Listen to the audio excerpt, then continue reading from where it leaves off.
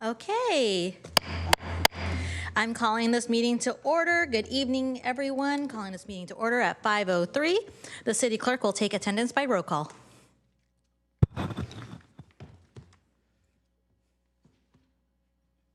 Councilmember Hicks? Here. Councilmember Kamei? Here. Councilmember McAllister? Yep. Mayor Ramos? Yep. We have a quorum with 4 members present. Thank you. And now we'll begin with item 3, or 3.1, fiscal year 2026-27 capital improvement program. The purpose of this study session is to provide the city council an overview of the capital improvement program and obtain city council input on the draft recommended fiscal year 2026-27 capital improvement program. Public Works Director Jennifer Ng and Senior Civil Engineer Joy Houghton, okay, will present the item. If you would like to speak on this item in person, please submit a blue speaker card to the city clerk now.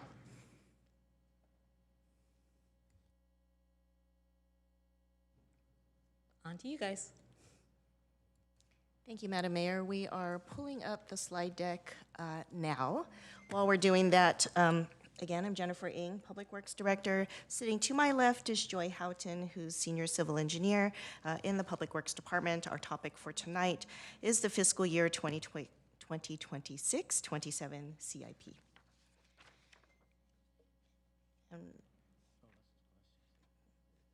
We're getting our technology to hopefully cooperate with us. There we go. We're up on the screen. We can flip to the next one, Joy. Thank you.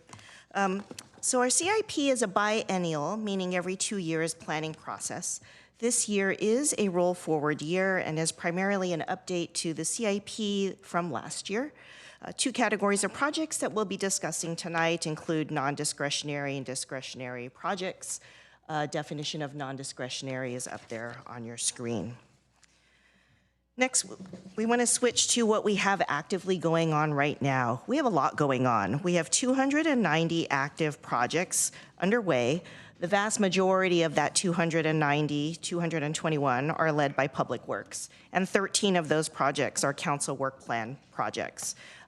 Just quick note that 221 is a slight deviation from what you saw on your staff report. We had reported out 222, but we forgot to attribute one project to community services.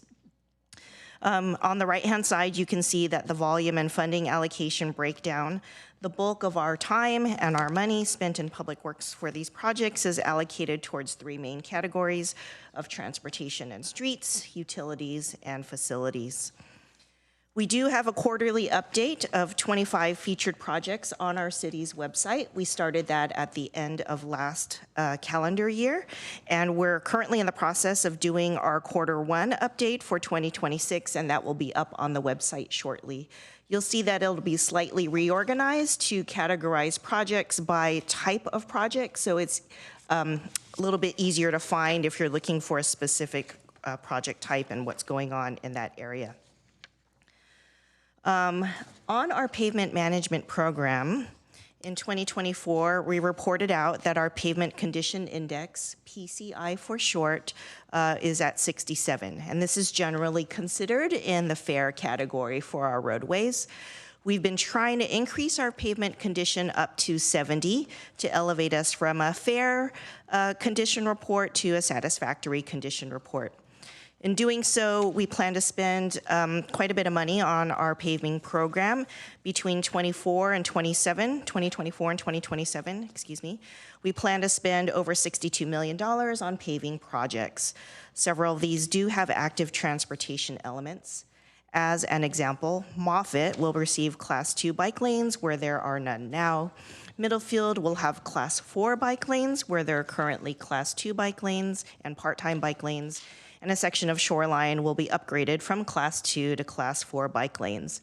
And just as a reminder, because I know I'm doing engineer speak right now, Class 2 bike lanes are on-street stripes adjacent to the vehicular lane. Class 4 bike lanes have a buffer and a vertical component separating bicyclists from vehicles. As we look ahead to our paving program, on the left-hand side, you can see a map of the city. A little bit of Shoreline is chopped off, but we don't have lines on there. But it shows all of the pavement work scheduled from now through 2028.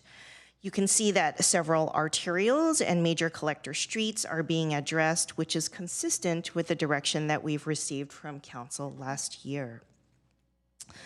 And it's part of the budget item that you'll hear later tonight from the finance department. Measure G funding has picked up, and as a result, we were able to capture an additional $125,000 towards the paving program.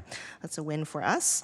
In terms of our strategy here in Mountain View, we employ a best first strategy in which we spend money to maintain our fair condition streets to keep them from fully deteriorating. Cost exponentially rises as we have to rehabilitate a roadway as opposed to maintaining a roadway. And then one last thing to mention is that we have a standard details update planned in the upcoming year, which is going to complement the work effort that CDD is advancing on objective design standards.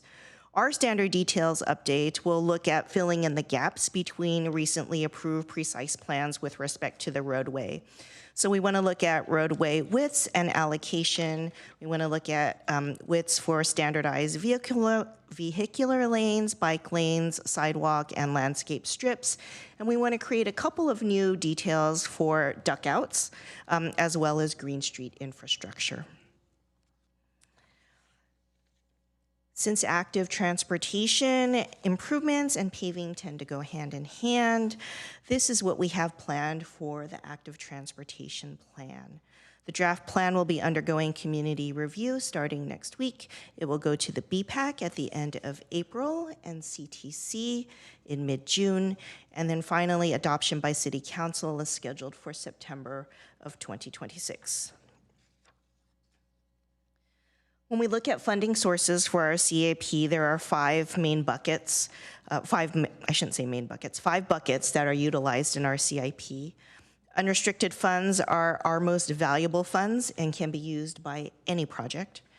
Enterprise funds are used for our utilities, so water and wastewater, as well as solid waste projects. Transportation funds are a combination of gas tax, SB1, vehicle license fee, and VTA Measure B sources.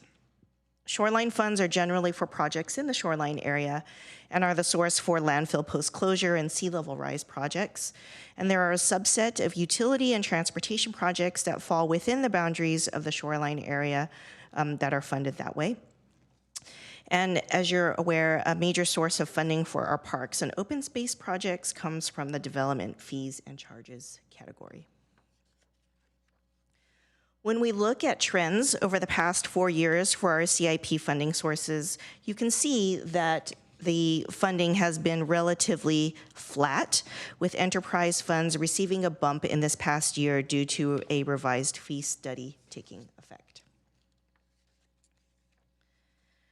With respect to workload, that's something we're always monitoring in Public Works because we do have a heavy workload.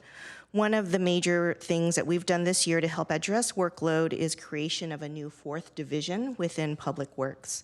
This new division we're going to call the Transportation Division, and it will be headed up by a Chief Transportation Officer. And we're going to take the 2 sections of traffic engineering and transportation planning and merge them together into this new division. This group will focus on delivery of initiatives that are currently underway. One of the benefits of doing so, moving the traffic section out of engineering allows the engineering division to really focus on delivery of those capital projects. Other workload that sits below the waterline, using an iceberg analogy, takes up staff capacity. So this year we've seen the numbers of Public Information and Public Records Act requests increase substantially. In addition, Mountain View in general as a city has taken on many large policy documents, which do end up requiring significant coordination and effort from Public Works staff, even if we are not leading that particular effort. So I mentioned earlier how valuable unrestricted funds are because they can be used by any type of project.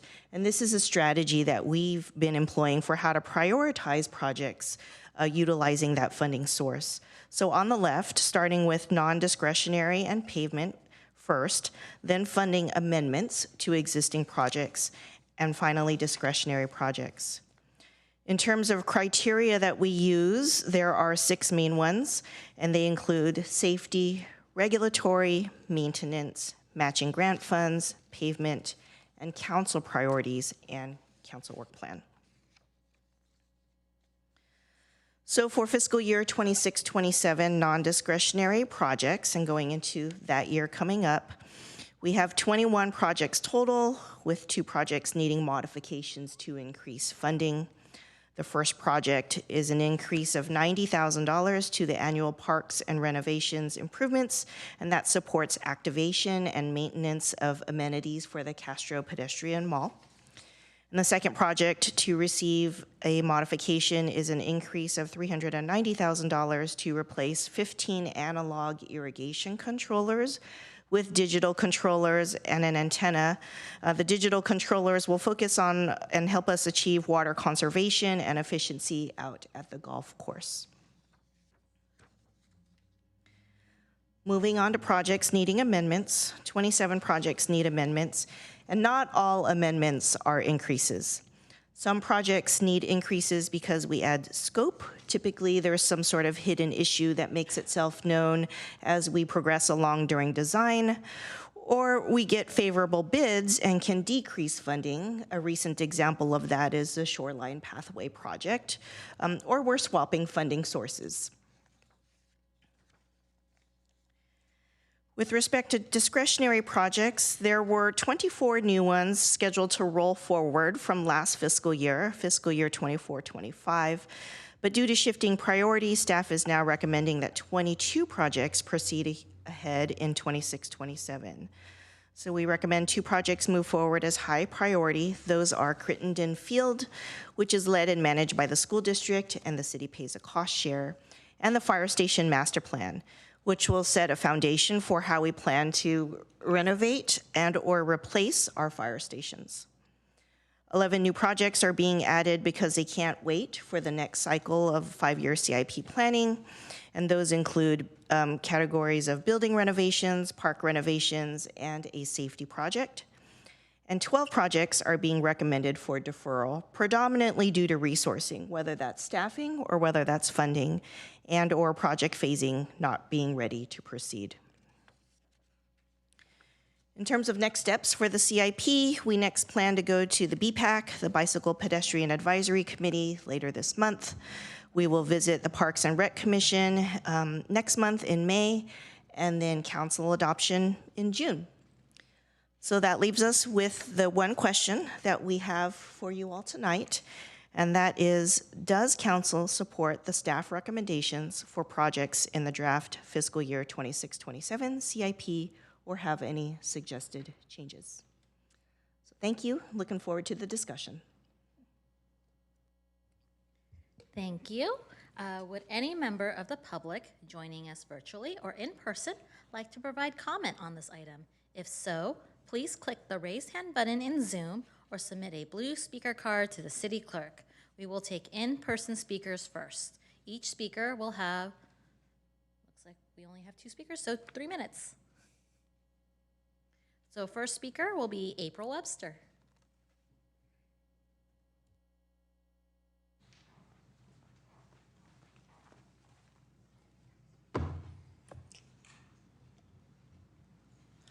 Hi, good evening.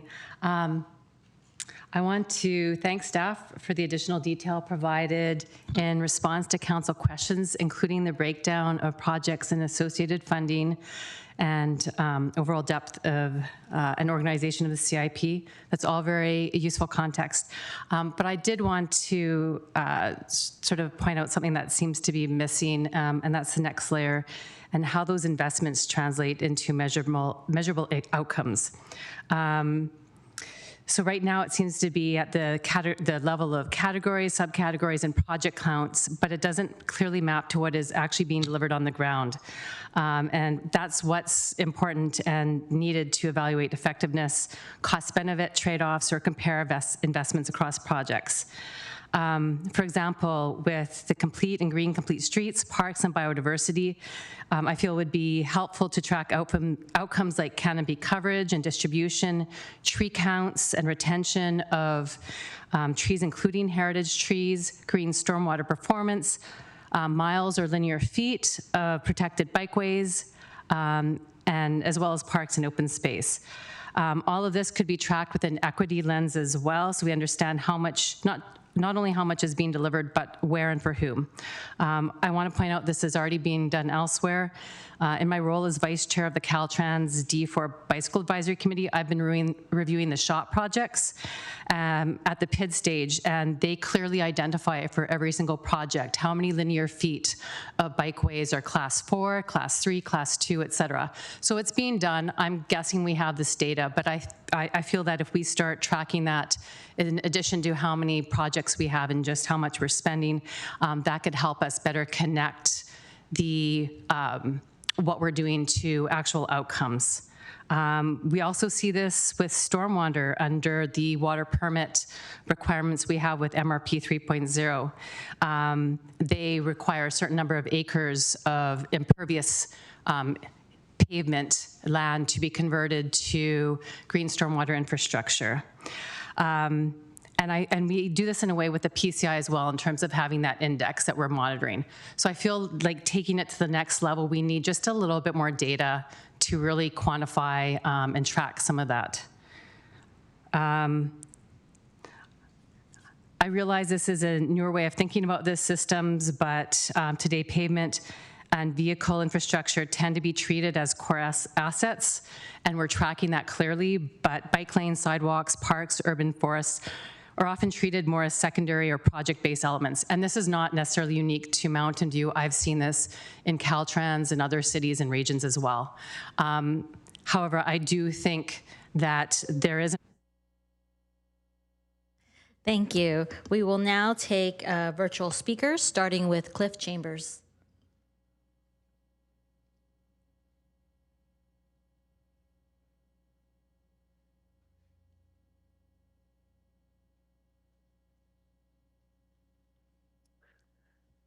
Hi. Thanks for the opportunity to speak tonight. I'd just like to briefly touch on three things in the staff report. First, I think the reorganization of the new transportation division is really important, and I certainly applaud the administration for this path. I think it's going to help with communication, coordination, and most importantly, project delivery. Palo Alto has a similar organization, and I've observed over many years that they've really pushed forward with good project delivery. The second thing I'd like to say is that I really do support the importance of the $54,000 for the standard details update, project 2727. You know, we've talked a lot about green complete streets. I think, as Ms. Ng mentioned, this will be an important addition to the current details, but there's a lot of best practices that need to be updated, and this will have an important return of investment for the city for the transportation planning in the new division. So I really applaud this and really support it. And then just finally, I'm really happy to see the pickleball solutions going forward. We added 13 hours, and the pickleball club has been working really closely with city staff, and we're really making a lot of progress. There's the courts are really packed, and we're really looking forward to hearing more about the update of the private property public pickleball court in the near future. But I'm happy to say that things are going extremely well right now, and the communication between our club and the city has been excellent. Thank you very much.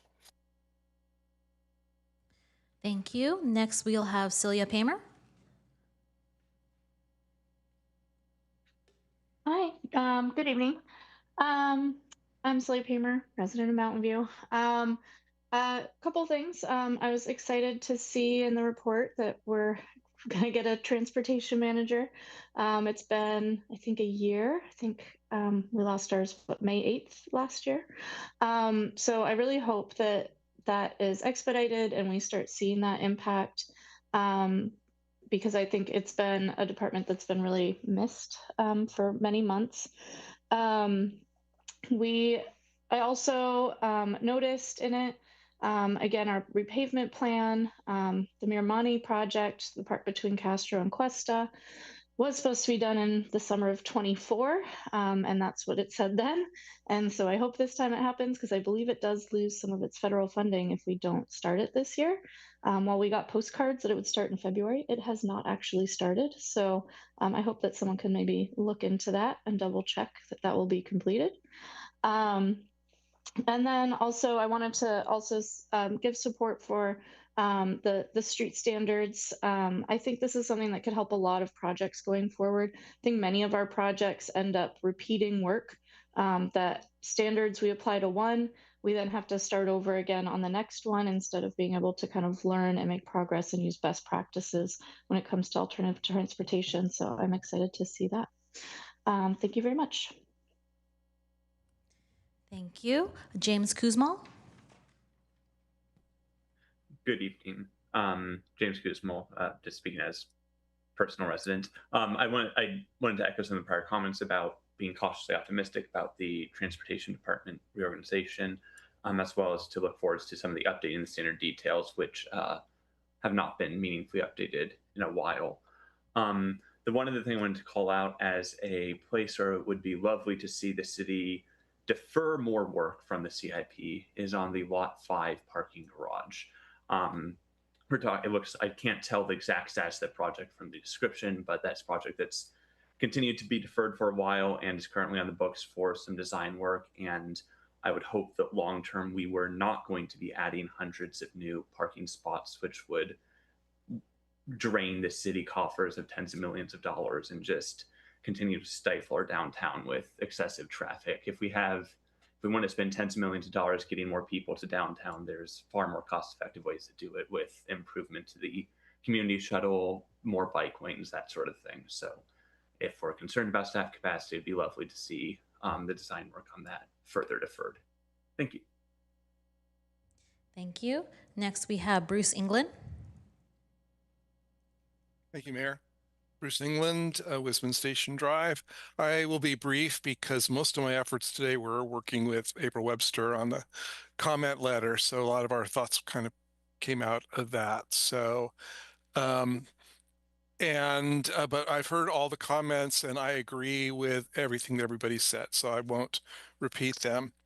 A few things that I want to note in particular that maybe weren't in the comments. I have to get to my notes.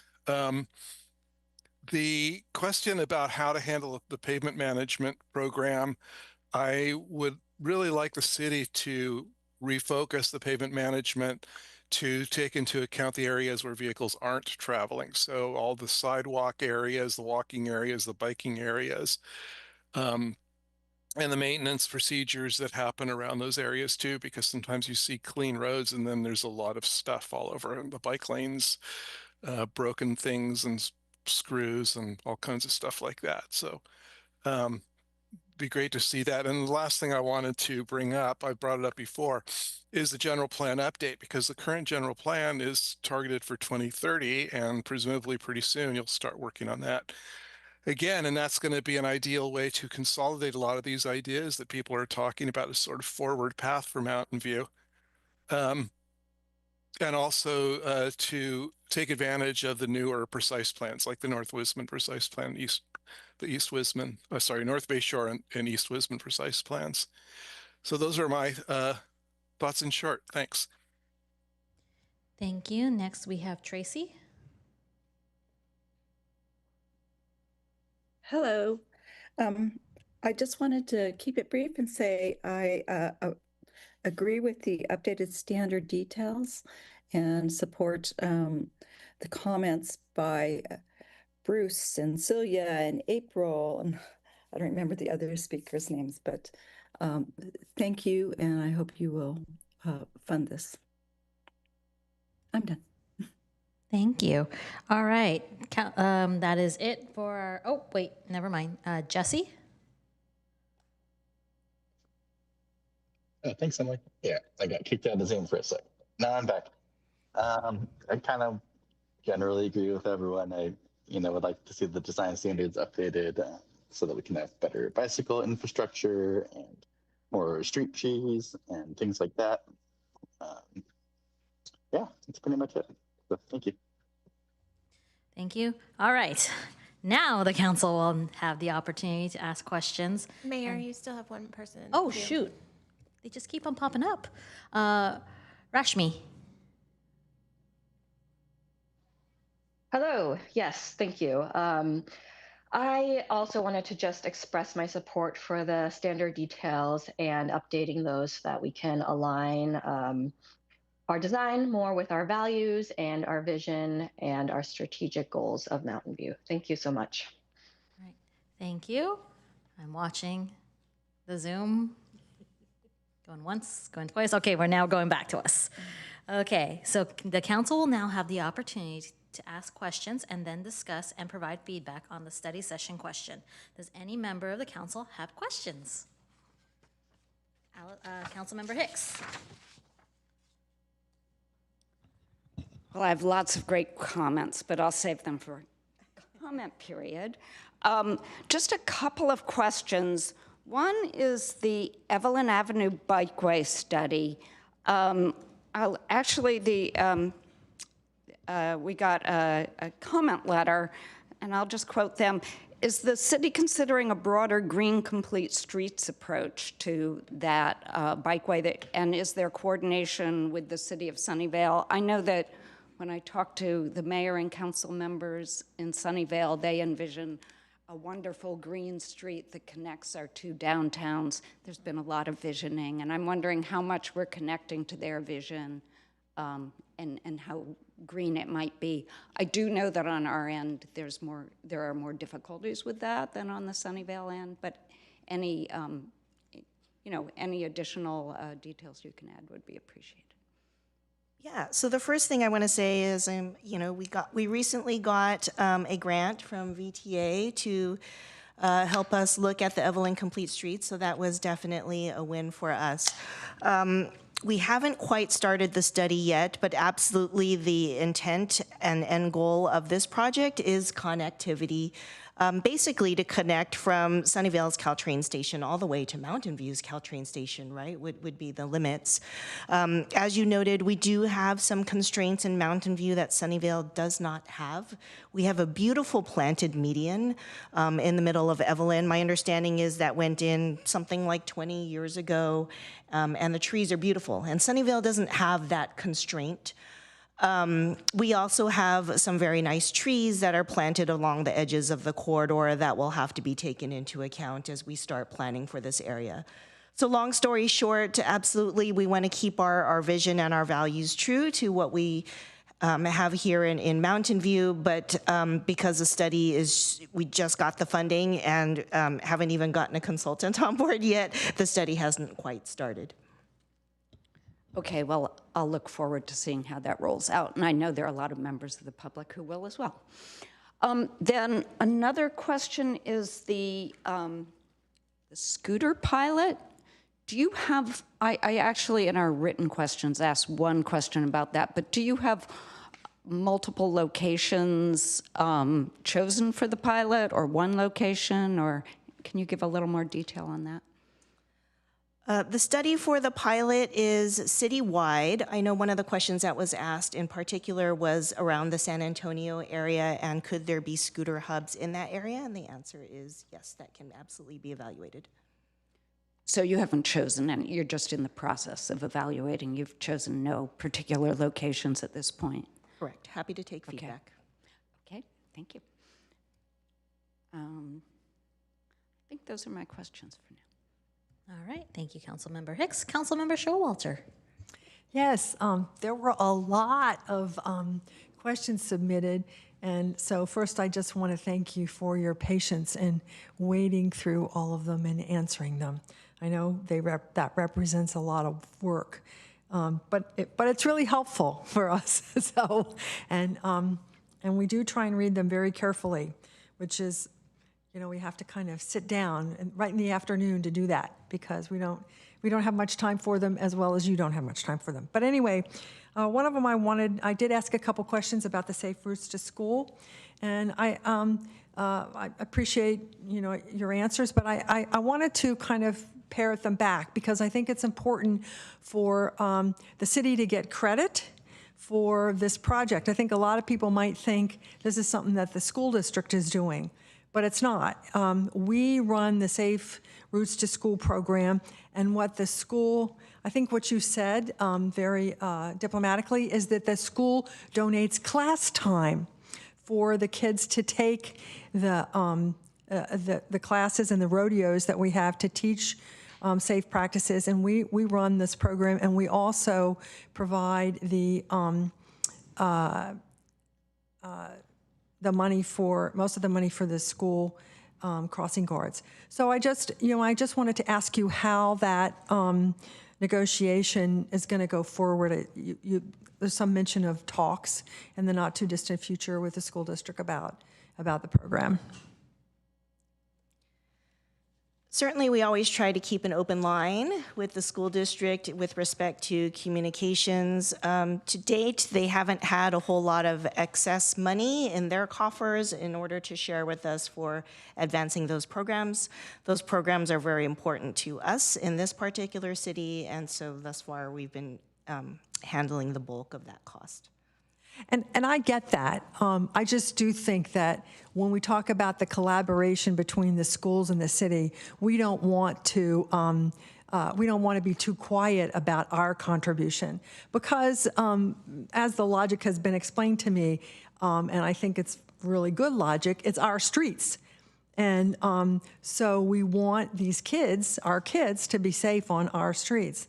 But still, because it's a safe route to school, I think a lot of people jump to the conclusion that it's a school district project, and I think it's important for us to take advantage of it. So that's why I'm asking this question.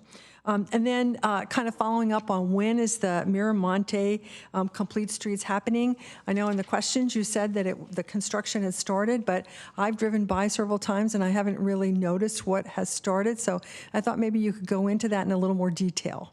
Yeah, so we've engaged the contractor, and the contractor, we're doing a bunch of pre-construction type activities right now. We're setting the schedule, we're reviewing submittals, basically getting ready for construction. So you might not have seen, a big yellow Caterpillar truck out in the middle of the street quite yet, but we are getting there. Okay, and does it still look promising to get that first section completed this summer? That's our goal, yes. That's excellent. Yeah, okay. The summer is prime construction season. Yeah. We have to have the temperature above 70 degrees. Isn't that what it is, or something like that? I want to say 60 degrees and rising for paving. Am I right? 55? 65. Say that again. 55 and rising. Oh, okay. All right. Then the next question is related to the CCTV cameras at the police safety building. So this capital project is to put in CCTV at the current building, and that building will probably be in use for another 5 to 10 years before we, what? Thank you, Councilmember Showalter. So hopefully less time than that. Construction is anticipated to start on the public safety building sooner, so within 5 years, I'd say. Okay, we heard it here. All right, so those CCTVs cameras will be valuable for the next 5 years at least until that. Okay, thank you so much. All right, any other questions? All right, we will move on. Is it questions, or are you ready for comments now, essentially? Oh, questions. Okay, Councilmember Hicks. So that brought up another question, which is the Safe Routes to School. When it was last brought to the Council Transportation Committee, that plan was brought as a sort of completed plan to just say that we had received it. And I think that the Council Transportation Committee at the time asked whether we could have a more thorough review, because it is so important to, because the city plays, as Councilmember Showalter said, a large role in it, and because it's very important to many members of the city. And in particular, there were two things. It focuses primarily on biking and somewhat on walking, whereas I know from when my my own children went to grade school, there were a lot of people on scooters. I've also seen recently people arranging walk pools, kind of like a carpool, only without the car. So I'm wondering whether we could make it regular that the Council Transportation Committee review that, and whether we could add additional modes that we look at. I guess we are adding electric bikes, but those are two things. Can we add those things? Well, rolling is already a focus of the Safe Routes to School program. So rolling would be, as it implies, anything with wheels, right? And so that does include scooters as part of that. I know scooters are, at least when my kids were younger, super popular amongst the elementary school set as a means to get to school. So I think that's definitely something that can be included and is already in the process of being included into the program. The program itself, we bring a yearly update back to the CTC.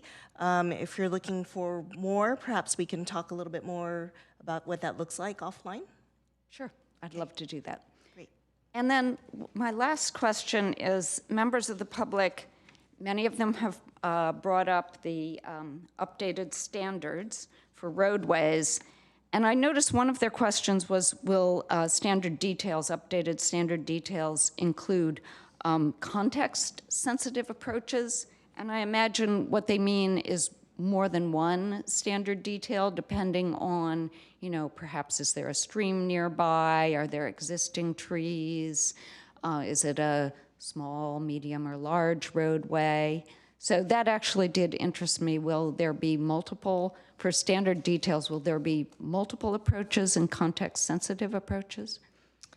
Yeah, I envision that just looking at the different types of roadways that we have, we will have to develop different details. For example, a sidewalk and a landscape strip on a small residential street or a cul-de-sac looks very different than what a sidewalk and a landscape strip will be on a major arterial like Ringstorff or like Moffett, right? And so we will have to take that kind of context into account as we're looking at updating the standard details. Now, they are standards, right? There's always room for a deviation. If there's a beautiful heritage tree that is, blocking a portion of the sidewalk, and we say our standard is to have, a specific type of configuration, obviously we would try to save the tree and deviate from our standard in that case. So there's always engineering judgment that goes along with application of standard details. Good, perfect. Exactly what I wanted to hear.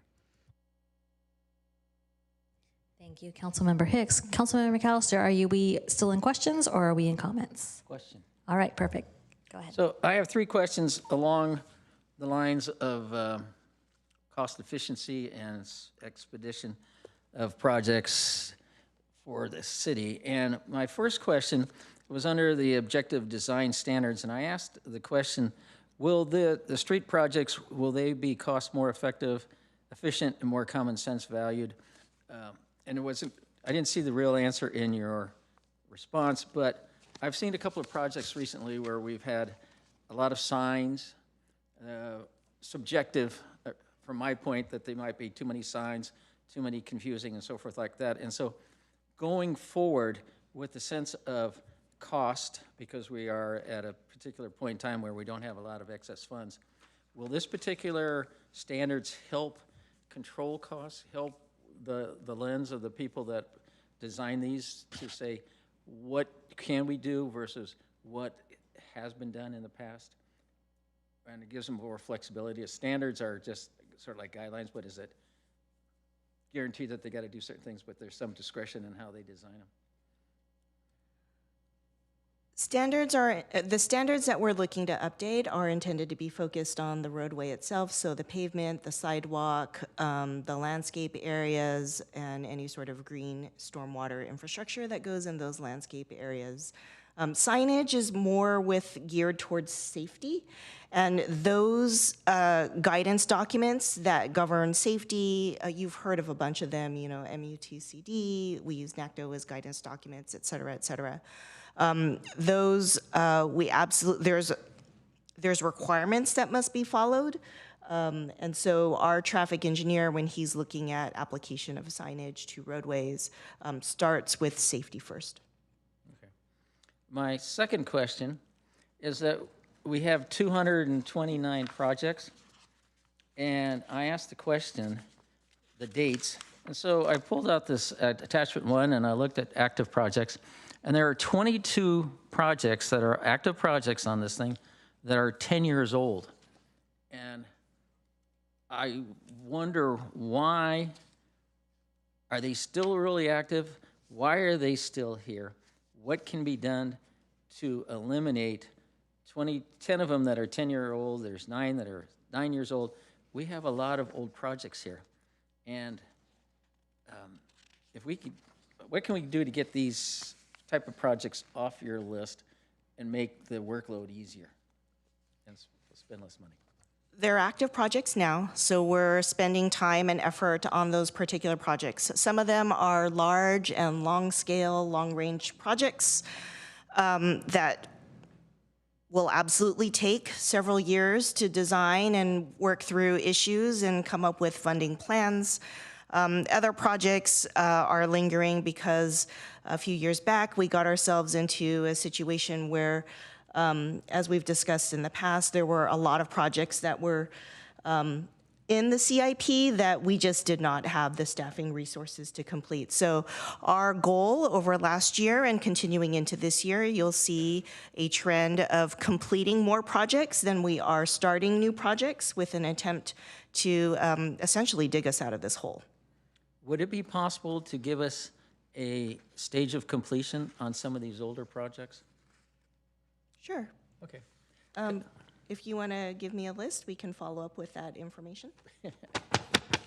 Because we have one here from 2004, and it's the Huff Park restroom. And I am glad to say that it got completed this year. So that was one that we can consider done. So, okay. And my last question for you is, what can the council do in guidance to help your department reevaluate a lot of these projects, the 229, and give you the flexibility to reprioritize these items, including the council's work plan, to get things done in a more efficient and quicker manner so that you can get that list from 290 to something that's more reasonable? All guidance that we receive from the council is valuable. It helps us prioritize our projects. Other things that we look at include outside influences, such as have we received grant funding, right? Those shoot to the top because they have grant deadlines. Is there other external influences other than council work plan items that need to be considered? So all of that gets taken into effect when we look at how to prioritize projects. As for what can you do to help, I would say that your continued support of staff is greatly appreciated. You know, we do have a lot of workload on our plates. We're doing the best we can. We try to tell the story of how we're advancing and making our way through this giant list of things to deliver for you. Okay, thank you. Thank you, Councilmember McAllister. Councilmember Showalter, is there still questions? Yeah, I just remembered one that I forgot to ask, and that's related to the Evelyn, the Evelyn corridor, you know, the bike path. And I think I've asked this before, and I've been given an answer, but that I didn't like, but I think I'm going to ask it again, just in case. And that is it possible to create a bike path on Evelyn, kind of on the railroad side that's two-way? Because on our side, you know, on the other side of the street, there's all these, you know, there's all these streets that come in, there's driveways, there are all these things that, you know, that interfere with a bike path or a bike. But if you could put it two-way on the other side, you know, that would just be so much nicer. Thank you for the question, Councilmember Showalter. I think what you're referring to is commonly called a cycle track, and that is what Sunnyvale is looking at doing. So as we look at how we're going to butt up our project and merge our project to Sunnyvale's, we will absolutely be looking at that as an option. Excellent, thank you. See, you ask and you get the answer you want. And don't forget, please remember to unclick when you say your questions. Next is Councilmember Kamei. Great. Okay, so I just have a question for staff about our like how Vision Zero interfaces with the CIPs we adopt. So I know we adopted the action plan, the safety plan. You know, that's more like the plans, policies, procedures of what we do. But I feel like recently council gets feedback on why are you doing this project, or I don't like this, but a lot of it is to tie into our larger plans that we're adopting, like Vision Zero. And so I just wonder, and that's one of the 7 E's, right, the engineering part of the Vision Zero plan. So I was just wondering, is there a way for us, as we're looking at our certain CIP projects, to be able to either have like a column or something where we can have that highlighted? I think it would be really helpful, as staff was mentioning, to support these projects that are going forward, for us to help on that education component of why certain elements may be added, or I don't know if staff has any comments on that, but that's just one of the things I was thinking about as Councilmember Showalter brought up the safe routes to school. And it can be maybe answered later, but. Yeah, is the question how to tag essentially certain projects if they fall under the umbrella of Vision Zero? We currently do, you'll see on the featured projects page, and even throughout the document that we have before you tonight, we've tried to flag those projects which have active transportation improvements. I don't know if you're looking for a combination of both active transportation and Vision Zero, or if you're looking for something particular. Underneath which tell me which category. So in the various attachments, how is it tagged, or how can I find that? Let me pull up a page for you as an example. Okay. Because I went through the document and, I don't. Yeah, so if we look at attachment 5, which is the pretty pink one. Hold on. Mm-hmm.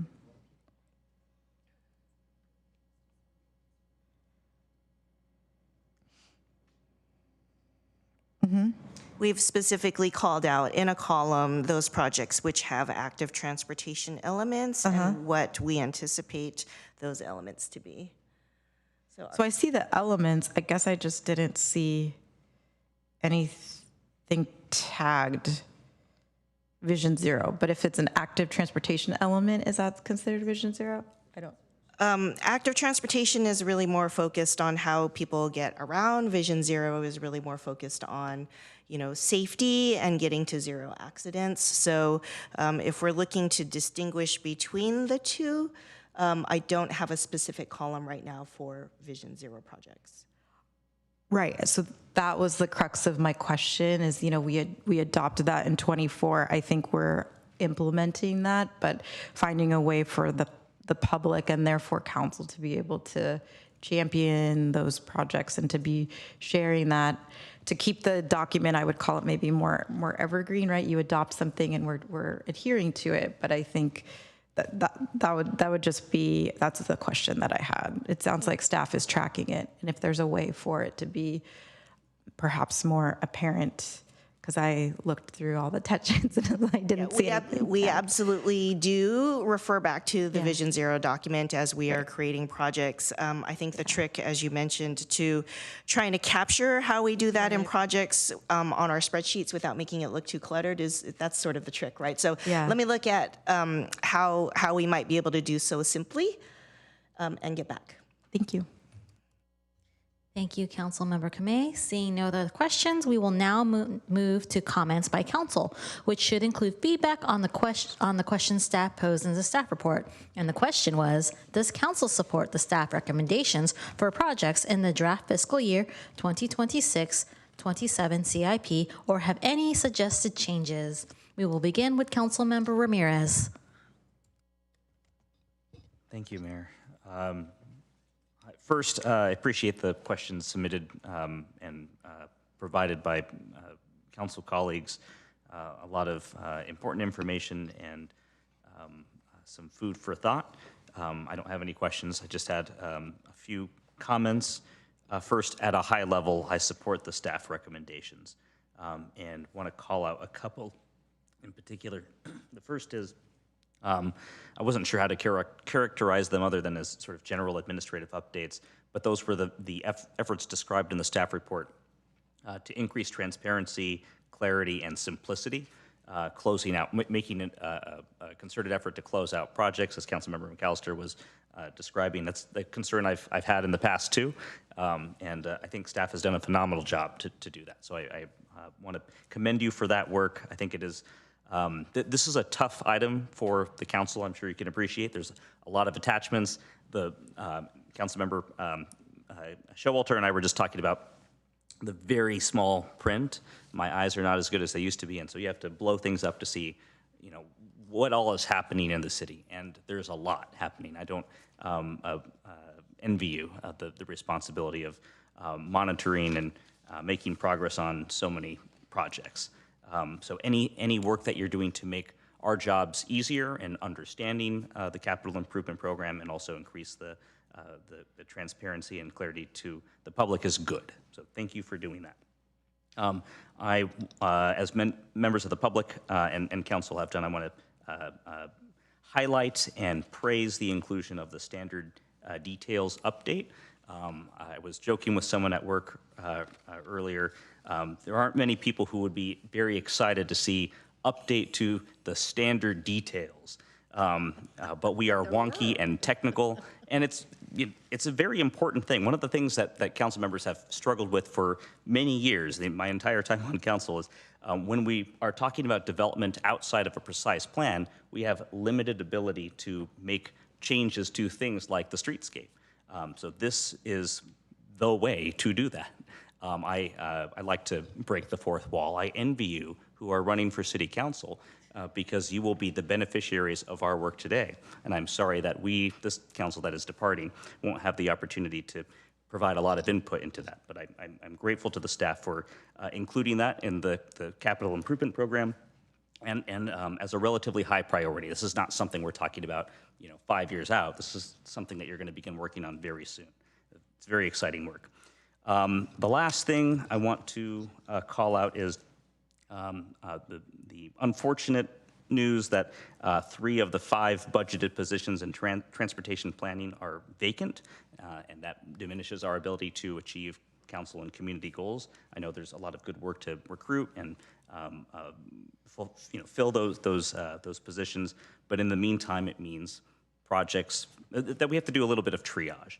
And I don't remember if this was last year or 2 years ago, but I remember making a valiant effort and failing to postpone or eliminate the Terabella Avenue Bikeway feasibility study, which I don't think is anyone's high priority right now. There are a lot of important things that I would personally rather see completed sooner, like the active transportation plan, like the transportation demand management ordinance, like the higher priority bicycle facilities, including Miramonte and others, that the community has been very aggressively advocating for.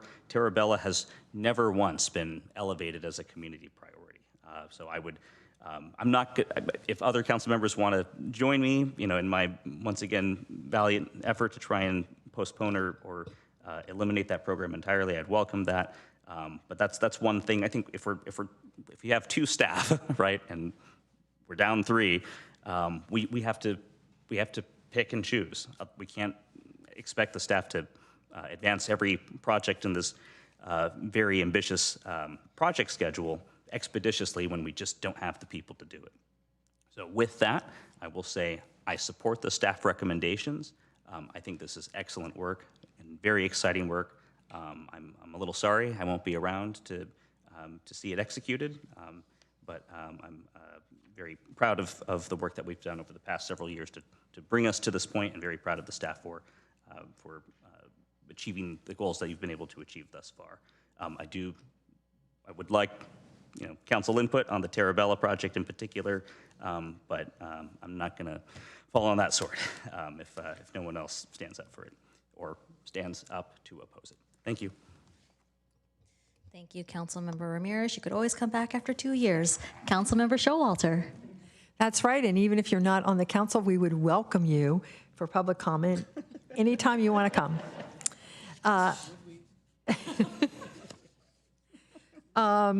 Wouldn't we? Yes. I would like to sort of follow up on Councilmember Ramirez's congratulations on this report. It was easy to read. I mean, it took a long time because there is a lot in it. But I mean, for instance, I don't know, the folks at home can see we had 6 pages of this sort of single spaced, but by alternating the colors, I don't know what the type font is on this. This is an 8.5 by 11. I think it doesn't pass the rules for many. It's not ADA. It's not ADA compliant, but that said, the use of color and that kind of thing, that did make it easier to read, so I appreciated that. And on the ones that were, I had to print them out. It was too small on my little iPad screen. But on this one, it with the color helped a lot and helps focus. So kudos to that. I think the way things are laid out does make a difference in how easy it is to absorb the information. So, that counts. I too basically think that I'm very supportive of what is suggested here. And I was delighted to hear kind of the groundswell of support of the standard details. It is a very kind of engineering geeky thing, but it's very important, and it's kind of like the objective standards that we need to have for our housing and zoning development. So it's good, and I think it will be very helpful. The one conceptual thing I wanted to bring up is artificial turf. And we do have a number of projects where we are working on replacing fields that have artificial turf. And there's apparently the current practice is to replace with what's there going forward. But I think that we do need to have a community conversation about artificial turf. There are pros and cons to it. There are certain places where it allows you to use the land where you probably wouldn't at all. For instance, the Shoreline athletic fields, which are on top of a landfill cell. You wouldn't be able to have a field there if you had something that had to be watered, period. So, that to me, that's a place where we'll probably need to have artificial turf or something very different from regular grass pretty much forever if we're going to use that as a field. But I'm not so sure that's the case other places, and I really do think that we should be having a community conversation about that. So I wanted to bring that up as a comment. And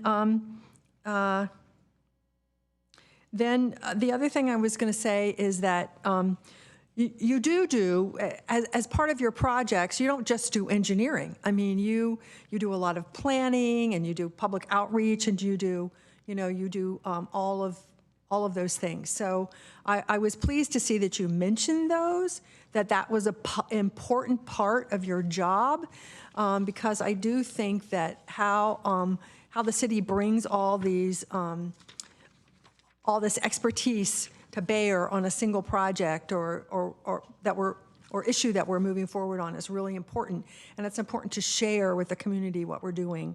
And I hope that you feel like you have the breadth of expertise, like on public outreach or various things available to you so that, you can do the best job possible. And I think that's important. And then I just want to say, keep up the good work. Thank you, Councilmember Showalter. Councilmember Hicks. So I'll start off by saying thank you for, the comprehensive report that was, maybe a little difficult to read, but much easier than it would have been if it had been presented differently. And also that I do support the staff recommended projects. And then as for what previous speakers have said, previous council members, I would go along with eliminating the Terabella project if other council members agreed. And also I do agree that we should have a community conversation on artificial turf. So in addition, I thought I would have a really unique comment to make when I said I was going to say I was really excited by the Mountain View Standard Detail update that you've put on the as one of the projects, but I can see absolutely everybody saying that, so that makes me happy. And people have said it's very kind of wonky and so forth. But the council is that kind of body, but it's our public as well. Like, how many members of the public spoke up for it? So I guess I'll say, in addition to being excited about it, I want to highlight a few details about it that I think are important and why members of the public and maybe council as well are excited. I think that this is really good timing, although, okay, it's the standard details are very out of date. So in that way, maybe not good timing. But that we are in the midst of updating our parks and rec plans. So parks, I know standard details are about streets, but I'll link it in, don't worry. So we're updating our parks, our biodiversity and urban forestry, and our active transportation plan. So all of these things, I think, interface with the standard details, and that the standard details can be a vehicle for delivering some of the things that members of our community really want, like more trees and canopy in particular over our sidewalks and bikeways, so that during those hot days it's comfortable to walk and bike, or buffers, landscape buffers on very car-intensive roads so that we feel comfortable, again, walking or biking there. Other things like bioswales and other landscaping for drainage to prevent flooding. Let's see what else. Pocket parks if there's excess roadway in some place. Linear parks. Through possible lane reallocation, if there's that much extra room, both in the streetscape and beside it. I think there's a number of things that we can pull out of the standard details. And I like that you said that we could have multiple possibilities, context sensitive.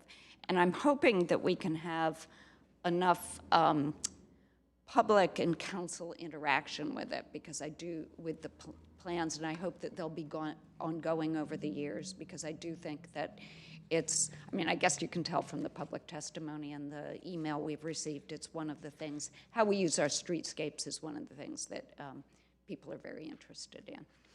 Let's see if I had anything in addition to that.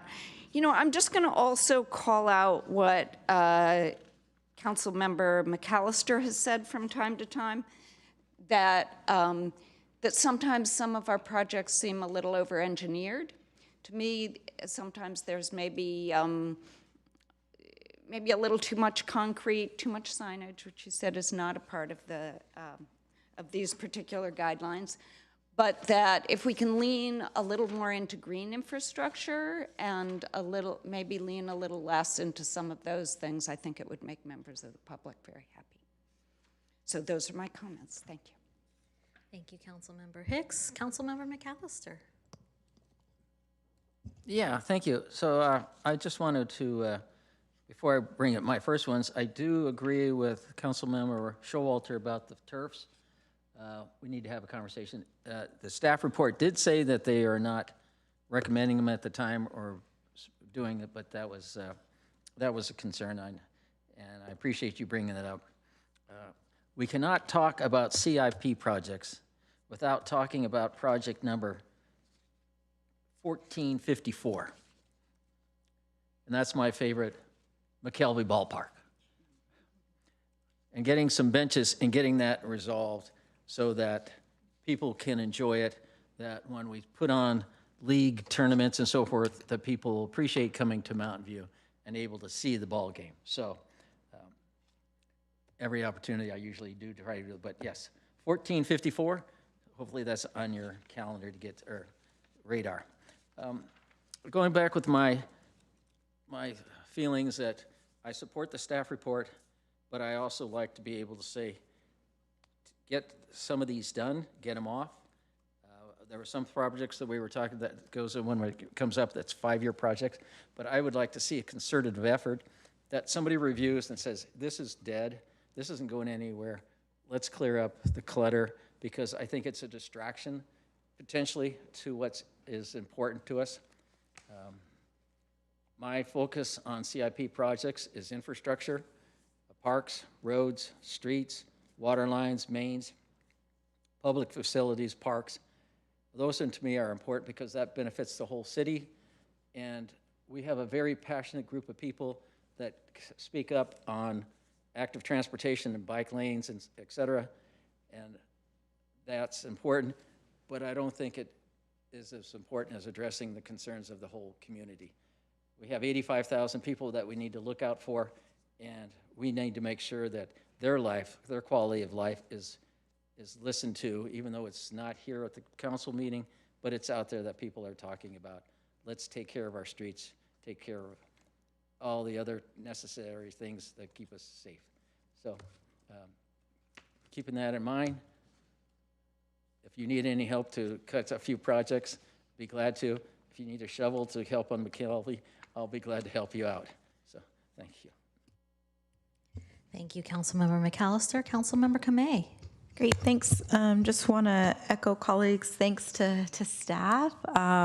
Really appreciated how the information was presented and just all the hard work that goes into it. Thankfully, we sit on the Council Transportation Committee, so we get to see some of these and get some previews of some of the projects. So I think I'm not sure I want to pull any of the threads that my colleagues brought up yet, but I did want to call out, thank you for finding ways for us to just highlight the Vision Zero. Want to double tap on Councilmember Showalter's comments on the complete streets, because I think council members, we get a lot of comments on that as well. And then just wanted to provide just a brief comment on the Historic Preservation Ordinance project, which is just wanted to highlight that as we're looking at the various elements and actions that will go into that, making sure that like language accessibility, ADA accessibility is built into that for our residents. Those are my comments. Look forward to when this comes back as a final action. I feel like a lot of these things we've been talking about for a long time, but I can see the progress, and I'm very excited and heartened to know that when this comes forward next year, you're going to have all these things on the completed list for Councilmember McAllister. Yeah. Thank you, Councilmember Kamei. With no other comments, I'll go into mine. I will agree with Councilmember McAllister's elevation of McKelvey Ballpark. I'm happy to join you with a shovel as well. Let's go. I'm I guess another one of the plus ones for the standard detail update. I would love to get that through. I also would like to elevate the conversation about artificial turf.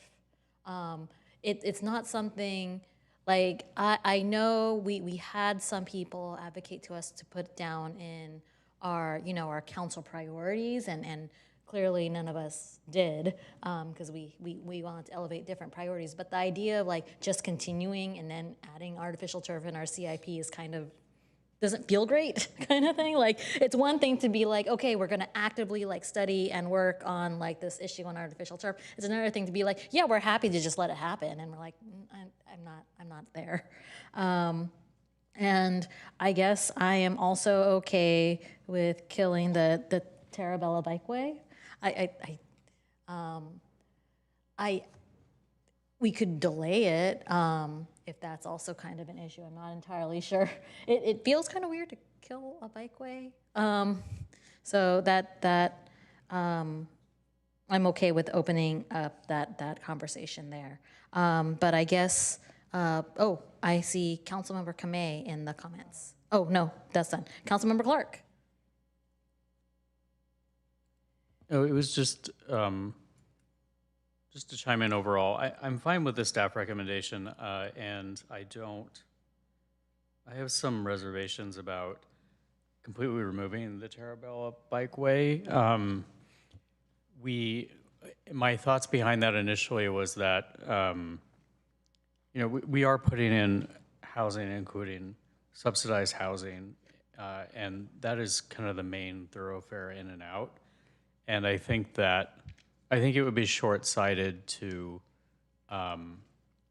just completely axe that. So, whether in terms of prioritization, I think there are other projects. I would agree with my colleagues that there are other projects that probably warrant higher priority than that. But I think we would do a disservice to the future residents of that area if we just completely take that off the map. I think it needs to be understood long-term that our plan is to connect that area, those areas that we're increasing our housing in, to ensure that they have the proper connectivity to get over to Shoreline, to Middlefield, to access the services that they need, because there aren't a lot of services in that neighborhood today without being able to get to Shoreline, Middlefield, and those other areas. So I don't know what in terms of prioritization, I'm fine with changing the priorities there. I just don't want that to get lost in the ether. Thank you, Councilmember Clark. I'm assuming in response to that, Councilmember Ramirez. Thank you, Mayor. Maybe a question for staff. Would staff feel comfortable with placing that project on the unscheduled list pending resources and council prioritization? Would that be reasonable? We can certainly defer this particular project. The consultant has already been under contract for this project and started some of the outreach with the surveys and such for the Tarabella bikeways. However, due to staff resourcing, that effort has sort of been put to the side in favor of advancing our higher profile projects such as our TDM ordinance and our active transportation plan. So it is entirely feasible to push this project off and defer it. Moving it to unscheduled, I'm not sure exactly how that works when a portion of the project is completed and a portion of the funding has already been spent.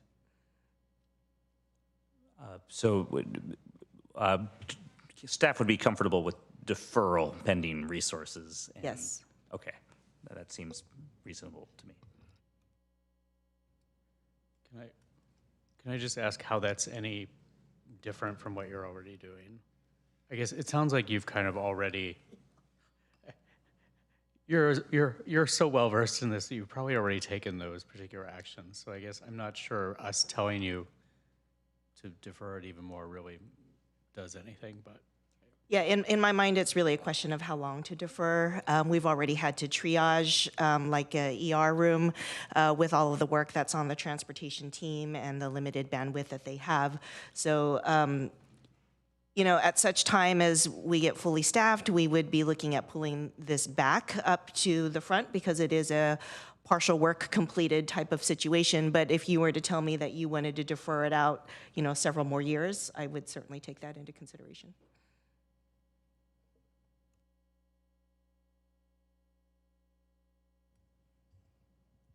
All right. I don't know if, so now we're at the point where I get to ask staff the summary of the majority of council direction. Where did we land, staff? I am looking at my notes. For the most part, we are seeing support for the staff recommendation. A couple of things that came up that seem to resonate with the majority of you include discussion around timing of the Tarabella Bikeways project, some for elimination and some for a deferral. And then there were multiple comments around having a community conversation on the use of artificial turf. Does that sound right to everyone? Councilmember McAllister?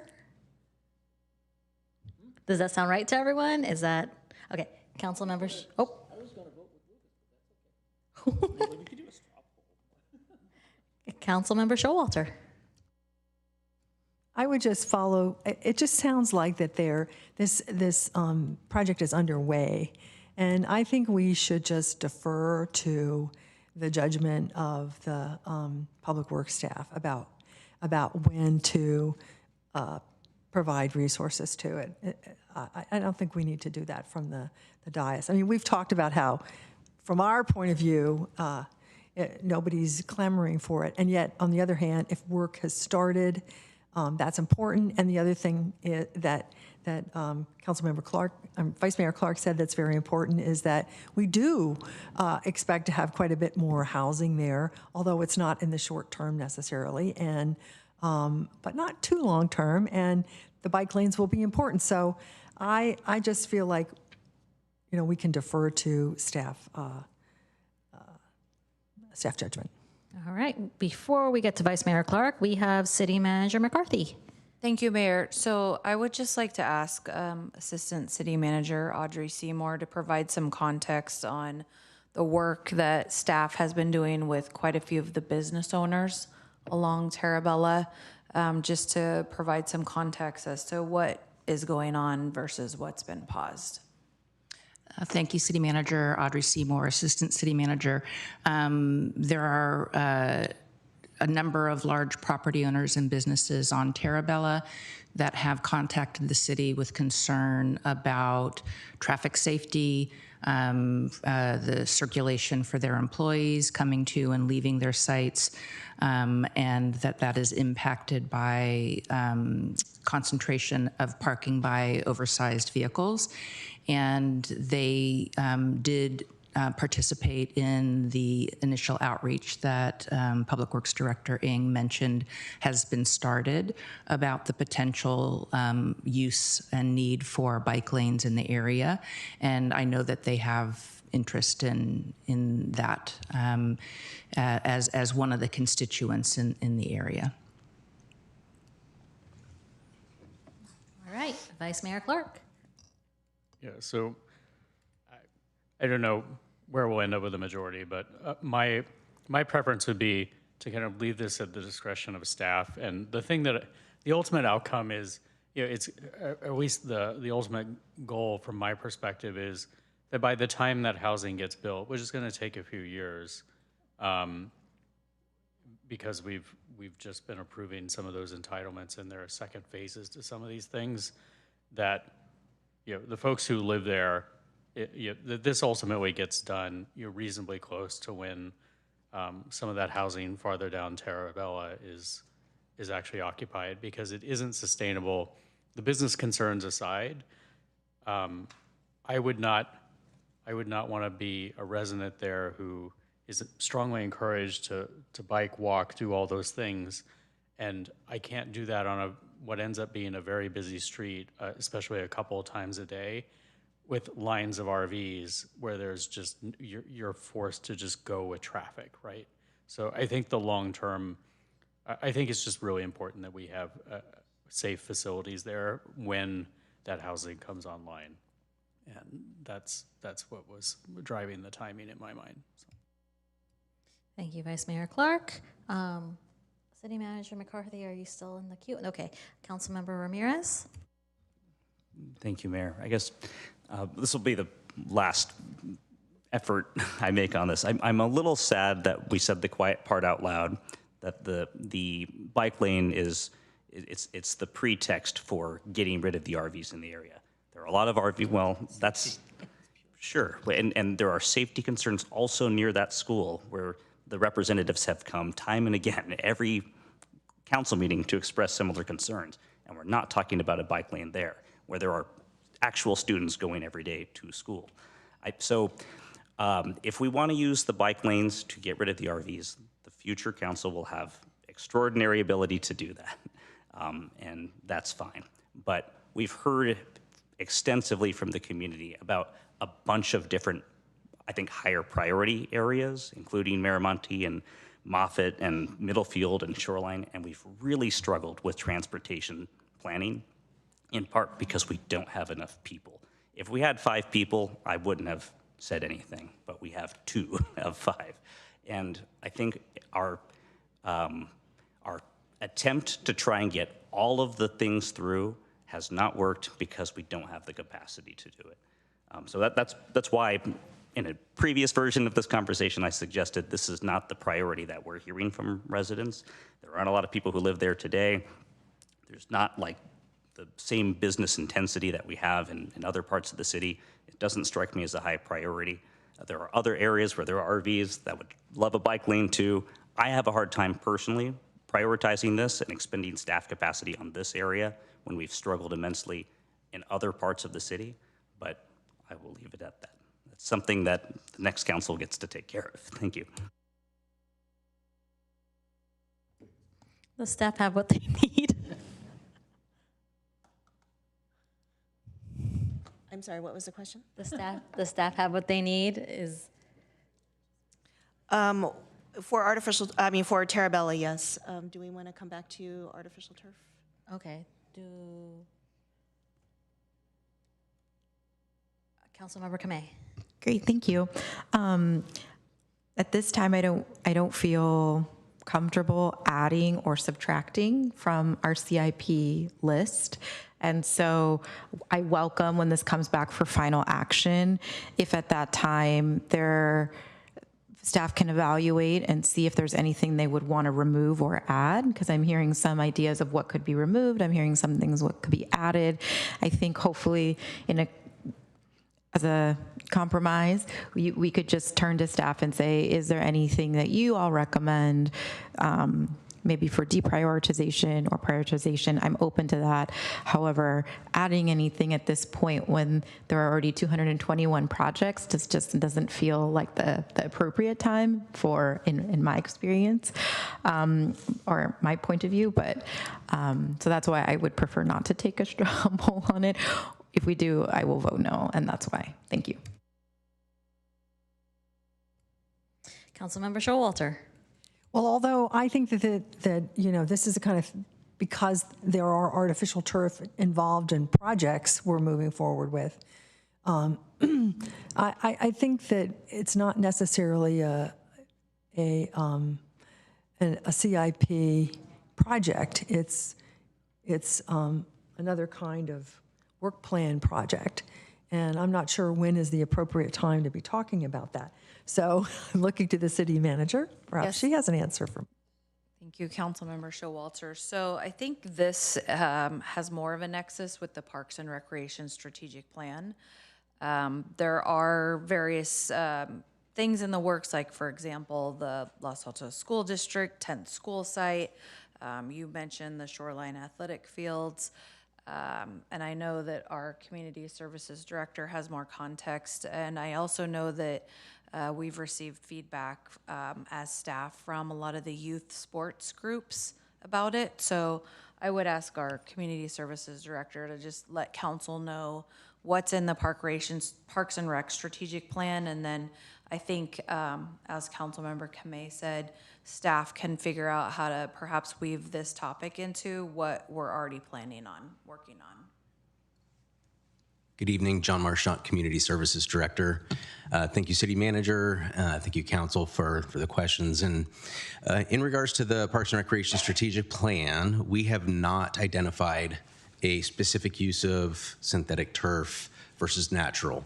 Basically, as the Q&A stated to the question asked, is at this time moving forward, we are not looking to add any net new artificial turf, but looking to replace in kind with what we have. And as far as moving forward, I don't know if you have seen some of the other agencies that have taken on this item. Typically, it is a very long process. At least 3 of the most local agencies that have done this, it has been multiple months, if not more than a year, of discussion. And so we are, in this case, under a timeline in relation to Crittenden. This is a school district repair that is necessary for safety. And so the timeline is coming upon us to do that. And the fact that it also has lights, the number of youth sports organizations that utilize that site, if we were to try to change that dynamic at this point, it would be a significant delay to getting that done. And so that needs to be taken into consideration as we look to schedule this item.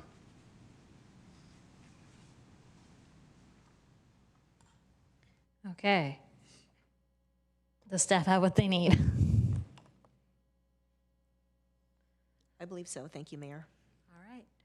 With that, we have a 2-minute break essentially before a regular session starts at 6:30. I'm just going to extend that to about 5 minutes so we'll come back at 6:33. See you guys then.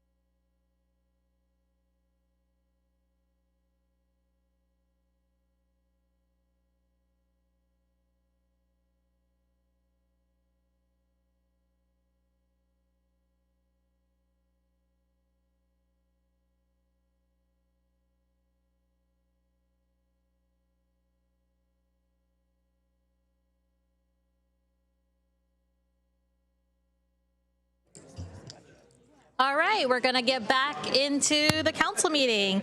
Yay, us. So, good evening, everyone. Welcome to the joint meeting of the Mountain View City Council and Shoreline Regional Park Community of April 14, 2026. Please join me in the Pledge of Allegiance. All right. I pledge allegiance to the flag of the United States of America and to the republic for which it stands, one nation, under God, indivisible, with liberty and justice for all. All right, great job, everyone. Now the city clerk will take attendance by roll call. Councilmember Hicks? Here. Councilmember Kamei? Here. Councilmember McAllister? Councilmember Ramirez? Here. Councilmember Showalter? Here. Vice Mayor Clark? Here. Mayor Ramos? Yes. Mayor LaCour? All right, thank you.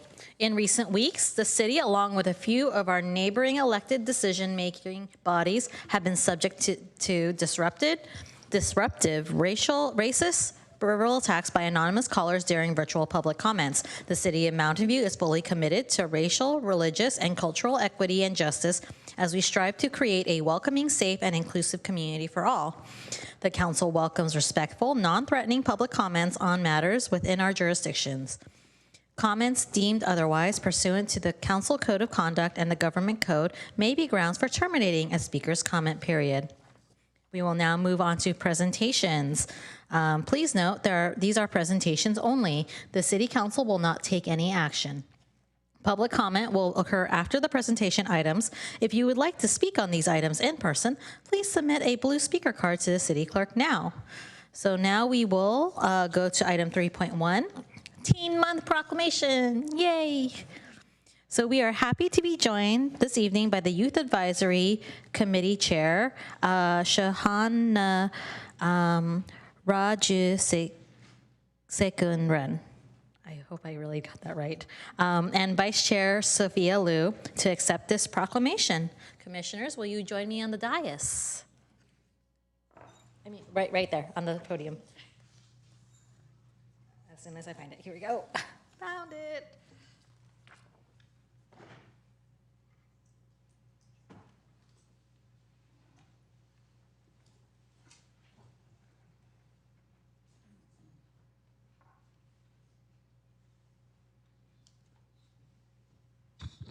All right. The proclamation reads, whereas youth and teens account for approximately 20% of the Mountain View population and play a vital role in shaping the character and future of our community, and teens represent an often untapped resource with diverse perspectives and innovative ideas that can contribute to positive change and help strengthen our community. And you can stand right here. Whereas recognizing, including, and amplifying the voices of teens empower them to become leaders and change makers in our community and beyond, and the contributions of teens in student-based organizations and youth committees are invaluable as they lead initiatives addressing critical areas such as educational access, mental well-being, climate action, and the promotion of inclusion and diversity. And whereas since 2017, the Youth Advisory Committee has championed Teen Week, now Teen Month, as an annual celebration designed to showcase the talents and creativity, intellect, activism, and overall well-being of Mountain View's teens, while underscoring their immense value to our community. And Teen Month emphasizes the importance of celebrating teens and fostering positive connections among teens, families, schools, organizations, businesses, and community leaders. And whereas in recognition of Teen Month, teens can attend teen-only events, including a simple sewing and clothing repair workshop. Oh, that sounds like fun. And dodgeball and donuts, while community members can show their support by attending the Teen Art Showcase, Cultural Diversity Fair, and Teen Open Mic Night.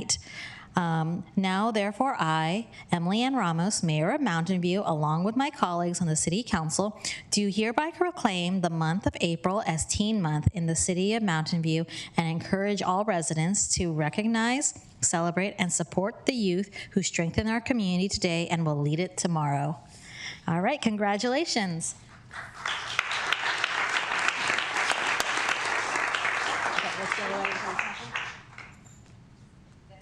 You're going to invite them all to do open mic, right? Yes. Because we'll do a break karaoke. You guys should come. I brought this mic.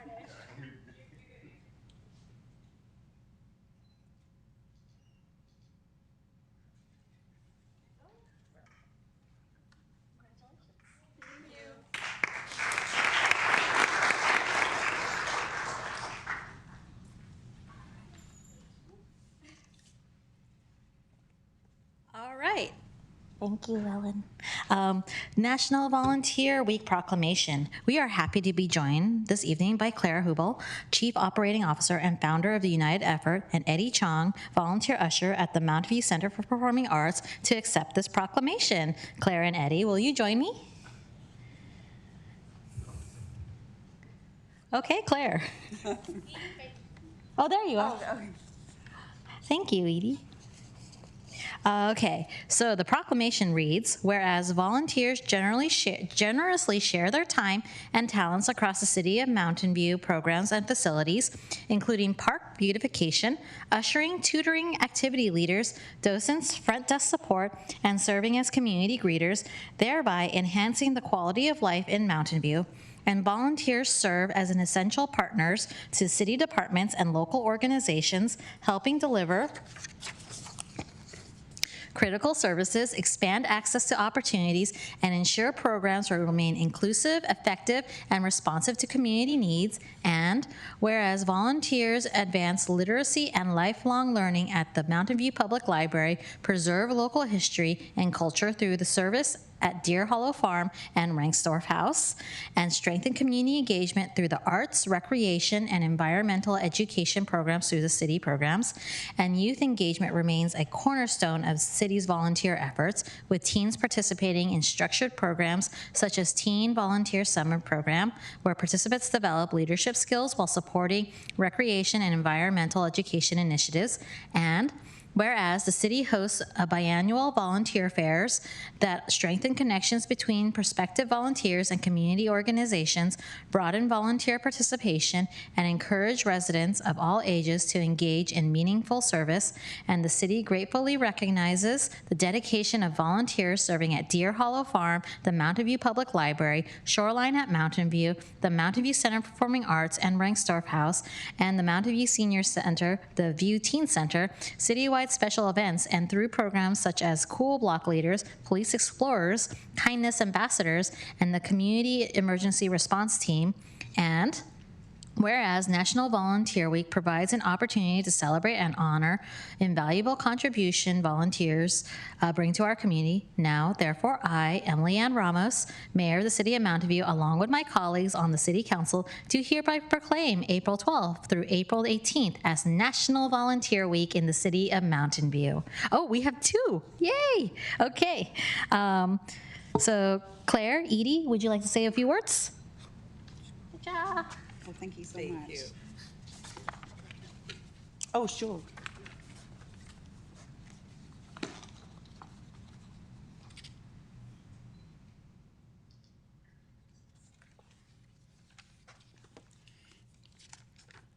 My name is Claire Hubel, and I'm honored to accept this volunteer proclamation on behalf of the United Effort Organization. Our organization works in a volunteer capacity with members of the community who are homeless or unstably housed, helping them navigate a complex system of benefits, services, and housing opportunities. Since our inception, we've always been a volunteer-driven organization. As such, we have seen the benefits of volunteering not just for our community, but for our volunteers themselves. Several of our key volunteers are former clients who have found their involvement with our organization has given a sense of purpose and meaning to their lives, keeping them engaged and giving them a family of people working towards a common goal. We're thankful to be part of a community in Mountain View that appreciates and recognizes the value of volunteering for all those involved. Thank you.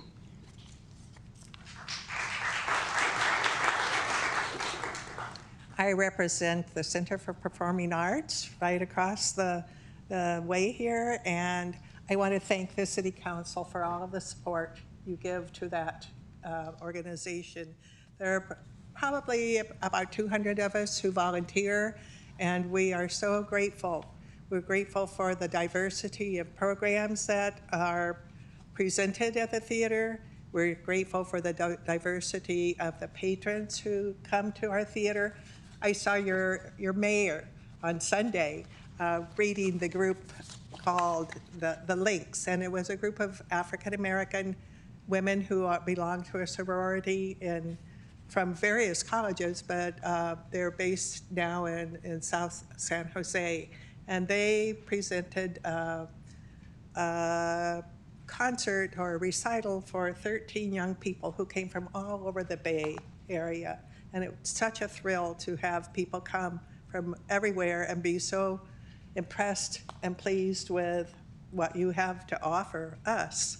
And we are so grateful to get to have that diversity of people who come to us. Sometimes we have, in our group of 7 people who were ushering or being the house managers that day, one was an immigrant from Hungary, one was an immigrant from Romania, and one was an immigrant from Iran. And I think how fortunate I am to be able to go and interact with these people, not only the ones who come as clients, but the ones who come as patrons, and certainly the ones who come as volunteers. So thank you so much for acknowledging the volunteers that I get to represent this evening. Thank you.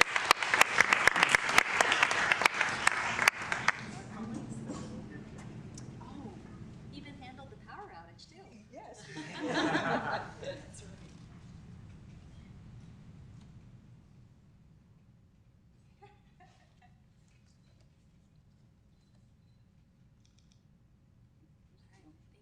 Thanks a lot.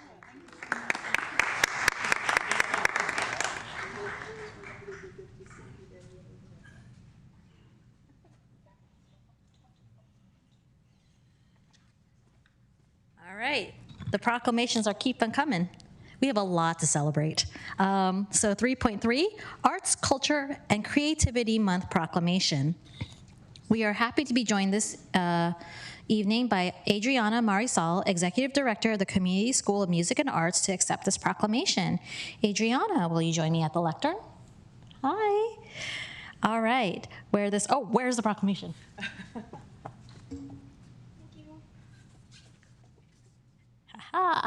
All right. Whereas the 2026 Arts, Culture, and Creativity Month in April marks the 8th annual statewide celebration of this vital role that arts and culture play in enriching communities throughout California, recognizing themes joy, action, and power. And the City of Mountain View recognizes that arts and culture are essential public goods that foster civic pride, strengthen neighborhood identity, and contribute to the social and economic vitality of our community. And whereas the City of Mountain View's commitment to public art enhances public spaces, reflects shared values, and makes art accessible to all residents and visitors through permanent installations, temporary exhibitions, and community-driven projects. And the city's Visual Arts Committee advance public art initiatives that integrate creativity into civic spaces, support local artists, and expand equitable access to cultural experiences. And whereas arts education provide youth and lifelong learners with opportunities to develop creativity, confidence, collaboration, and critical thinking skills essential for success in school, work, and civic life.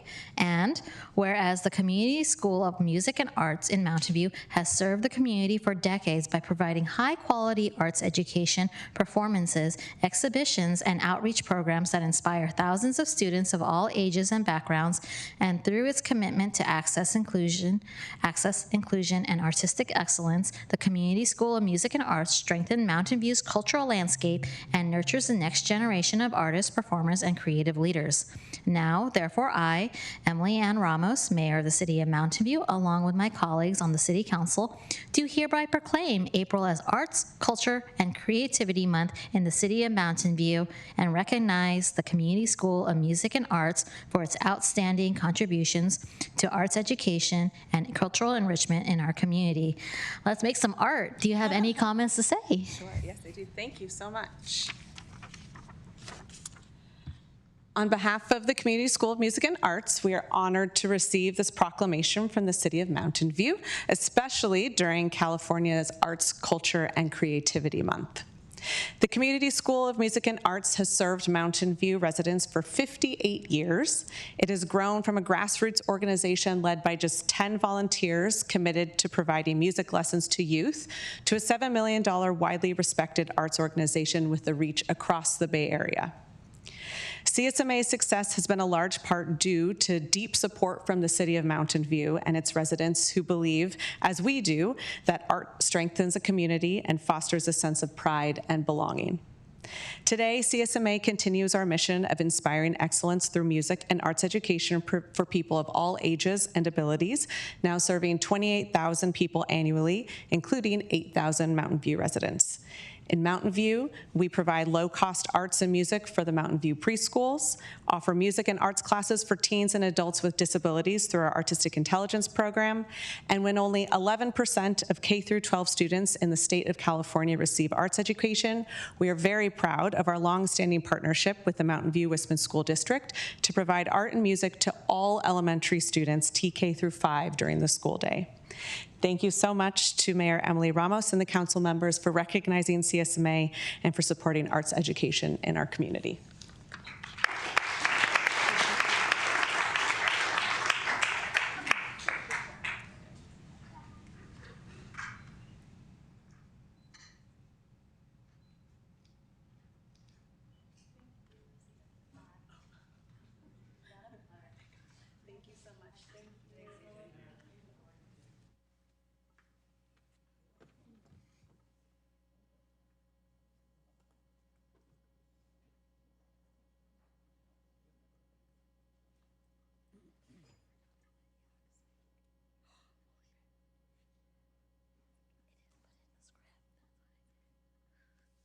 All right, in our next presentation, we have item 3.4, Local Investment Plan Presentation.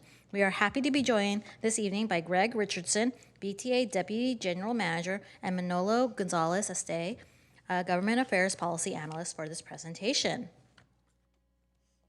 Welcome. Nope. It is on now. You got it. Thank you. Well, thank you, Madam Mayor, and to the City Council and to the City Administration. Thank you for giving us this opportunity to present to you. I am Greg Richardson, as it was said, Deputy General Manager for VTA, and I am joined actually by Sam Sargent, our Director of Strategy and Transformation, so he'll be joining me in this presentation. For Sam and me, this is part of what we're referring to as our little concert tour, the spring tour, to introduce this draft investment plan related to the proposed regional transportation revenue measure, ideally to gain insight and solicit feedback from the cities and community groups directly impacted by the measure. This evening, we'll provide a little background, a framework of the draft investment plan, and seek feedback, again, as we said, on what's important to you as we continue to refine the plan. Next slide, please. So I'm trusting that each of you is aware of the role that VTA plays in the region, but just in case, this slide provides a brief snapshot reflecting our responsibilities in transit as the congestion management agency and as well as a funding partner. And we fundamentally see VTA's role as connecting people to the things most important to them: jobs, medical needs, school, and family and community. Next slide. Oh, she's good. The City of Mountain View sees and experiences some of VTA's major transit service via bus and light rail options, as shown here. And it actually serves as a major connection for passengers traveling to Super Bowl 60, and will do the same for the upcoming 6 FIFA World Cup matches. Additionally, the city and VTA have partnered and collaborated on projects in the Mountain View area focused on multimodal solutions, with a few shown here as reference. And you'll see these projects range from bike ped improvements to grade separation to local streets and roads and highway work. And I would be remiss if I did not mention really how excited we are with the recent work and collaboration with the City of Mountain View on the Rangsdorf grade separation project. We're very excited about how that's moving forward. The next slide provides a brief summary of the fiscal elements of the regional measure specific to Santa Clara County. The regional measure is designed as a citizens' initiative, meaning that it requires a 50% plus 1 vote for approval rather than the 2/3. Through our board, VTA was able to ensure a full return to source component with the measure, ensuring that over 84% of sales tax generated in Santa Clara County is returned to the county through VTA. The 84% return is after contributions of 5.25% to MTC for transit transformation initiatives and administration, and then our obligation to help fund Caltrain capped at 10.38%. And using the measure's base year of fiscal year 2031, this means that approximately $264 million annually will come to the county through VTA to support transit in the region. And it's at this point here that I'm going to turn it over to Sam to take you through the rest of the way. Thank you. Thank you, Greg. Sam Sargent, I serve as the Director of Strategy and Transformation here at VTA. Next slide, please. So this evening, we're really talking about SB 63, which was the name of the enabling legislation for the 5-county regional measure that the VTA board unanimously agreed to be a part of back in August. And I'd like to recognize that Chair Sergio Lopez is in the audience tonight. But very important to wrap our minds around sort of what this money could be used for. And so SB 63, different than Measure A or Measure B, where you had a much broader range of investments that could be made. This is for public transit expenses and roadway repavement projects on roads served by fixed route transit. So it's transit operations, transit-related capital, and roadway projects, so long as we've got a VTA bus or light rail line on that corridor. Next slide. And over the course of a number of meetings, including a workshop on February 27th with our board, we've got a second workshop this Friday to talk about local investment plan, which is what we're calling the Santa Clara County portion of the regional measure principles. We focused on outcomes because we think whether it's for the regional measure or really any of the investments that VTA makes going forward, we want to be focused on outcomes that are measurable and are impactful to the people that we serve. So we are focused on growing ridership, on increasing productivity so that we can be a more efficient system and make better use of taxpayer dollars, and enhancing the customer experience, which can mean a lot of things, but I think for a lot of people, safety, security, and cleanliness come to mind, and doing so in a way that's financially sustainable. As Greg mentioned, this is a 14-year measure, so how can we make changes to the way that VTA delivers its service and conducts its business so that potentially we do not have to come back out to voters at the end of these 14 years? How can we make a better VTA transit system with these new dollars? Next slide.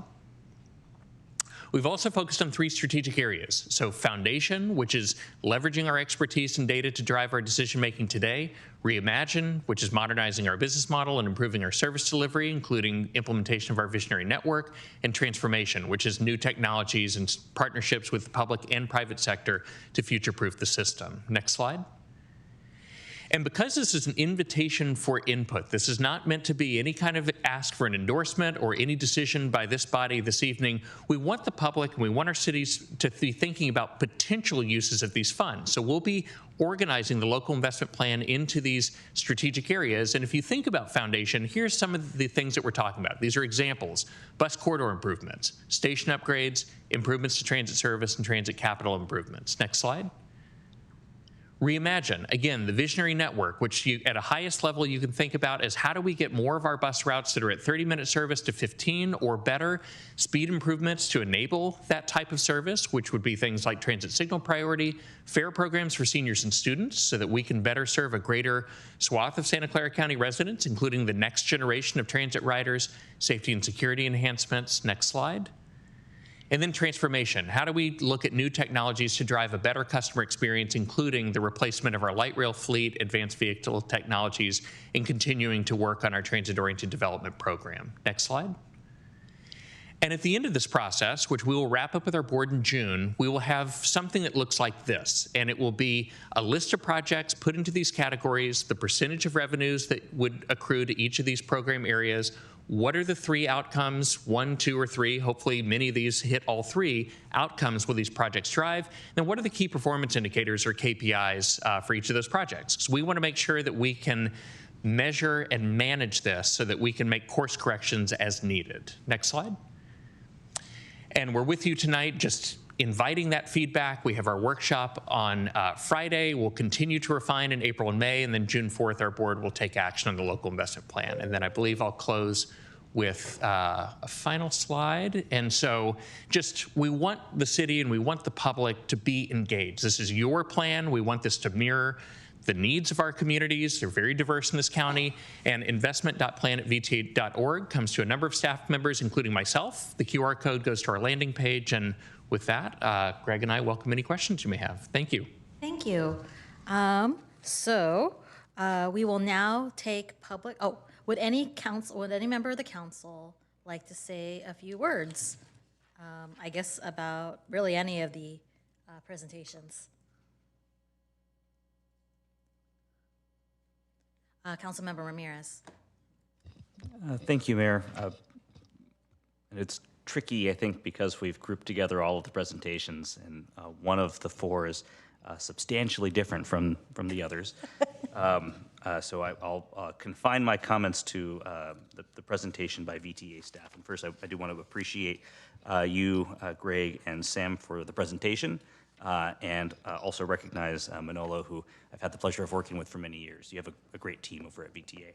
I guess some high-level thoughts. I wish this were agendized a little bit differently, maybe more like a study session or even an item for action to allow the council to provide some input as a body rather than just sort of one-off ideas here and there. So I would welcome staff's feedback for if there is an opportunity for us to do that. But I did want to share at a high level.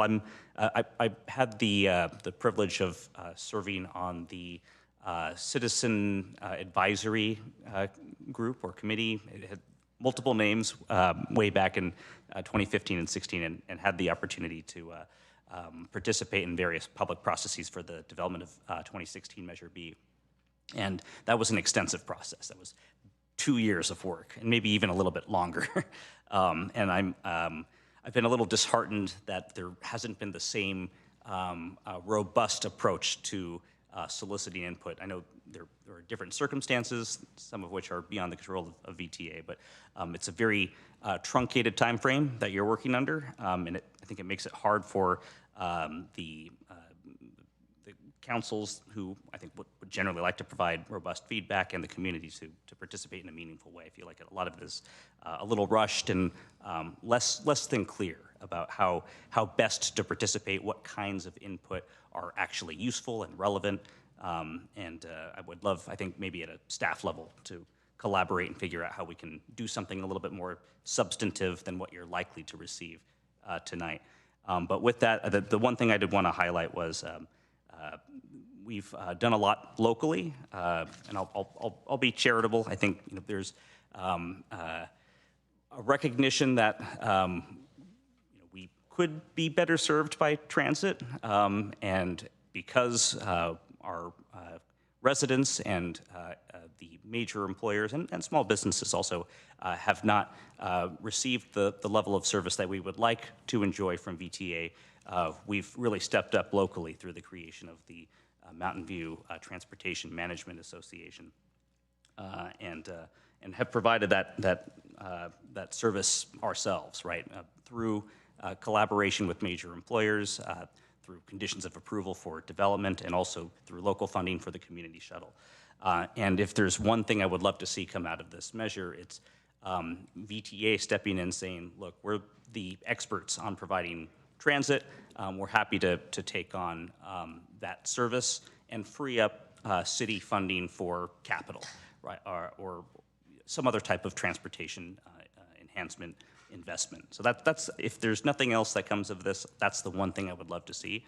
I love the community shuttle. I think it's a great service. I hear nothing but good things from our constituents, but it's a major operational cost, and it's ongoing, and we don't really have a long-term strategy, I think, for making sure that doesn't become an increasing burden on our general fund, especially if, as I hope we do someday, we decide to expand it, adding additional stops or increasing the frequency of service. That's a core service provided by VTA. You're the experts locally. We're not. I think we do a great job, but I do hope that VTA is able to work with the city long after I'm gone from the council. I'm terming out, just so you know.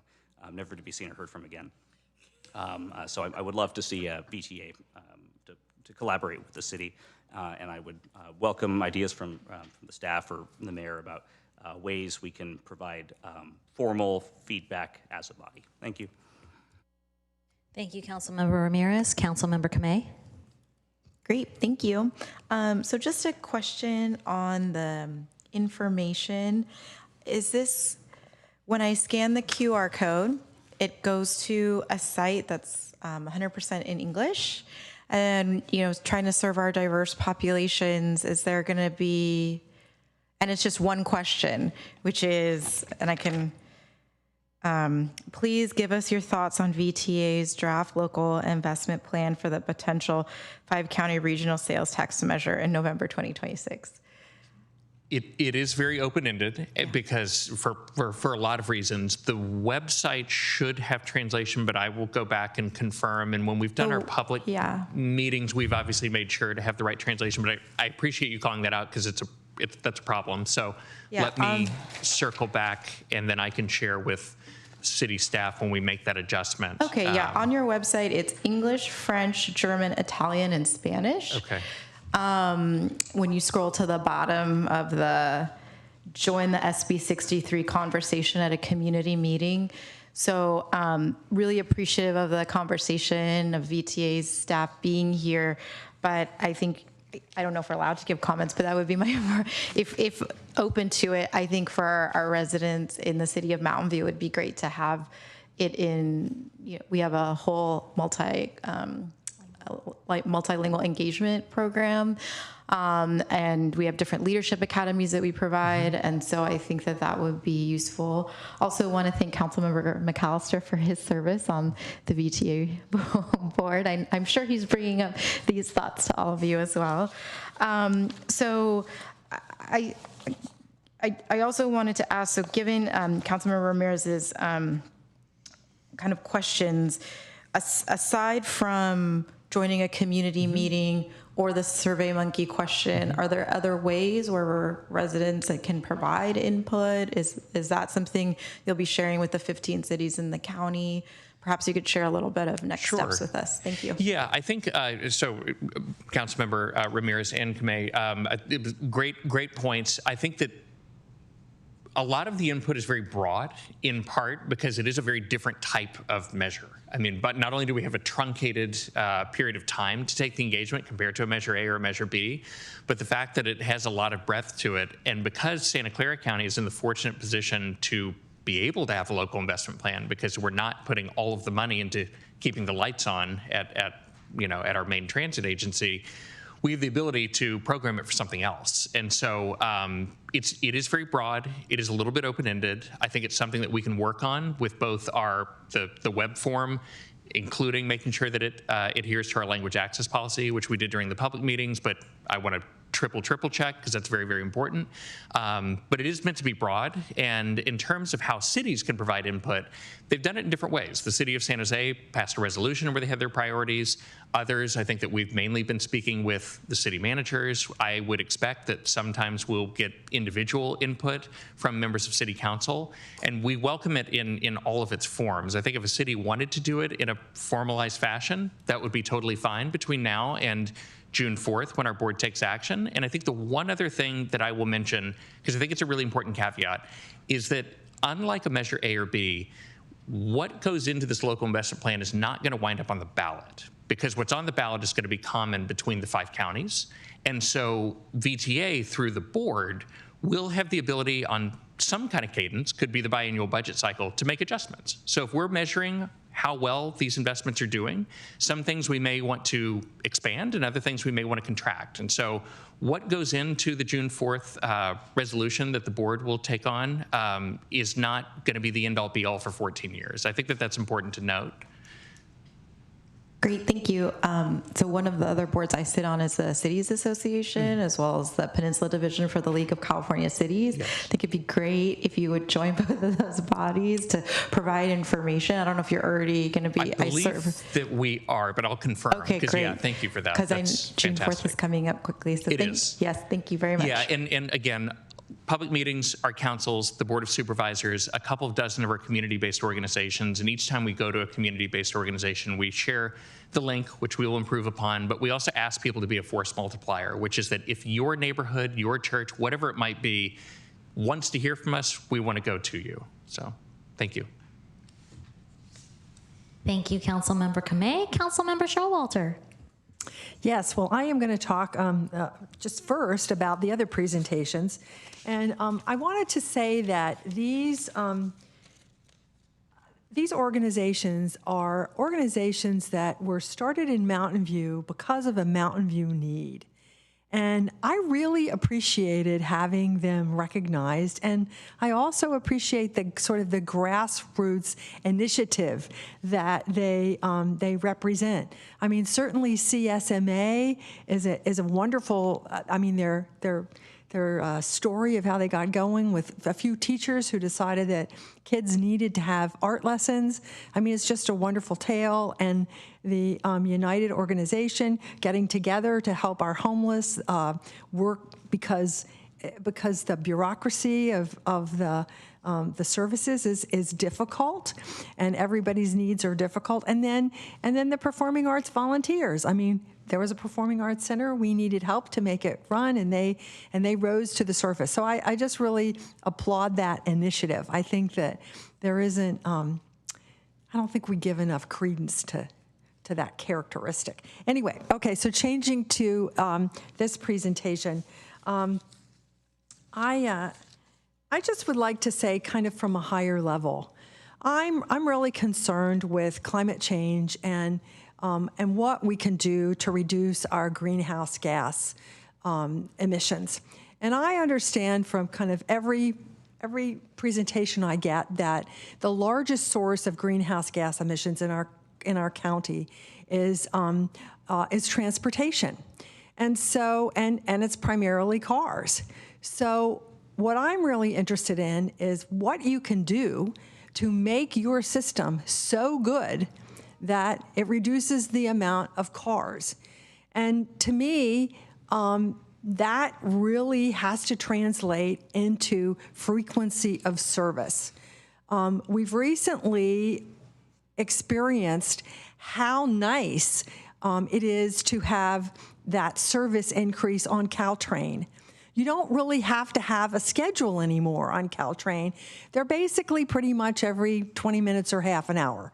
And you can just show up and wait a little while, and you know there'll be a train. And they, for the most part, they stop at every station, so you don't have to worry about where they're going either. They're going where you're going if you're on the line. And that is a big change. But the bus system is not like that. You really have to know how it works. And it needs to be much more seamless. So that driver of GHG reduction is what I want to bring up. And then the other thing is I really like the idea that, I forget the amount you mentioned, 264 million or something? Yeah, okay, of funds will come to Santa Clara County every year. That seems like an amount of money that we can do some significant good with. So I think concentrating on what we can do locally is really important. Thank you. Thank you, Councilmember Showalter. Mr. Transit, Councilmember McAllister. You heard that, Manolo, Mr. Transit over here? Okay. Thank you, gentlemen, for coming. And you too, Chair. So it was interesting that Councilmember Ramirez mentioned the 2015 Measure B. I'm proud to say that myself and Mayor Showalter at the time were very instrumental on keeping the budget, the money going to services and not BART. So with that said, when you said you'll get this money, how much of it could go to BART? Will it be a cap, or could it all go to BART? I am on record saying that none of the measure SB 63, none of that money is going to BART Phase 2. It all stays in transit. It all stays within the service and the systems that we are operating right now today, exclusive of BART Phase 2. Okay, so there's enough funding to get BART going without tapping into that. That's a different question, but well, you know, I am going to say, things change, and you said the board has discretion. But the board does have discretion. But our primary goal on this is to make sure that these funds are available for transit operations, the transit system overall, basically the CTA as what VTA operates overall for the county. It's really to focus on those core items that need to be focused on, exclusive of BART Phase 2. So those core things, sitting here representing the city of Mountain View, is there any way to determine how much money you would allocate to the city of Mountain View? You were very generous in the other things, and I was just wondering if that would continue to help us with our grade separations, our light rail, local transit systems, and so forth. I mean, I don't want to say, yes or no to a question right now to that degree, but I think once we've identified what the priorities are that Sam was talking about, and we go through all of the different levels of needs that exist, once there becomes a more clear picture of what it is that we need to do from the overall system, then we can maybe identify the places in which they become more beneficial. So then the cities that might have the greatest impact and greatest return might be the areas that we would then focus on. So that's when I would say we'd probably have an opportunity to start focusing specifically on, I'll call it a return to source of the cities from the funding perspective as compared to what the county is doing. So we could hold that to you? No, you can't hold me to the return to source to the cities. Return to source. But the concept is what I'm referring to. Because that's what the county is asking for, a return to source. Yeah. And I'm going to bring in some inside knowledge maybe or whatever. So down the forecast for the VTA down the road is that there may be some shortages in funding. How much of this potentially could go to cover our deficits? There will be some that most likely will have to cover deficits. We're in the process now of reforecasting our next 10 years. I think, although, yes, I was a part of it. Yes. But I think we might have been, we were a little aggressive in some of the assumptions we were making. I shouldn't say aggressive, we were too conservative. And we were showing some pretty substantial deficits that were going to be happening starting actually in fiscal 28, which is not our coming fiscal year, but the following. Things have changed a little bit, and I think we'll see some forecasts that will change that to some degree. Again, plus what Sam was talking about, some of this effort is any projection that we've got from a long-term perspective that shows deficits, the same way that BART, Caltrain, Muni, and AC Transit are doing it. We cannot simply rest on the fact that this measure would fund those deficits. We have to figure out how we change that business model, and that's the focus that we've got. And so even if we're showing deficits in 5, 6, 7, 8 years, we have to figure out ways, utilizing some of this money over the next 4 or 5 years to figure out how we close those deficits without utilizing this measure, but by doing it in other means. And so that's part of the work that has to go on. Productivity, reducing cost, increasing ridership, all of these different things that will help offset some of those things that we're projecting. Those are the efforts that we've got to put forward now, utilizing these dollars to make sure that those deficits don't happen in the future. Is it too early to say some of this money will be discretionary and some will be non-discretionary? I guess if you term it non-discretionary, if it's something that we're going to have to utilize from an operations perspective because it's there and it just has to be fixed, then I would say that's probably a block that would be at least identified. Now, whether that's identified on the front end, I can't guarantee that. There's going to be an understanding that if there's deficits that need to be filled, just like the other agencies, we'll have to address those. But everything that we'll do everything in our power to reduce that number so that there is more discretionary money than non-discretionary. Okay, thank you. Mm-hmm. One last question. Light rail, $83 per person to operate.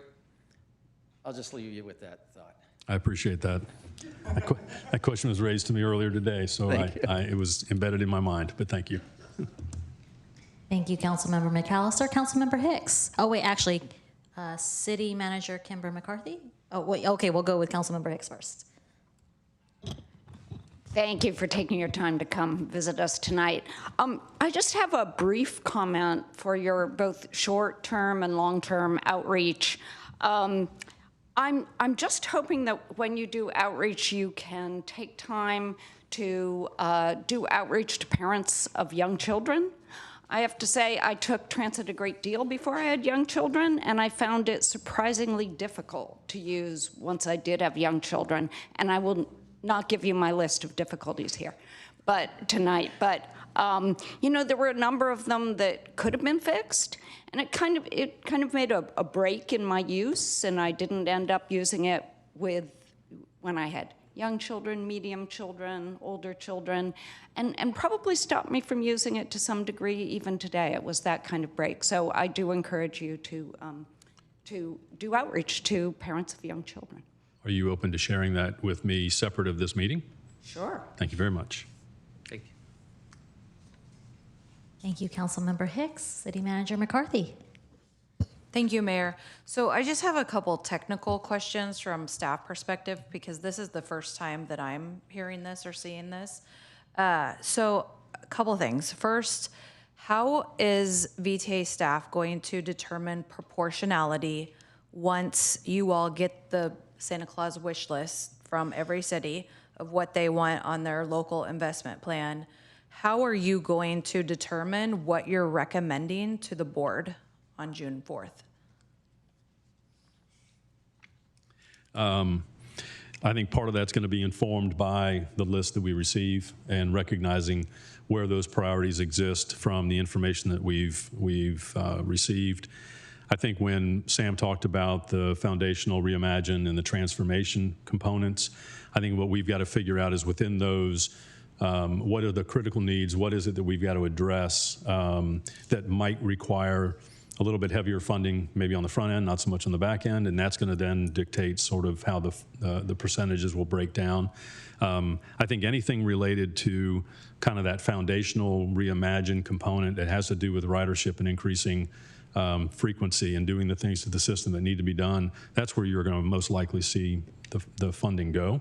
But anything we can do on the back end from a capital perspective, even leveraging those dollars, not necessarily using 100% of those dollars for the purpose of what we're looking at from a capital perspective, but if there's a way for us to leverage a certain percentage of it to then finance or fund through grants or other mechanisms to do additional funding for some of those capital projects, then we'll find ways to utilize these dollars, not necessarily 100% going to one single project, but leveraging and attaching it to other funding options. So what I'm hearing is the funding priorities will go towards those projects that increase ridership. So for example, if council should decide to put different projects on Mountain View's list, for example, as Councilmember Ramirez says, perhaps community shuttle funding, perhaps funding for our streets and roads, perhaps funding for our Ringsdorf grade separation project, is that then going to be less of a priority because it doesn't increase ridership? No, I think we need to keep in mind that I used increased ridership as one of the examples, but the three that Sam had talked about with the priorities that we had, I think we've got to keep in mind those critical items that are necessary that we're saying for VTA and for the agency and the system to succeed. But we also have to recognize we have a large county that has needs that go throughout all of the cities, and we've got to figure out where those priorities are as well. There's going to be a large list, and so not everyone's going to get everything they want or need, and it's going to be up to us and through this process to really prioritize those effectively so that we can at least address what everyone believes to be the most critical items. Okay, thank you. So June 4th will be the actual vote of the board on what you are prioritizing in the plan. Yeah, and I guess I'll say it this way as well. I think the effort is, to what Sam had said before, to provide some flexibility. So as this evolves, because again, we're trying to put something together as it's been talked about. This is a pretty quick process. Trying to put something together that gives us the flexibility to identify things that could come up later that need to be done, but still stay within the framework of what's been basically approved with the measure. So, if there's going to be specific projects may not be as concrete, but it may be something that's more in a framework that makes sure that we are addressing some of the critical needs that are being identified and then prioritize as we move forward. Okay, Mayor, may I address council? Yep. So I would just suggest to council that I've talked to our Public Works Director, Ng, if you would give staff direction to let us think of what a list might look like for Mountain View for our local priorities that we would have specific to our city, and then staff could bring something back for council to react to, maybe on consent or otherwise, but I can talk to all of you. about it and just kind of let staff think about what that might look like. All right, sounds good. Sounds good. All right, we are now going to public comments. Finally. We will now take public comment for the presentation items. This is all for all the item 3s.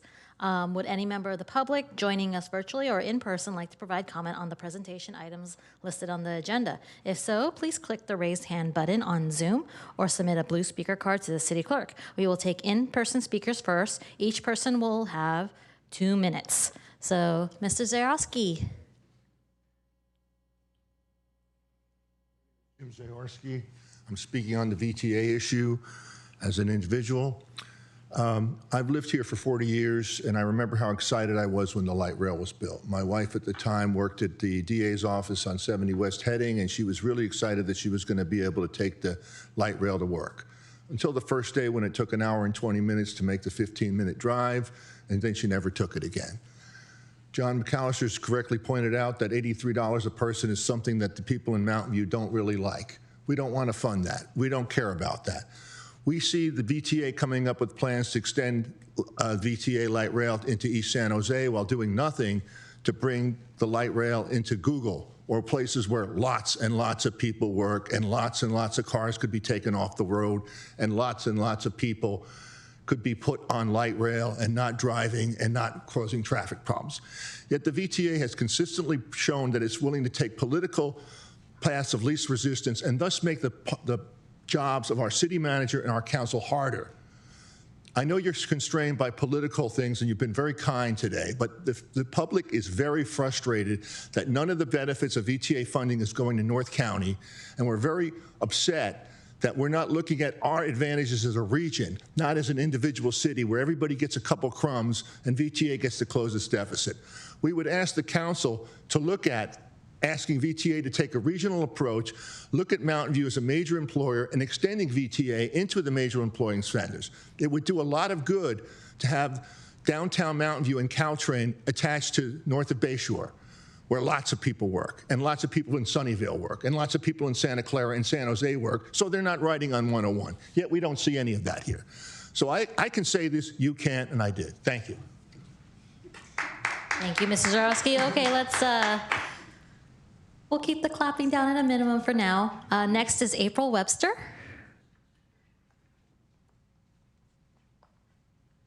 Hi, thank you. I'll echo what Jim had to say. It'd be great to actually service locations where a lot of people are moving. It just makes sense. I also wanted to echo what Councilmember Showalter said about frequency of service. This is a key part of usability. If service isn't frequent and reliable, kind of what Jim said as well, people just don't use it. It's hard to use in practice. I'm originally from Vancouver, and I rarely needed a car there, which I absolutely loved. But then I'd only have to wait on certain lines maybe 5 minutes, and there was a bus within a block of me. And a lot of other people used it too in business suits. Many people going downtown would use the bus, so it was a very common practice. I'd also want to maybe talk about, I think the framework that was presented was really good, but I'd also sort of emphasize how people get to the bus and what they're doing while they're waiting is part of the user experience and usability. And so I think it would be helpful to include in those measurable outcomes from that first and last mile access, how accessible it is to biking and walking. What are people doing when they're waiting? I've seen so many bus stops where there isn't enough room. People are sitting on the sidewalk. There's no shade. This isn't, especially in the summer, it's very uncomfortable. So I think that part of usability, in addition to what's happening while they're actually using transit, that whole experience is really important to consider. I also want to support Councilmember Kamei's comments about equitable outreach. If we want these investments to be effective, it's important that outreach reaches the people who are most impacted. And there are really strong models of this in other cities. Sacramento, there's an organization called Civic Thread where they go into the communities and work directly with the people there. There are the Promotores in San Francisco, that model. And these engagement, they work with local leaders in the community who are much more impactful. Thank you so much. Thank you. Next, we will move on to virtual public comment. Bruce England. Thanks, Mayor. Bruce England, Wisman Station Drive again. I ask that you do what you can to ensure that the funding you're considering tonight goes as far as it can to help lead the way towards sorely needed improvements to both VTA and Samtrans service. For certain, we need to see more frequent service than we do today, and with as many forms of transit as possible, support it. Service to underserved communities is also essential where it is lacking or falls short today. As you know, making reasonable connections across the network is challenging as folks navigate across shuttle, bus, light rail, shuttle, and train systems. And assurances that riders will arrive at their destinations can be uncertain. If we want to see the mode shifts we dream of today, these improvements are essential toward helping to get more people out of their vehicles. Also, I agree with Jim's comment on adequately serving North County. Thanks. Thank you. Next is Arjun Govinji. Hi, my name is Arjun. I live near downtown Mountain View. I'd like to start by seconding Councilmember Showalter's comments on improving frequency. To make transit a viable alternative to driving, it has to go where people want to go when they want to get there. I'd also encourage Council to work with VTA to consider improved weekend service, particularly on routes 51 and 52 that cross Mountain View, and increased frequency across the board. This would provide our residents better daily access to our neighboring cities of Los Altos and Cupertino. This is a unique opportunity for us to bring VTA service up to par with our neighbors to the north. We should prioritize funding for transit priority projects that make service faster and more reliable while ensuring seamless connections within VTA and to Caltrain and BART. Thank you. Thank you. Next is Daniel Hulse. Hi, can you hear me? We can hear you. All right. Yeah, so my name's Daniel Hulse. I live in the, I guess, northern part of Mountain View, up by San Antonio Station. I guess what I'd like to see from this plan, you know, I support this measure, and what I'd like to be supporting in this measure is better service on our bus routes. And I think especially when you think about Mountain View specifically, we've got a great route on El Camino. If we could get something perpendicular to that so you could take it throughout the system, that would be good. And also like infrastructure that improves service and improves experience. So, you know, I ride my bike lots of places. We've got 2 new great bike lanes. One of the missing links in those bike lanes, though, on both California Street as well as El Camino, is you've got all of these conflict points with buses. And so I think better bus stops that deconflict buses so they don't have to wait for bikes so that we're not afraid of buses would be just really better for all users of the road. And so I think doing stuff like that throughout the county would be great, but especially here in Mountain View. And then finally, you know, I want to stress that we need to think functionally about this. You know, you take transit from one place to another. It's not about what's happening in one city. It's about the whole place. So I want to take Orange Line all the way to Milpitas and not have it take 45 minutes. I want it to take 20. I want to take transit to Valley Fair. I want to take it to San Francisco. Let's think region-wide. Thank you. Next is Adina Levin. Hello, good evening, Mayor and Council members. Adina Levin with Seamless Bay Area and Friends of Caltrain.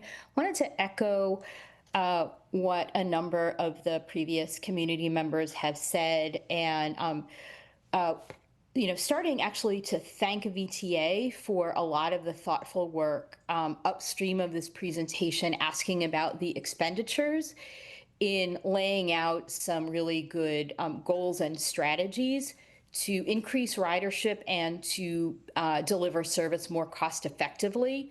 The Visionary Network is a high-level plan to really increase service, bringing it up to par where Santa Clara County has for many years, not grown its bus service with the population growth and has less service in other parts of the region and other parts of the country.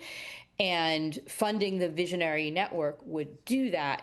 And that is paired really well with the plans for transit priority to make local transit, bus and light rail faster, more reliable, more cost-effective, and more competitive with driving. And the combination of the Visionary Network and the transit priority investments together are something that this pot of funding can really uniquely do to really greatly improve VTA service, including with the lens of serving Mountain View and North County. And so we'd really encourage putting a high priority, as some of the council members have spoken about, to that service frequency and the speed and reliability and competitiveness and cost effectiveness in order to move people who depend on transit in order to help achieve the climate goals. Thank you. Thank you, Adina. Next is Kevin Ma. Evening, Council. My name is Kevin Ma. I'm speaking in my individual capacity today. I agree with some of the speakers, but I would like to emphasize that I would like to see a lot of the money to go to operations specifically. Operations money is incredibly hard to get compared to capital projects, and operations pretty much always depend on ballot box money, which means they're rare, then they should be spent in the best they can be. Everyone has talked about, the buses aren't that great. The buses aren't that great because there's not enough money. So money goes to the places where ridership goes most, because that makes the most amount of any sense. So therefore, I do believe that we should be focused on operations so we can get things like the 51. 51 doesn't run on weekends. Maybe we can get it on weekends. People have discussed the 40 not being reliable enough. Maybe it can be made reliable. Maybe it can spread out. But that requires the city to be focusing on the needs of the service. I would rather not see this on projects like the grade separation. At the end of the day, grade separation is really a road project, not a transit project. And there will be capital, again, is easier to find. And I would like to see the city also to do its part to make sure that transit is successful. We have talked about, there's some things the VTA does, and there's something the city needs to do, right? The city does not have a transit priority policy, even though MTC will probably push you guys to do one later this year. But as mentioned, transit is also a regional thing. Most people, the community shuttle does do a lot of transit within the city, but for the people complaining about, where the Googlers going, they do live in other cities, other counties, and there's not a lot of connections because, again, due to how stringent we are with money, VTA doesn't even go cross county borders compared to AC Transit or Samtrans, so there's a lot to fix, and there's a lot that money can help with that.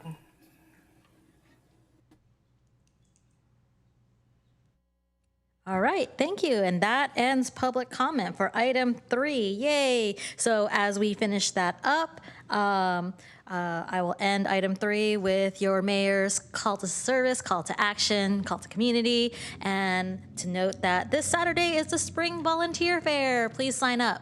Volunteer for your community. It'll be fun, I promise. It's going to be at the Mountain View Community Center at 10 a.m. to noon.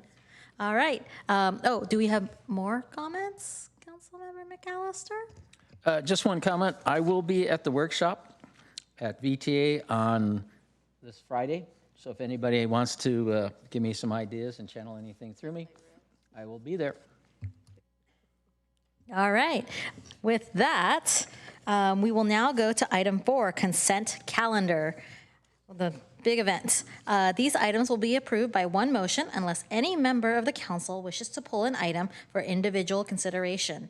If an item is pulled from the consent calendar, it will be considered separately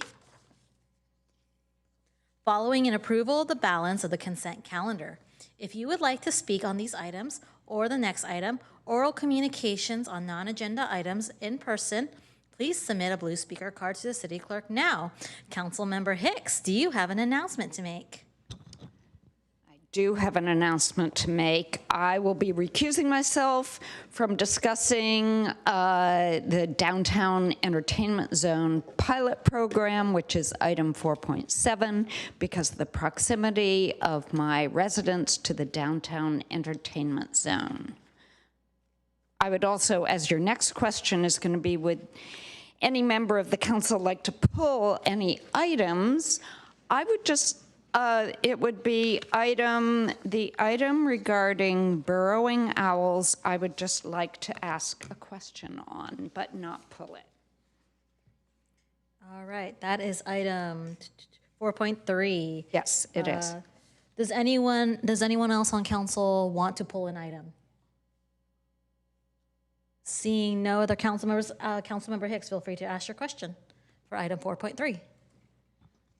So I have received a number of email messages on this item and also read an article in The Voice on it. So I believe there's a lot of community concern around it. And one of the questions I've been asked is whether we are going to hire a biologist. And I would just like our staff to answer that question because it's not clear if we just pass the consent calendar or if we don't pass it, either way. Good evening, Council. Once again, John Marchant, Community Services Director. Looking forward at the position of the biologist for Shoreline. We are interested in filling that role. We are in the process of analyzing exactly what those responsibilities would be, possibly in coordination with continuing some of the consulting services that we're using now. They do bring, the consulting service that we're using now do bring a lot of positive resources to us. And so it's a matter of being able to look at what that position may look like in the future to also support Shoreline, the environment, and it's just a matter of being able to put together how these can work together. And so that's what we're working on right now. Right now, the goal is to look to fill the position by the end of the calendar year is what we're looking at. Okay, I think that's what many people wanted to know, so thank you very much. Thank you. Councilmember Showalter. As I often do, I have a couple comments on them, but I do have a question about the biological services one. I think I really appreciated kind of the breadth of the biological services package that you put together. It seems very appropriate for the range of issues that the city needs to be on top of. It's not just burrowing owls, it's also with our upcoming biodiversity plan, there will be a need for somebody with quite a bit of not only just wildlife, but also botanical knowledge that can help with trees and that sort of thing. So I can see how, we do need more biological services, so I'm glad to hear that. But I did want to ask you a little bit about how you share your the information about the monitoring with the. I understand it's shared regularly with Parks and Rec, and if you could share that with the audience at home today, I would appreciate it. We had a discussion earlier today, and I hadn't understood how this was done, so I'm probably not alone. Thank you, Councilmember Showalter. Yes, each month, to the Parks and Recreation Commission, staff completes a monthly report of the different things that we have completed month to month. That also shows a graph of each of the last 5-6 years of burrowing owls, where we are currently. That report is available in 2 locations on the website. Number one, if you go to the Community Services Department website, on the left-hand side, you can see the reports available there. And then the public can also go to the Parks and Recreation Commission under Commissions and then look at the agenda items for each of the months. And one of the attachments will be the monthly report that shows those numbers. Okay. Thank you. It's good to know that. And we can get that information whenever we need it. And then I just wanted to I wanted to speak positively about the national opioid settlement. I think it's good that we take part in these opportunities, and And so I'm happy that we're doing that. And the entertainment zone, is that going to get pulled? I don't think so. Okay. I was just going to say, this is a fascinating concept. It's a new law. And when I first heard it, I thought, well, entertainment zone, entertainment is sort of a broad thing. But really, this law has to do with largely being able to serve alcohol in public outside of a store or a restaurant that has a license. And it's going to be, because of the pedestrian mall we have, it will really be nice to have this area set up so that people can buy a cocktail or a glass of wine somewhere and walk down the street to play cornball or sit and talk to friends or someplace else. And utilize the facilities of the whole pedestrian mall, not just the tiny area in front of the restaurant where they bought their drink. So I think that's really a nice idea, and I'm glad we're going forward with this, particularly in time for the World Cup. That's our deadline, I know, for getting this pilot started, and it's a good one. But I also hope when we move forward, after we've done the pilot and we've had a little more time to think about it, that we take a little broader view of what entertainment means. And we might think of, like, do we want to encourage people to do busking? Or do we want to have some other areas besides the downtown? So I look forward to seeing how this project evolves. Thank you. Thank you, Councilmember Showalter. Councilmember McAllister.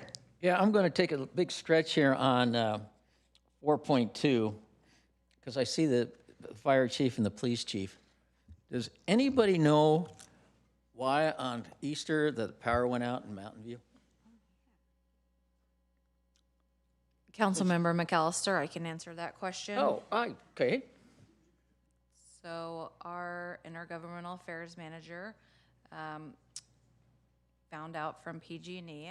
Let me find it affected about 40,000 people, and it was out for 11 minutes, and apparently it was due to work that was being done.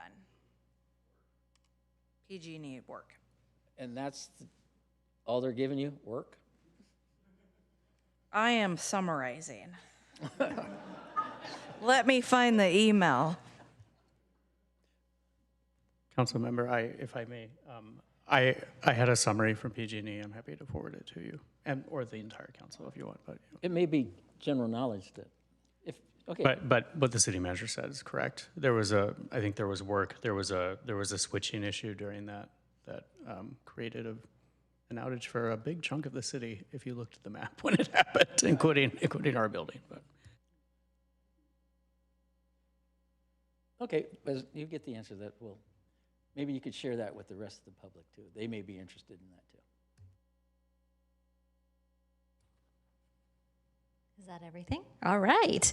With that, would any member of the public joining us virtually or in person like to provide comment on these items? If so, please click the raise hand button in Zoom or submit a blue speaker card to the city clerk. We will take in-person speakers first. Each speaker will have, because there are more than 10 people signing up, we're gonna go down to 90 seconds, which is 1.5 minutes. There we go. So our first speaker, Albert Jeans, followed by Donna Kirisako, followed by Shawnee Kleinhaus, followed by Ping Ling. So if you could get into like a line so we don't have to wait for you to mosey on down, that would be great. Go ahead, Albert. Okay, hi, Albert Jeans, longtime resident. Yeah, I'm a big fan of the burrowing owls. I like to see anything done to increase the numbers. Ever since the biologists left, it seems to just be going downhill. I go by there probably at least every week to Shoreline to check and see how they're doing. And all I see is the burrowing areas are left unkempt, the weeds grow too high, the owls leave. And so we've seen the number of owls decrease. And so I don't know why we're paying this outfit, $250,000 and another $100,000 just to ban them. Are they just watching the owls decline? Is that what we're paying them to do?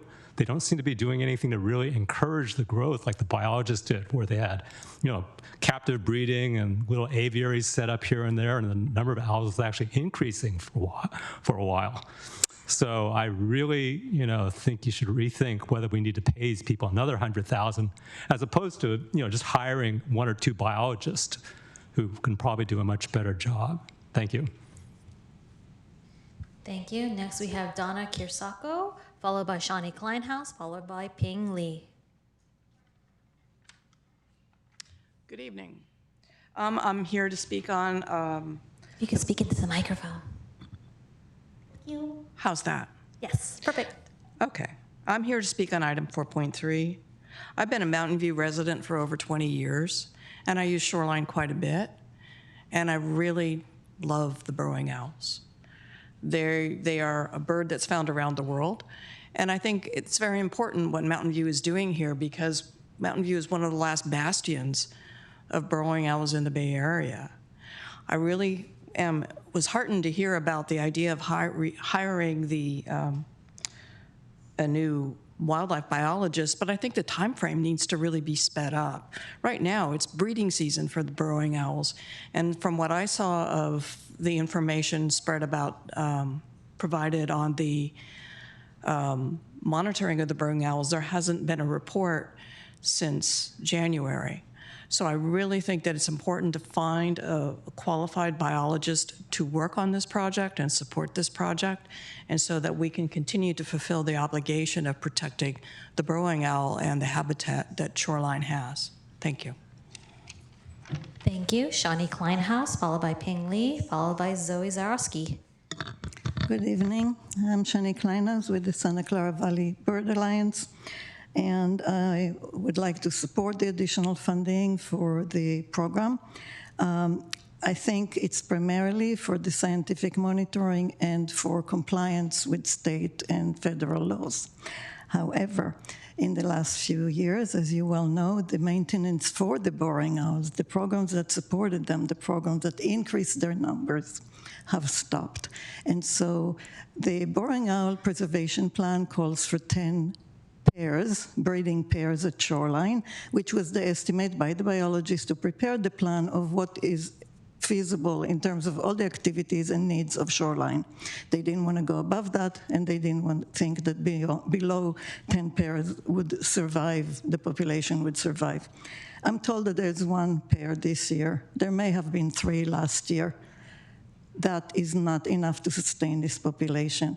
And so the burrowing owl preservation plan needs to be resumed, and I hope this is the beginning of that. Beyond that, the collaborations with the Habitat Agency is what brought the success, and I think that should be resumed as well. So we're happy to see that there is investment and the city is serious about it and the public supports the burrowing owls, but there's got to be urgent action to revive them. Thank you. Thank you. Next we have Ping Lee, followed by Zoe Zarowski, followed by Tracy Feria. Hello, my name is Ping Lee. I live in Saratoga, and I'm a birder, and I particularly am fond of burrowing owl, and sometimes I volunteer to help for the habitat for them.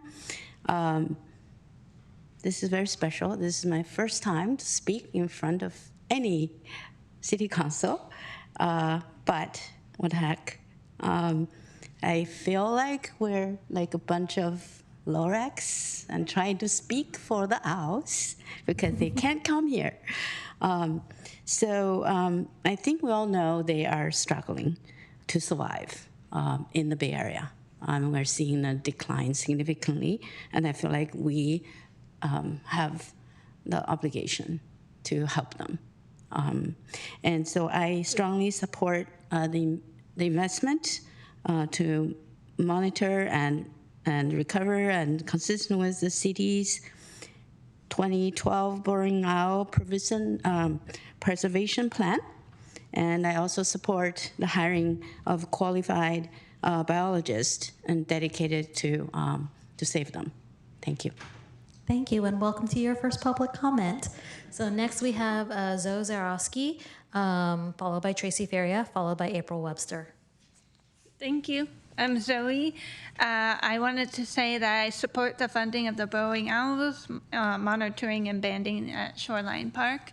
And I am a runner, so I run at the Baylands often, and I see the burrowing owls. When I was younger, they used to be at the Googleplex where the fields are, and now they're turf fields. And so just some data here. There used to be there's fewer than 25 breeding pairs remaining in Santa Clara County. The species has been extirpated from 19 counties across California, and in October 2024, the state designated them a candidate for endangered species list, and a decision expected by August of this year. The state is watching what we do. And so, meanwhile, the owls along the Bay Trail are vulnerable. They actually go beyond the Googleplex and into the tiny strip of land where the runners, cyclists, and dogs are, and there's no buffer. And so having a dedicated biologist to watch after them and hopefully grow their population back would be great. Thank you. Thank you. Tracy. I'm Dr. Tracy Faria, and I want to thank you for bringing up this extra funding, and I support the extra funding for the consultants because our owls desperately need it. However, I'm deeply concerned about the burrowing owl program. I haven't seen any owls in my last few times volunteering out there in the preserve, and the program that was dismantled by Parks and Recs really needs to be restored. We had 1.5 biologists working, and that program worked. The population says it all. After dismantling the program, the numbers have kept dropping. Before the owl population was increasing. The question is, will we even have one successful brood this year? And if the City Council doesn't really take immediate steps to get this program back on track, this could be the council that may unfortunately be remembered for presiding over the loss of the city's owls. Remember, the plan changed from a shoreline burrowing owl management plan to the burrowing owl preservation plan because the city and the residents wanted to preserve the owls and the legacy as a home to the burrowing owls.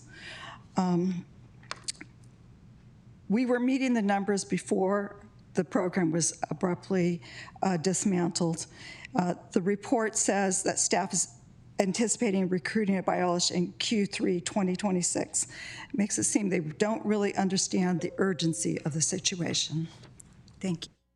Thank you. Finishing up the in-person speakers is April Webster.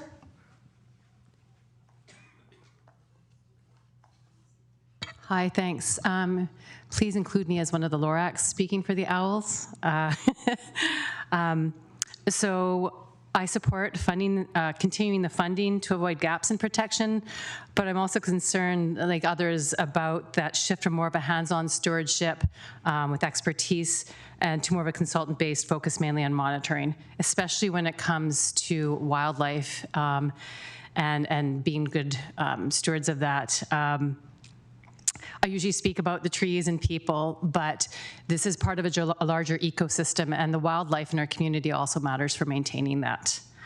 As Shani pointed out, with this change in how we're managing the owls, the population has dropped. So I strongly encourage council to pair this funding with a clear plan to hire a full-time biologist, but sooner than the end of this year. Given how long the position has already been open, this just makes sense. And yeah, thank you. Thank you. We will now move on to virtual speakers. Dashiell Leeds. Hello, my name is Dasha Leeds. I'm the Conservation Coordinator for the Sierra Club Loma Prieta chapter. I'm speaking on item 4.3 on the consent calendar, the Biological Services Professional Service Agreement. Please approve this item, and please do everything you can as quickly as possible to hire an on-staff city biologist to support our local burrowing owls. As other speakers have said, we've seen a rapid decline in breeding pairs in these burrowing owls. These precious, adorable, and vulnerable beings need our help and support. Their recovery is extremely important. Please, let's do everything we can to save this species of special concern. Time is of the essence, so let's act now before it's too late. Thanks for your time. Thank you. Next is Connie.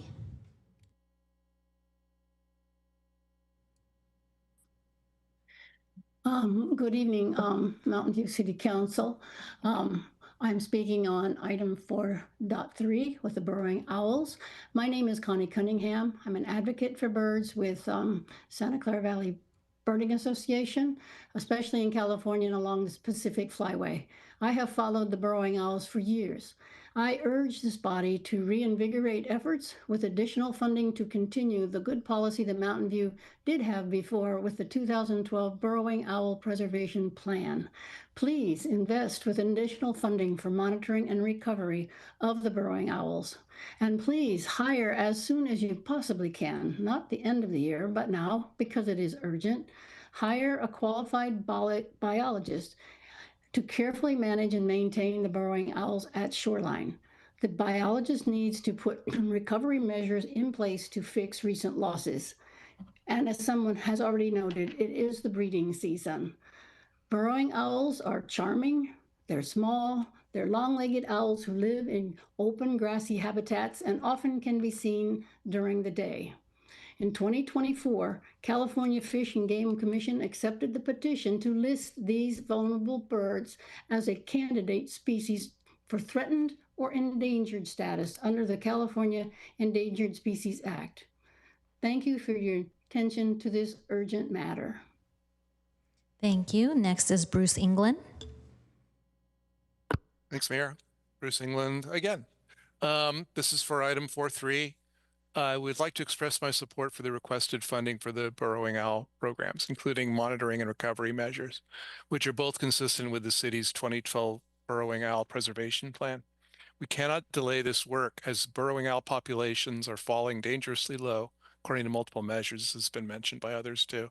To make all of this work properly, both the funding and hiring a biologist with burrowing owl expertise must happen as soon as possible. Thanks. Thank you. Okay, Bruce England just went. Ina Monger. Hi, good evening. My name is Ina Magner, and I live in Foster City. I'm a strong supporter of funding for the recovery program for burrowing owls. Please help in this recovery. Their population in such decline. And I definitely hope that Mountain View will approve additional funding for monitoring and banding of those owls. They're very unique birds, and it's such a shame to see them disappear from our environment. I really thank Mountain View for taking this step of kind of recovering them. Hopefully they won't disappear in our area. Thank you. Thank you. Next, we have Rowena D. Hello, this is Rowena Dodson. I live in Los Altos. I'm a member of the Santa Clara Valley Bird Alliance, and I'm also speaking with great concern about the owls, and also implore the council to, as so many of the speakers have said, urgently take action to help restore this still tiny population, but surviving, hopefully, population in our county. And thank you so much for your efforts, and just wanted to be here to give voice to that. Thank you. That's all. Thank you. Linda Ruthruff. Hi, I'm Linda Ruthruff, and I've been following the plight of the burrowing owl for about 17 years now. For a long time, it was doom and gloom. All the sites with burrowing owls had declining populations. The first big win was when they were finally included in the Habitat Conservation Plan. And then when Mountain View developed a management plan and hired a biologist, it was amazing. And it worked. For many years, things improved tremendously for the burrowing owls. And then due to unfortunate circumstances, the implementation pretty much declined. So I'm pleased that you're planning to once again hire a biologist. They don't need to reinvent the wheel. What was being done was extremely successful. There's already a plan in place. I agree with other people that the end of the year is way too far off. I urge you to hire somebody very soon because this population is disappearing. Thank you. Thank you. Next, we have Leslie Friedman.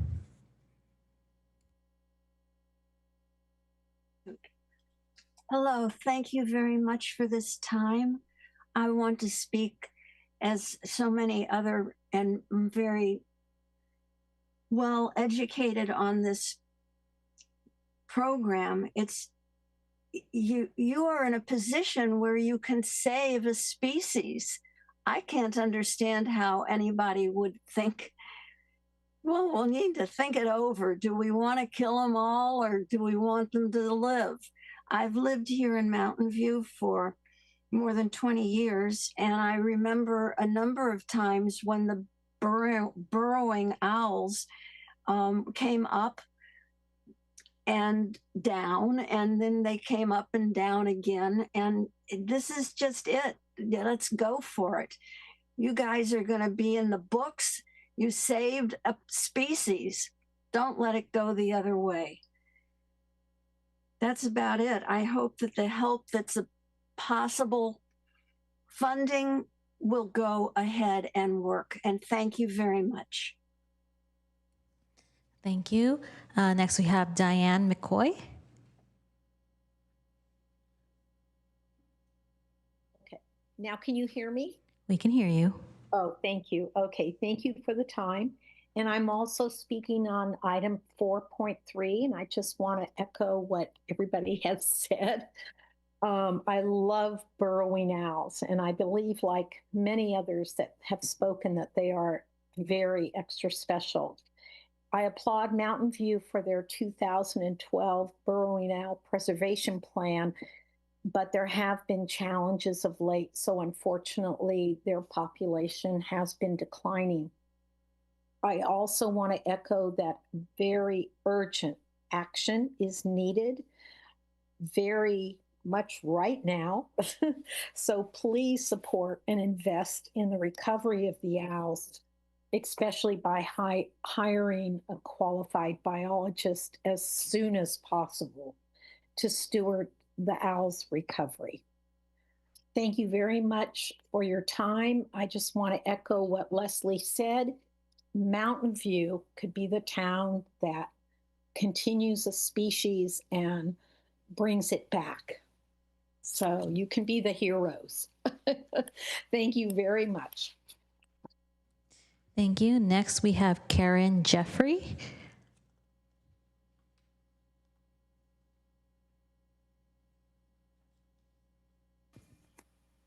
Hi, my name is Karen Jeffrey, and I'm also speaking on the burrowing owls. First of all, thank you very much, City Council, for taking up this issue.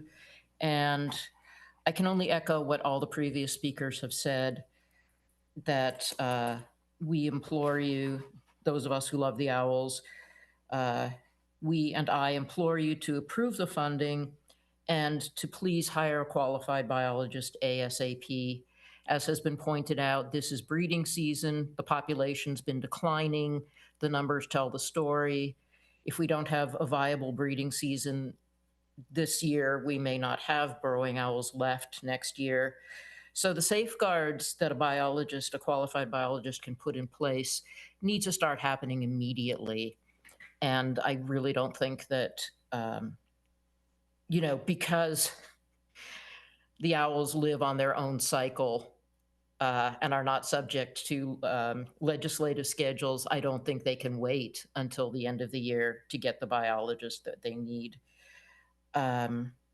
We need to demonstrate also that we are good stewards of our land and that we're not going to let this species disappear.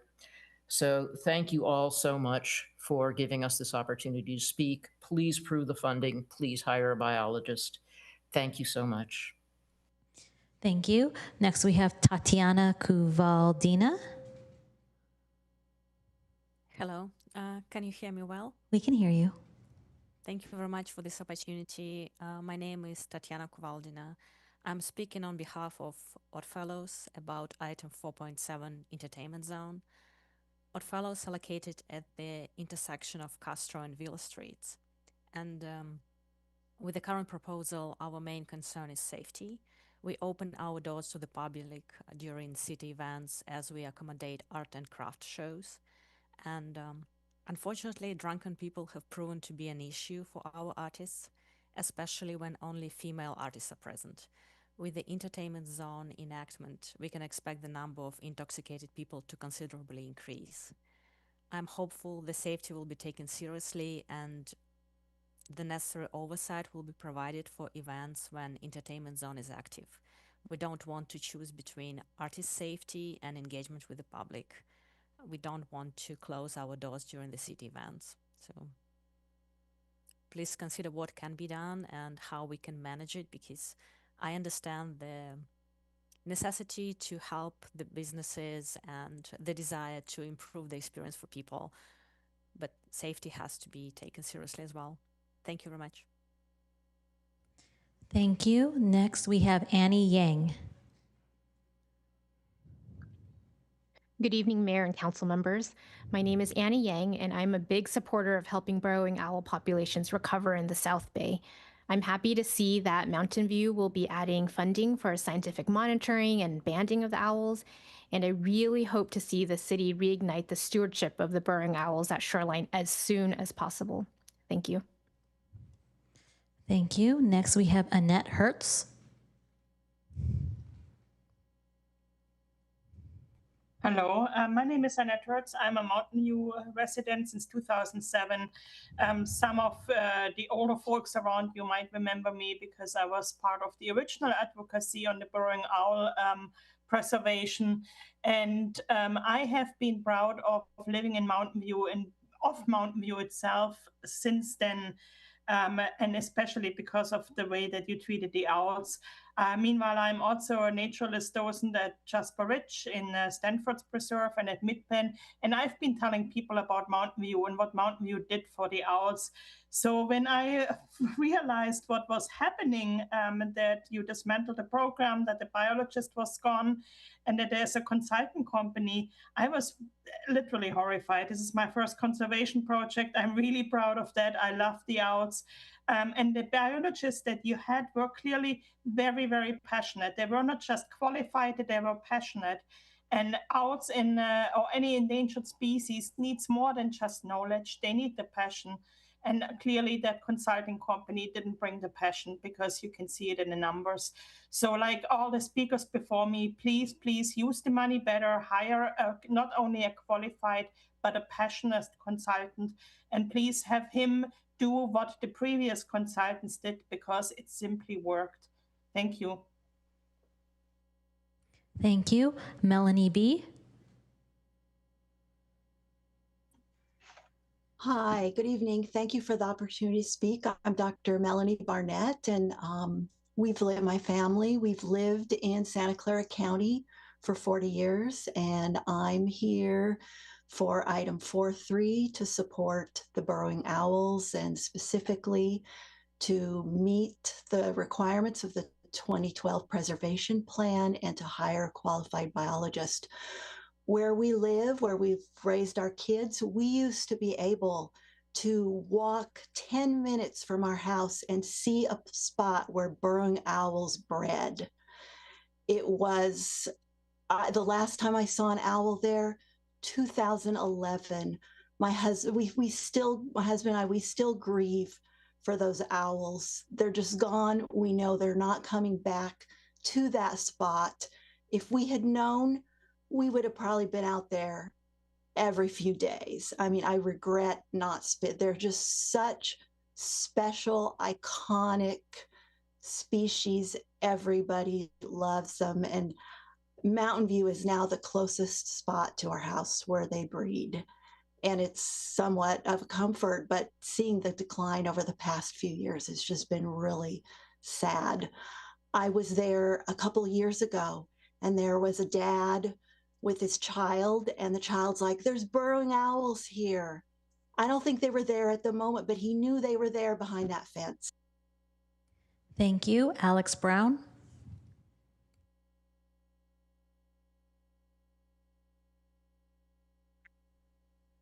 Hi, friends.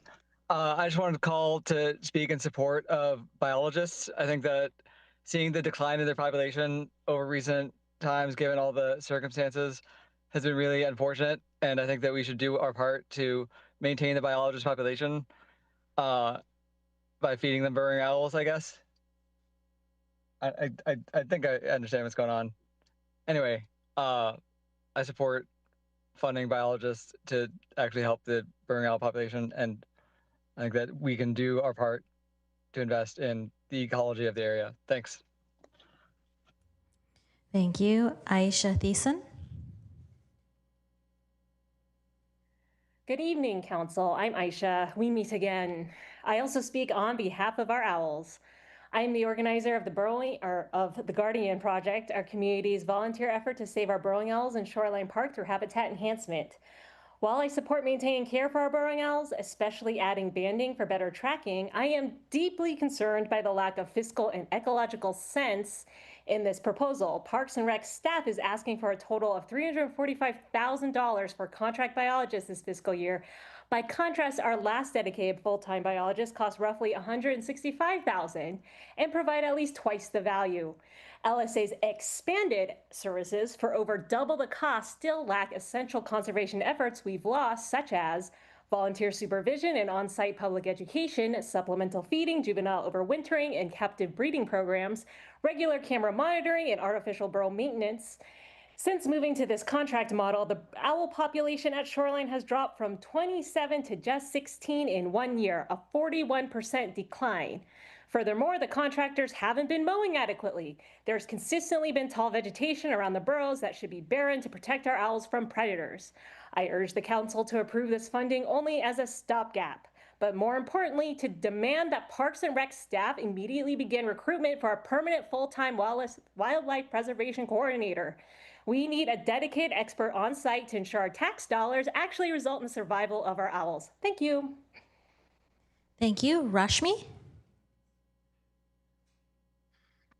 Hi, yes, Rashmi Sahai, resident of Mountain View and Green Spaces member. I'm also here to support the burrowing owls, support the funding of 4.3, and also to urge that we hire a biologist as soon as possible so that we can properly take care of the owls. I was very surprised to hear the former speaker share those cost numbers. Clearly what's happening now is not working and we're spending a lot of money on it. So please shift the approach. Let's rehire another biologist and yeah, let's try to get these owls back. Thank you so much for your attention on this issue. Thank you. Next, Celia Paymer. Hi, good evening. I'm Celia Paymer, resident of Mountain View and also member of Green Spaces.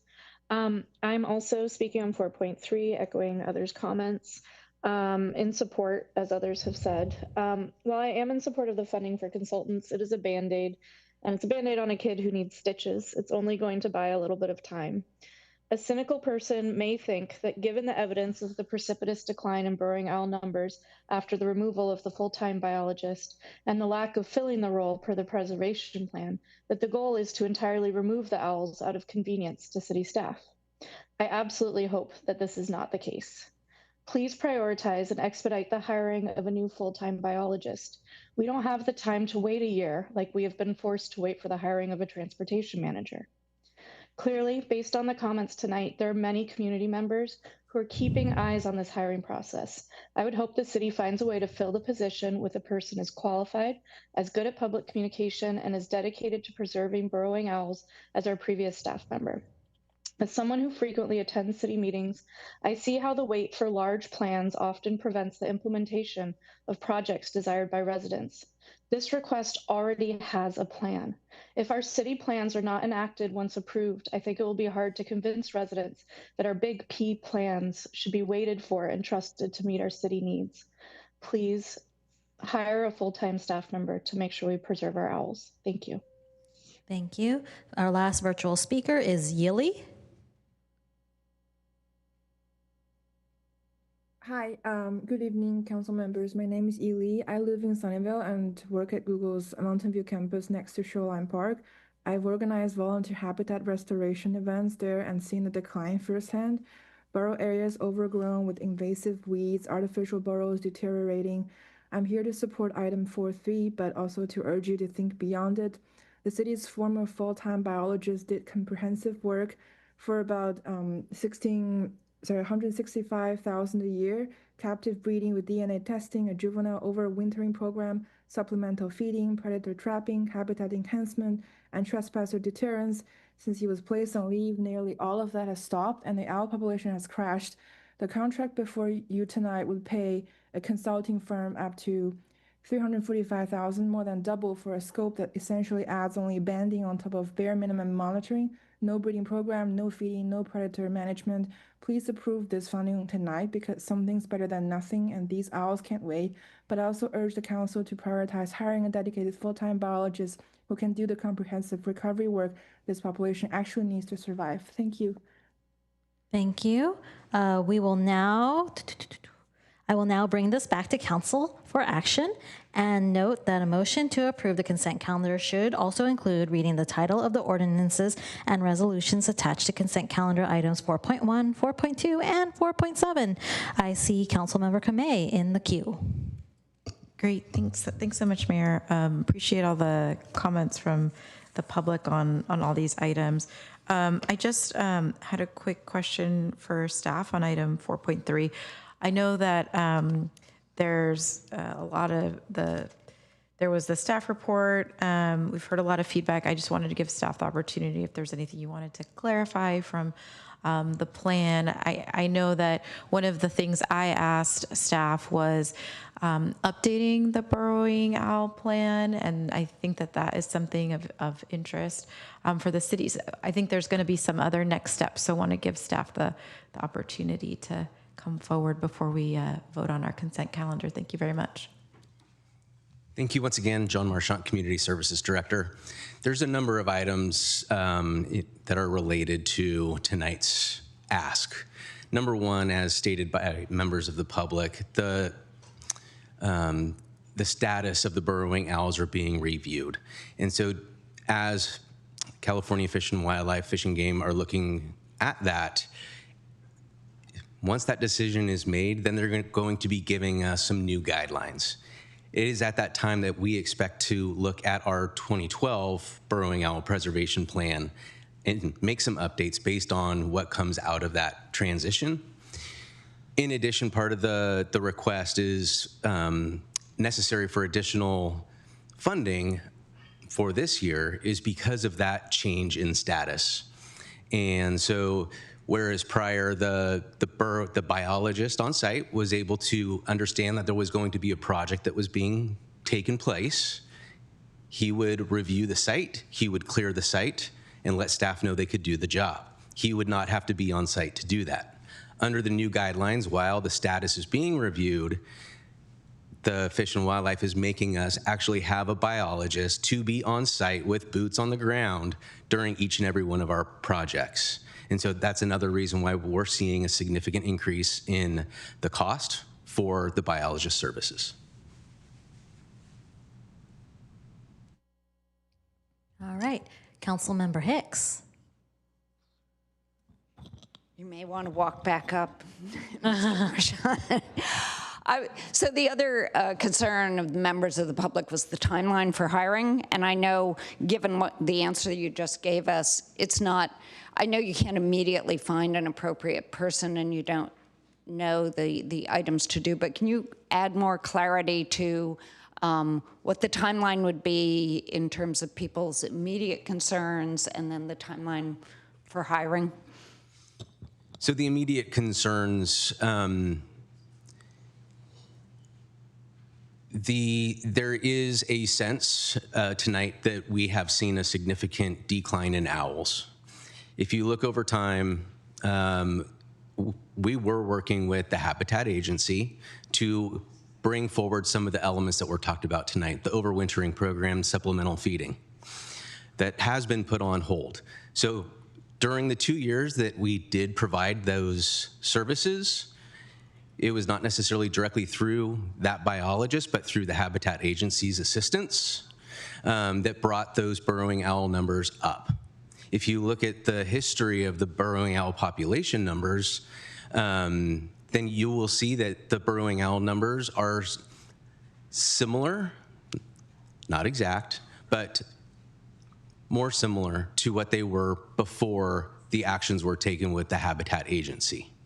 And so just wanted to clarify that. Number two, related to the staffing, I understand the desire to have someone sooner. We will do what we can to expedite that process. It just depends on how much we need to change job description. Then there's some additional steps through HR to make that happen. So it's just a matter of getting through some of the administrative situation as well. And so we will work as quickly as we can to fill the position. You will expedite it as much as possible. As much as we can. We understand there's a desire in the community and understand that we have the duty to do so. All right, thank you, Councilmember Hicks. I see that Councilmember Showalter is ready to make a motion. Thank you, and thank you to Councilmember Kamei for seconding. Yes, I would like to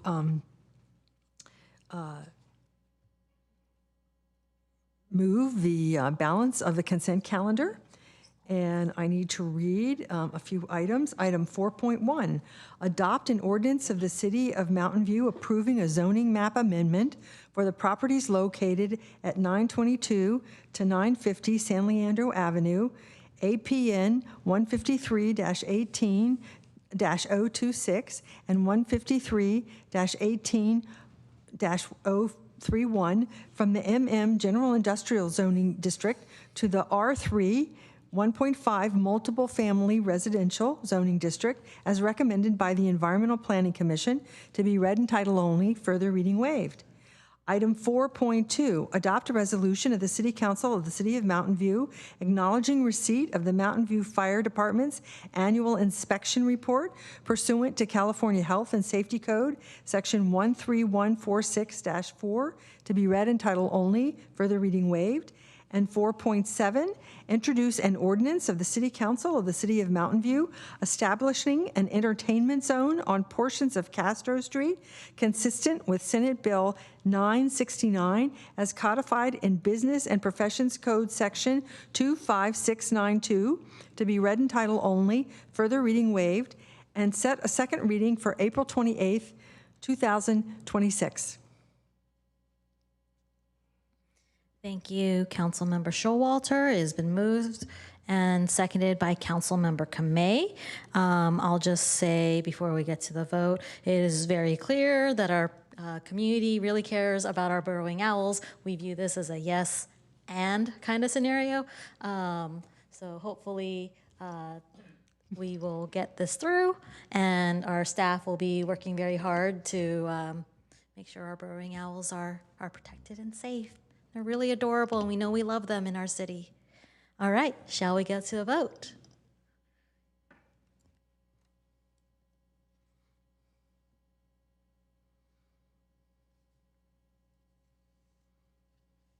Yay, unanimous. So now we will go to item 5, oral communications from the public. This portion of the meeting is reserved for persons wishing to address the council on any matter not on the agenda.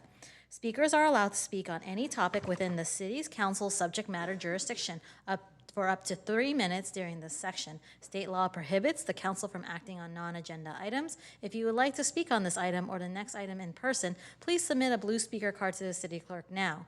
Would any member of the public joining us virtually or in person like to provide comment on this item? If so, please click the raise hand button in Zoom or submit a blue speaker card to the city clerk.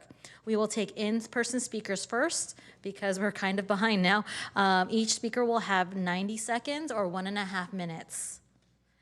First, we'll have John Schachter, sorry. Thank you, Mayor, and thank you, City Council members. My name is John Schachter, and I am speaking about the Twilight membership at Shoreline Golf Links. I have been a Twilight member at Shoreline Golf Links for 8 years. Twilight members pay an annual fee of approximately $1,700 per person to golf at Shoreline in the late afternoon during off-peak golf hours. Kemper Sports, the private equity company that the City Council has hired, has made the decision to cancel all Twilight annual golf memberships. This is deeply disappointing. Shoreline Twilight members are a large, friendly group, including golfers of different abilities, races, religions, ages, political beliefs, and income levels. We play together, we talk, we joke, we argue, we enjoy each other's company. We come together for recreation, connection, and well-being. Thank you for creating the Shoreline Golf Course and funding it, City Council members. The purpose of a municipal golf course is to provide a recreational amenity at an affordable price for the community and should not be operated with the primary objective of maximizing profit. Thus, why is the City of Mountain View allowing Kemper Sports private equity to eliminate Shoreline Twilight memberships? City Council members, did you know that in 2025, Shoreline Golf Links reported an annual profit of $345,000? Did you also know that loyal Twilight members are a key? Thank you. Next. That money could go towards saving the owls. Thank Just you. so that everybody knows. I have pictures of them. I love them too. Thank you. Next we'll have Ramesh Babu Pattabiraman, followed by Glenn Stewart, followed by Hormaz Romer. I'm hoping I'm getting these names right, and then followed by June Lim. So if you could line up so that we can move quickly to the comments. Go right ahead, sir. Yeah, my name is Ramesh Babu, resident of Mountain View since 1994. I'm a Twilight member from 2012. My membership is expiring within a week. I went to renew in the Shoreline. They're saying we cannot renew. They did not email us or communicate with us. It's abruptly, they're saying like that, from March membership. Whoever renewed in January, they gave them a year, but we need some time. They should have communicated, you know. They cannot say, you cannot renew. You have to switch to other member, you know, like. So that's my concern. And John talked everything about, you know, profit and other stuff. So City Council should address to Shoreline what is happening, or give us more time and give everybody like 3 months or 4 months, switch to other members or whatever, or you can raise the fee. Okay, that's my concern. And I've been living here for 25 years, so, or 30. Thank you. Thank you. Just a reminder that we can't take action on items for open public comment. We can maybe in item 8, but you won't hear that till the very end of this meeting. Glenn Stewart, followed by Hormaz Romer, followed by June Lim. Glenn Stewart? No, we don't. We don't see time like that. Hormaz Romer, followed by June Lim, followed by Jennifer Yoon. Hi, I'm Hormaz Romer. I'm also a member at Shoreline Golf Links, and I'm facing the same situation. I really enjoy being a member at Shoreline Golf Links. I've been there maybe 5 years, and it brings great joy and peace to those of us that get to participate in the golf there. We are very disappointed because we don't know if staff was aware of these changes. There was no communication to the members. There was no call for public opinion or anybody inquiring with the members on how they felt about it.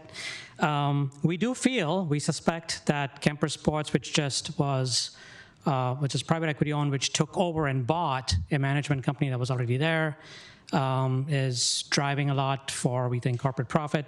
We don't know, but we would like the city and the staff, we would like to work with them collaboratively to give us some time. Let's review and let's examine what is going on, what needs to happen, what can be done about the membership program, and how we can save this from being canceled, where it's a service to the community that seems to be taken away to profit some private equity stakeholders. So we hope something can be done about that. Thank you. Thank you. June Lim, followed by Jennifer Yoon, followed by Teresa Cho. My name is June Lim. I've been the Twilight member for many years. I'm here the Save Twilight membership. The Shoreline Golf membership program has provided a space where the people of all backgrounds across age, income, and ability can come together for recreation and connection and well-being. However, I recently realized that Shoreline Golf Link seems operated for maximizing profit. As a public asset, Shoreline Golf Link should not be operated this way. Should be balancing the financial responsibility with the public accessibility and community benefit. Prioritizing higher margins over risk limiting access, reducing participation, and undermining the public purpose of the facility should be avoided. But unfortunately, campus sports seems to pursue this direction. We respectively urge the City Council and Park Recreation to carefully evaluate whether Kemper Sports' current strategy is fully aligned with the public interest and the long-term vision of Shoreline Golf Link. We ask that the city ensure engage management decision to reflect community values, access, and sustainable operations so that the course continue to serve people broadly by keeping Twilight membership rather than shifting toward a highly profitable golf course business model. Thank you. Thank you. Jennifer Yoon. Hi, my name is Jennifer Yoon, and I'm here for Saving Twilight membership. And I've been member for more than 6 years. And then, this is a public golf course. So it should be treated like a library or like a park. And for the Shoreline, for us, who's a golfer, playing golf is like, people go to the library for book. And then for people who like us who play golf, it's like this Shoreline golf course because it's very affordable.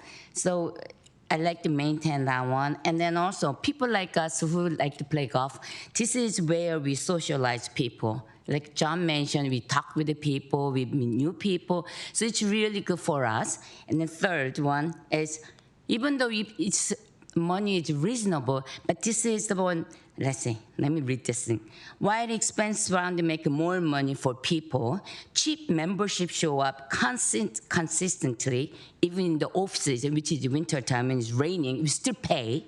So they provide a steady cash flow, keeps the golf course running year-round. So what I'm saying is this is, since it's a public, should be the money should be reasonable. And then this is what Twilight membership is.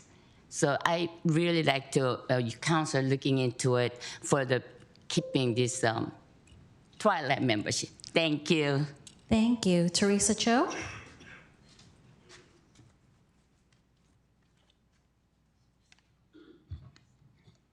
My name is Teresa Cho, and my daughter is called Melinda Cho. We are from Special Olympics.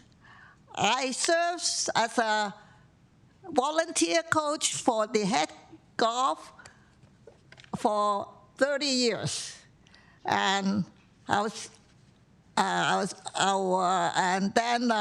we also participated in the Santa Clara Special Olympic golf training in the summertime since 2021. Melinda Cho, my daughter, she loves to play golf. So I like her to have a longer training. So we purchased the Twilight membership so that we can play golf after this training season. But she worked full-time. She could only play golf on weekends. Now Shoreline is canceling the Twilight membership, and that is affordable for members to play on weekend. So Melinda, my daughter, is concerned whether she can be able to afford to play at Shoreline in the future when she had to go up to a higher. Thank you. Next, our last in-person speaker is Albert Jeans.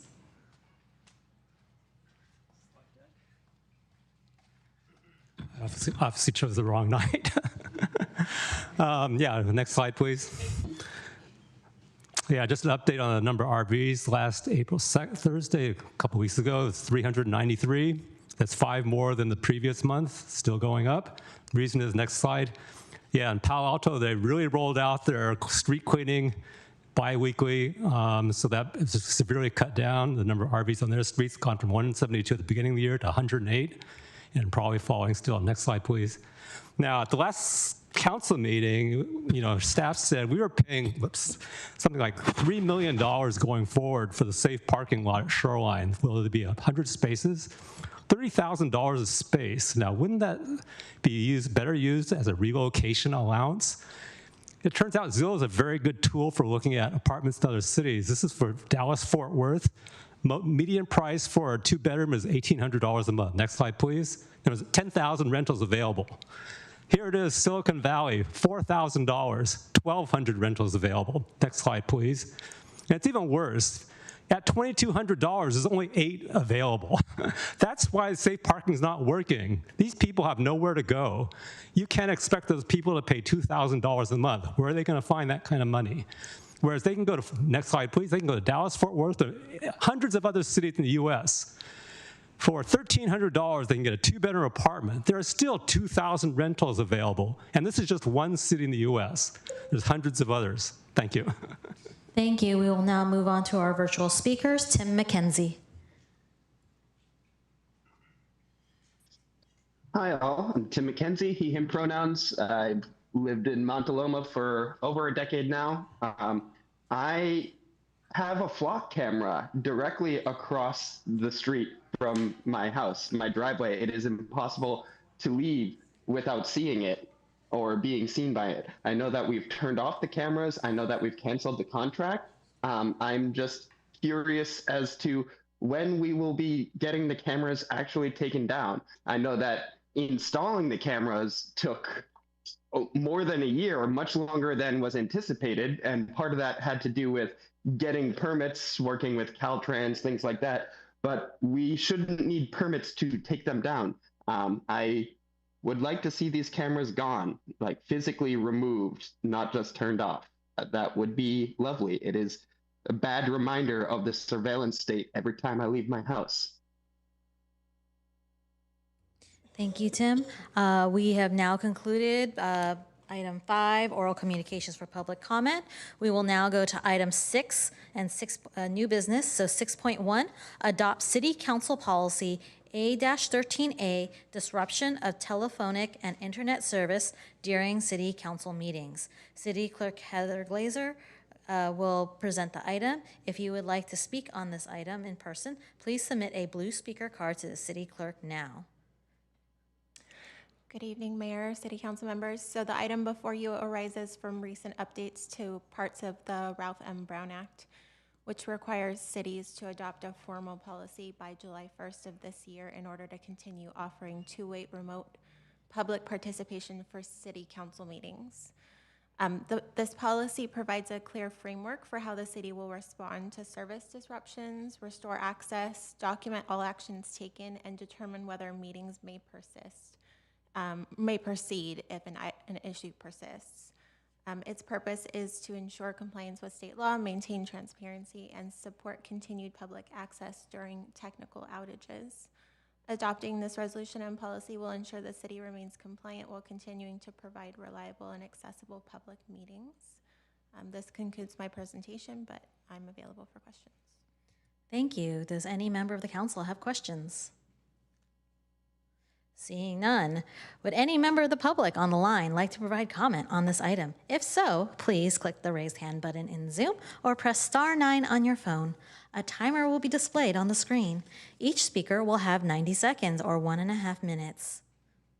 I am seeing no public comment. We will now take virtual speakers. I am seeing no virtual speakers. We will now bring this item back to council for questions and deliberation. Please note that a motion to approve the recommendations should also include reading the title of the resolution attached to the report. I see a motion by Councilmember Clark. Go right ahead. Vice Mayor, I'm so sorry.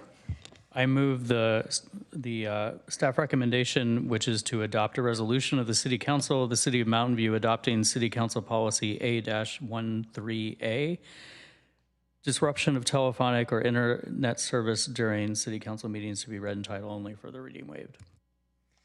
Thank you. Vice Mayor, motion by Vice Mayor Clark, seconded by Councilmember Ramirez. I believe we are ready for a vote.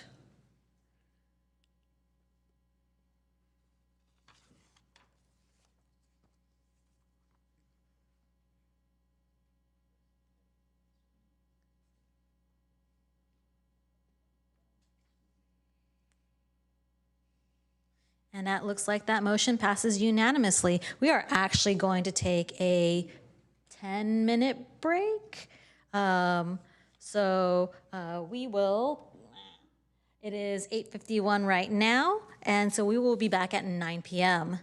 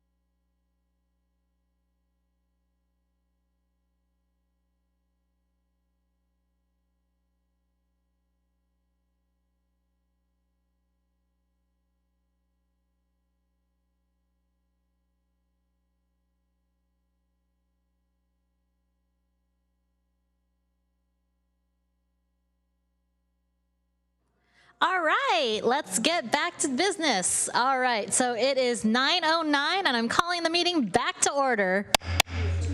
All right, so now we are at item 6.2, approve the public safety building construction financing plan and recommended fiscal year 2025 to 26 fund transfers and appropriations. Assistant City Manager Arn Andrews will present the item. If you would like to speak on this item in person, please submit a blue speaker card to the city clerk now. Go ahead.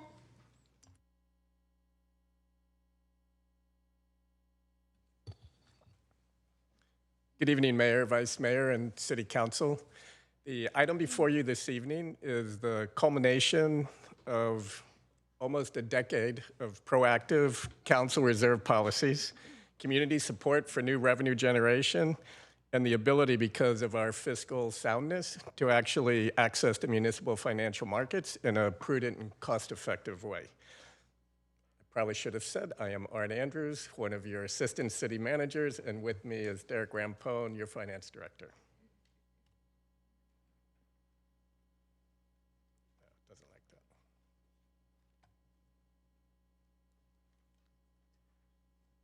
Doesn't like that either. There we go. So one of the reasons we're here tonight with your financing plan is because of a couple of developments that have happened on the public works side.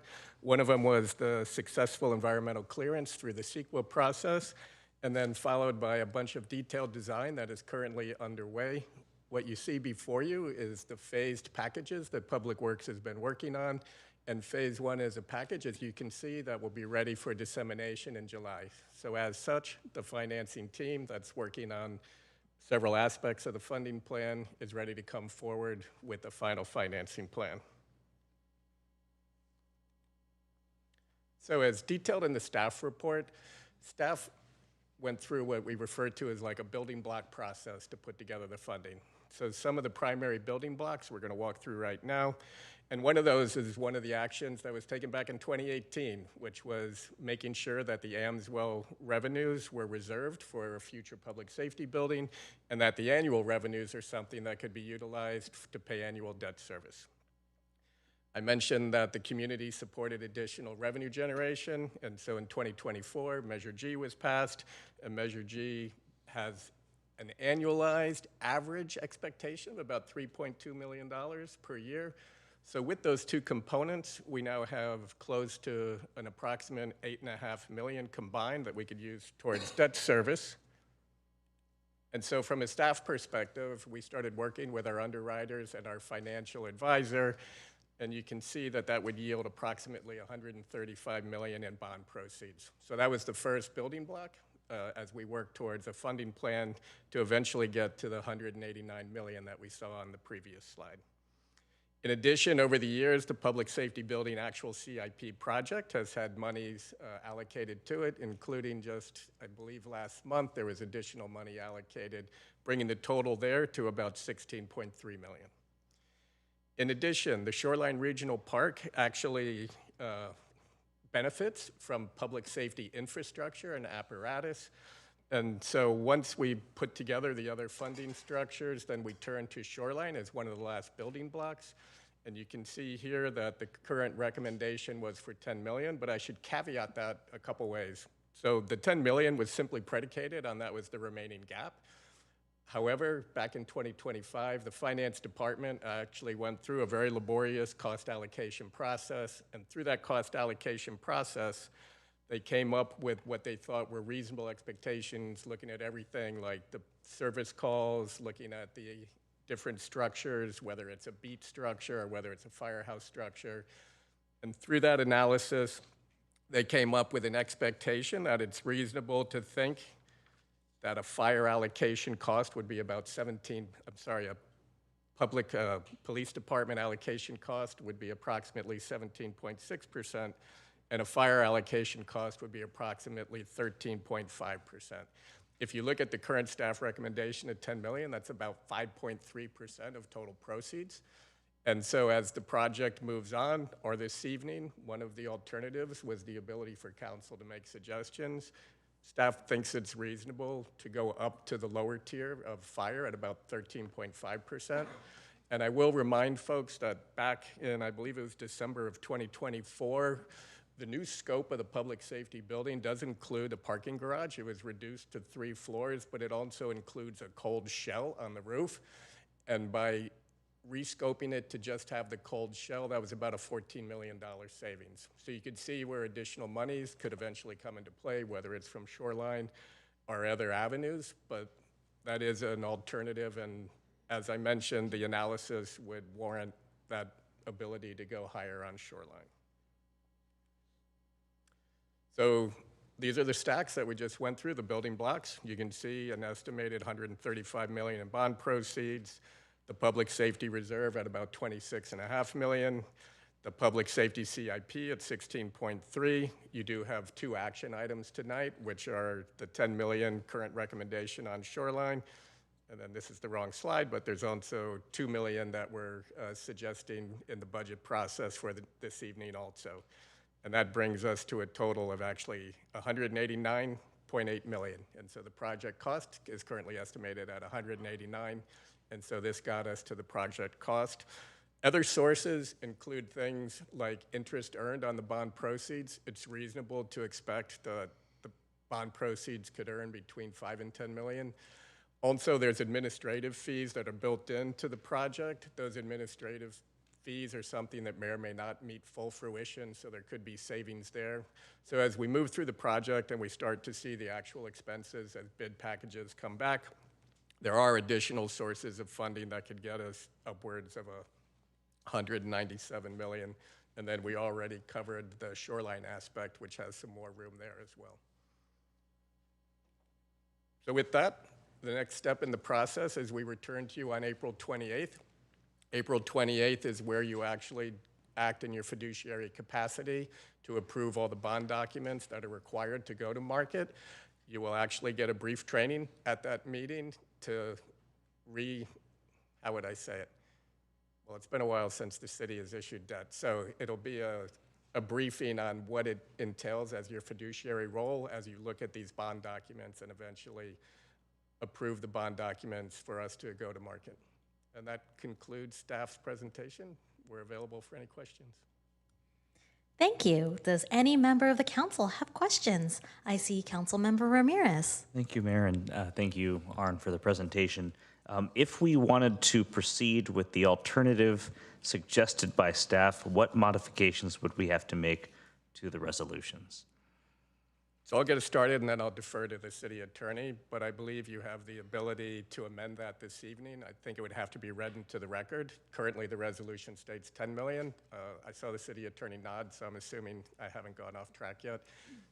That number could be amended verbally into the record at whatever council deems appropriate. I'm not very good at math. So if it would have to be a dollar amount. We can't say 13.5%. Correct. So what would that number be?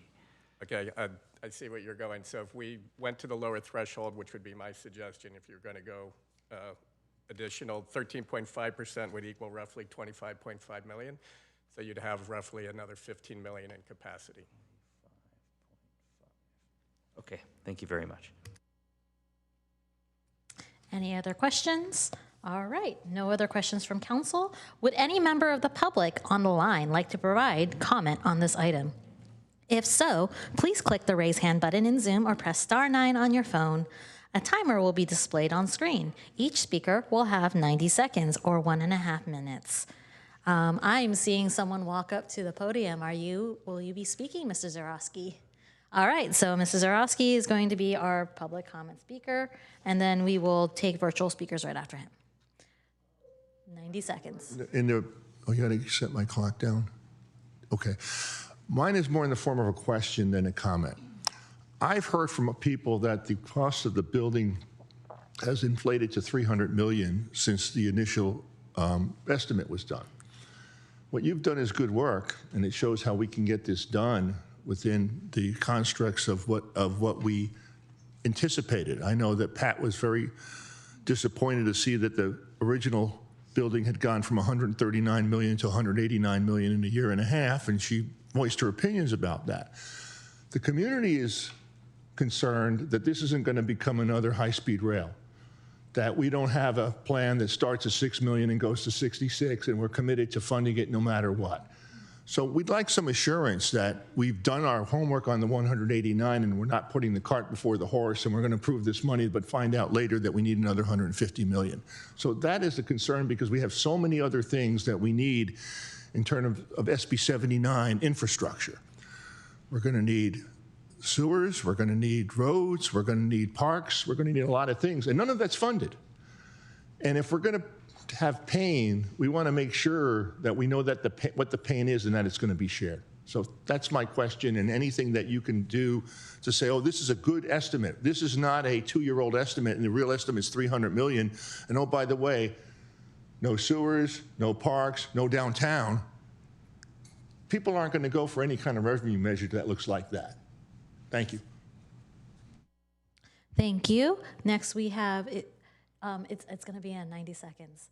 And then we now move on to our virtual public comment. Tim McKenzie. Hi, Tim McKenzie, he, him pronouns, Montaloma neighborhood. Following up on the previous speaker, one way to be certain that the estimate is correct or that we're not going to overrun costs is to reduce the footprint of the public safety building. I don't know that there's a need for a shooting range. I don't know how much that really contributes to public safety. There's been material changes in conditions. The Public Safety Advisory Board, which was in existence for many of the decisions and discussions about this building, no longer exists. So some of that public oversight that we used to have doesn't exist anymore. I ask and implore that you reduce the scope, scale of the Public Safety Advisory Building, the Public Safety Building, because it's not big buildings and the fanciest new technology to the police that actually keeps us safe. There are many elements to public safety, such as stable, affordable housing, access to nutritious food. There are many elements beyond giving a big new fancy building to the cops, and I'd ask you to reassess in light of changes in material conditions to lower the footprint, lower the costs. Thank you. Thank you, and that completes our public comment. We will now bring the item back to council questions and deliberation. Please note that a motion to approve the recommendation should also include reading the title of the resolutions attached to the report. I see we have Councilmember Ramirez. Thank you, Mayor. I'll go ahead and move to approve the slightly revised staff recommendations, including adopt a resolution of the Board of Directors of the Shoreline Regional Park Community amending the fiscal year 2025 to 26 adopted budget to transfer and appropriate $25.5 million from the Shoreline Regional Park Community Fund to CIP 20-49 Public Safety Building Design to be read in title only, further reading waived, and adopt a resolution of the City Council of the City of Mountain View amending the fiscal year 25 to 26 adopted budget to appropriate $2 million in the general operating fund for a transfer to the Public Safety Building Reserve to be read in title only, further reading waived. I do appreciate the additional analysis provided by staff and agree with the findings. I also think it is important, the question I'll conclude with is the concerns raised by Mr. Zaorski and providing some assurance to the public that there won't be substantial cost overruns and further risk to the general fund. What assurances can we provide to the public? I'll get us started, but then I'll probably look for some help from our Public Works Director. She's still here, thank you. So when the first bid package is released, it's going to provide a lot of clarity just alone on that, and that'll happen this summer. And then my understanding is with the design work that's been done and with the engineering's estimates, we're still in the ballpark. With the action that council is considering tonight, you are going to increase the contingency availability in the event that it's above the cost of increases that are currently worked into it along with the administrative costs. But I'm going to stop there, and I'll ask our Public Works Director. Good evening, Jennifer Ng, Public Works Director. Let me give you a sneak peek into my world and as to how this works. So we have several phases of this project. There are 3 phases. The first one is a demolition phase. The second one is construction of the main building. The third phase is site work as well as the garage. At each phase, there are several check-in points throughout the design. So there's typically a 35%, a 65%, and a 90%, and then finally we get to 100%. At each of those phases, we get an updated estimate from our design team that allows us to do checks and balances along the way so that we can see how we're progressing in the design relative to the amount of funding that we have available. The nice thing about this particular project being phased is that that third phase of the garage is our off-ramp in case something happens catastrophic in the world. I don't want to wish ill on anybody, but if there were another pandemic and bids went to heck all over again like they did 5 years ago, you know, and went crazy, you know, that garage component of the project is is one of the major off-ramps that we have in order to keep the rest of the project on track. Great, thank you. All right. Any other? Okay. Councilmember Kamei. Great, thank you. Thanks. Just a quick question for staff. So I know we have a web page for our public safety building, and it had like the designs and things like that. As we're moving forward through our process, would we be able to maybe like update and provide links, and maybe that can address some of the public comment that we heard tonight in terms of making sure that it's daylighted and transparent on the process? Yeah, I think the financing team would be happy to work with Public Works to embed financial components to what they currently have for the project itself. And then as we move forward, we can continue to update the financials. Great, thank you very much. Great. Councilmember McAllister. Right of way. We own the property, so could you explain the right of way of $2,670,000? I'm looking at project detail. Is that obsolete or is that still current? So once again, I will call on our Public Works Director.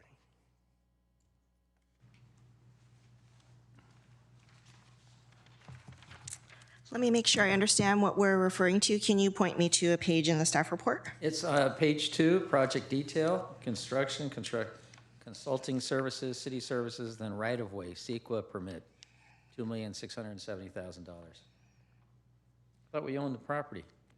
Oh, we do own the property. That's just a generic titling, I guess I would call it, for how we typically bucket our buckets of money. In this case, we do own the property that the building sits on. We do need to pay for CEQA and permits. Part of the right-of-way fees is going to include some additional work that we need to do to provide parking in the area for any sort of displacement during construction. Okay. Any other questions? Any other comments? Oh, Councilmember Hicks. I just wanted to refer, I do not have an additional question, but I wanted to refer to members of the public who are interested in how this is being paid for and the financial feasibility. Their council does get the opportunity to ask written questions ahead of time, and there are I don't know, 9, 10, some number of written questions, which if you're super interested in digging into the details, you can read. They're available to everyone online. Thank you. Thank you, Councilmember Hicks. We have a motion on the floor made by Councilmember Ramirez. We are still waiting on a second. Vice Mayor Clark. Can I just ask staff, I want to make sure in my head I understand the difference between the text that was presented to us to transfer and appropriate $10 million from Shoreline Regional Park versus the motion that was made. Are we essentially just giving ourselves some extra cushion there, or? I believe that's the intent. The intent is to utilize the full capacity that's available through the cost allocation study that was done Right. And as a staff perspective, we would just have that as additional contingency funds as we move through the project. Got it. Okay, I understand now. Thanks. Thank you. Okay, so now we have the motion by Councilmember Ramirez, seconded by Vice Mayor Clark. I guess if there are no other questions or comments, we are, Councilmember McAllister. Okay, I guess I was reading something else. I'm a little confused. So there was two options. One is 2 million, one is 10 million. And you recommended the $2 million. Thank you. It's the other way around. The 2 million is a general fund allocation through the budgeting process, which we'll take care of this evening. It's the 10 million portion from Shoreline that's being increased to 25.5. Oh, so we're doing both. You were going to do both this evening anyway. They weren't options. They're two Oh, actions. that's what I was, okay. Thank you for the clarity. All right. Once again, any more questions? Any more comments? It looks like we are ready for a vote. Let's go.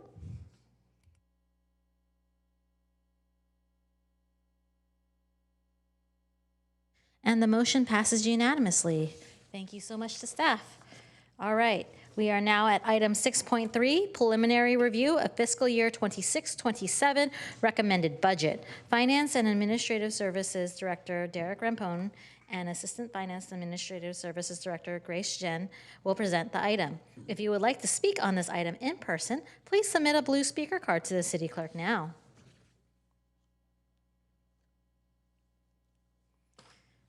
Whenever you're ready.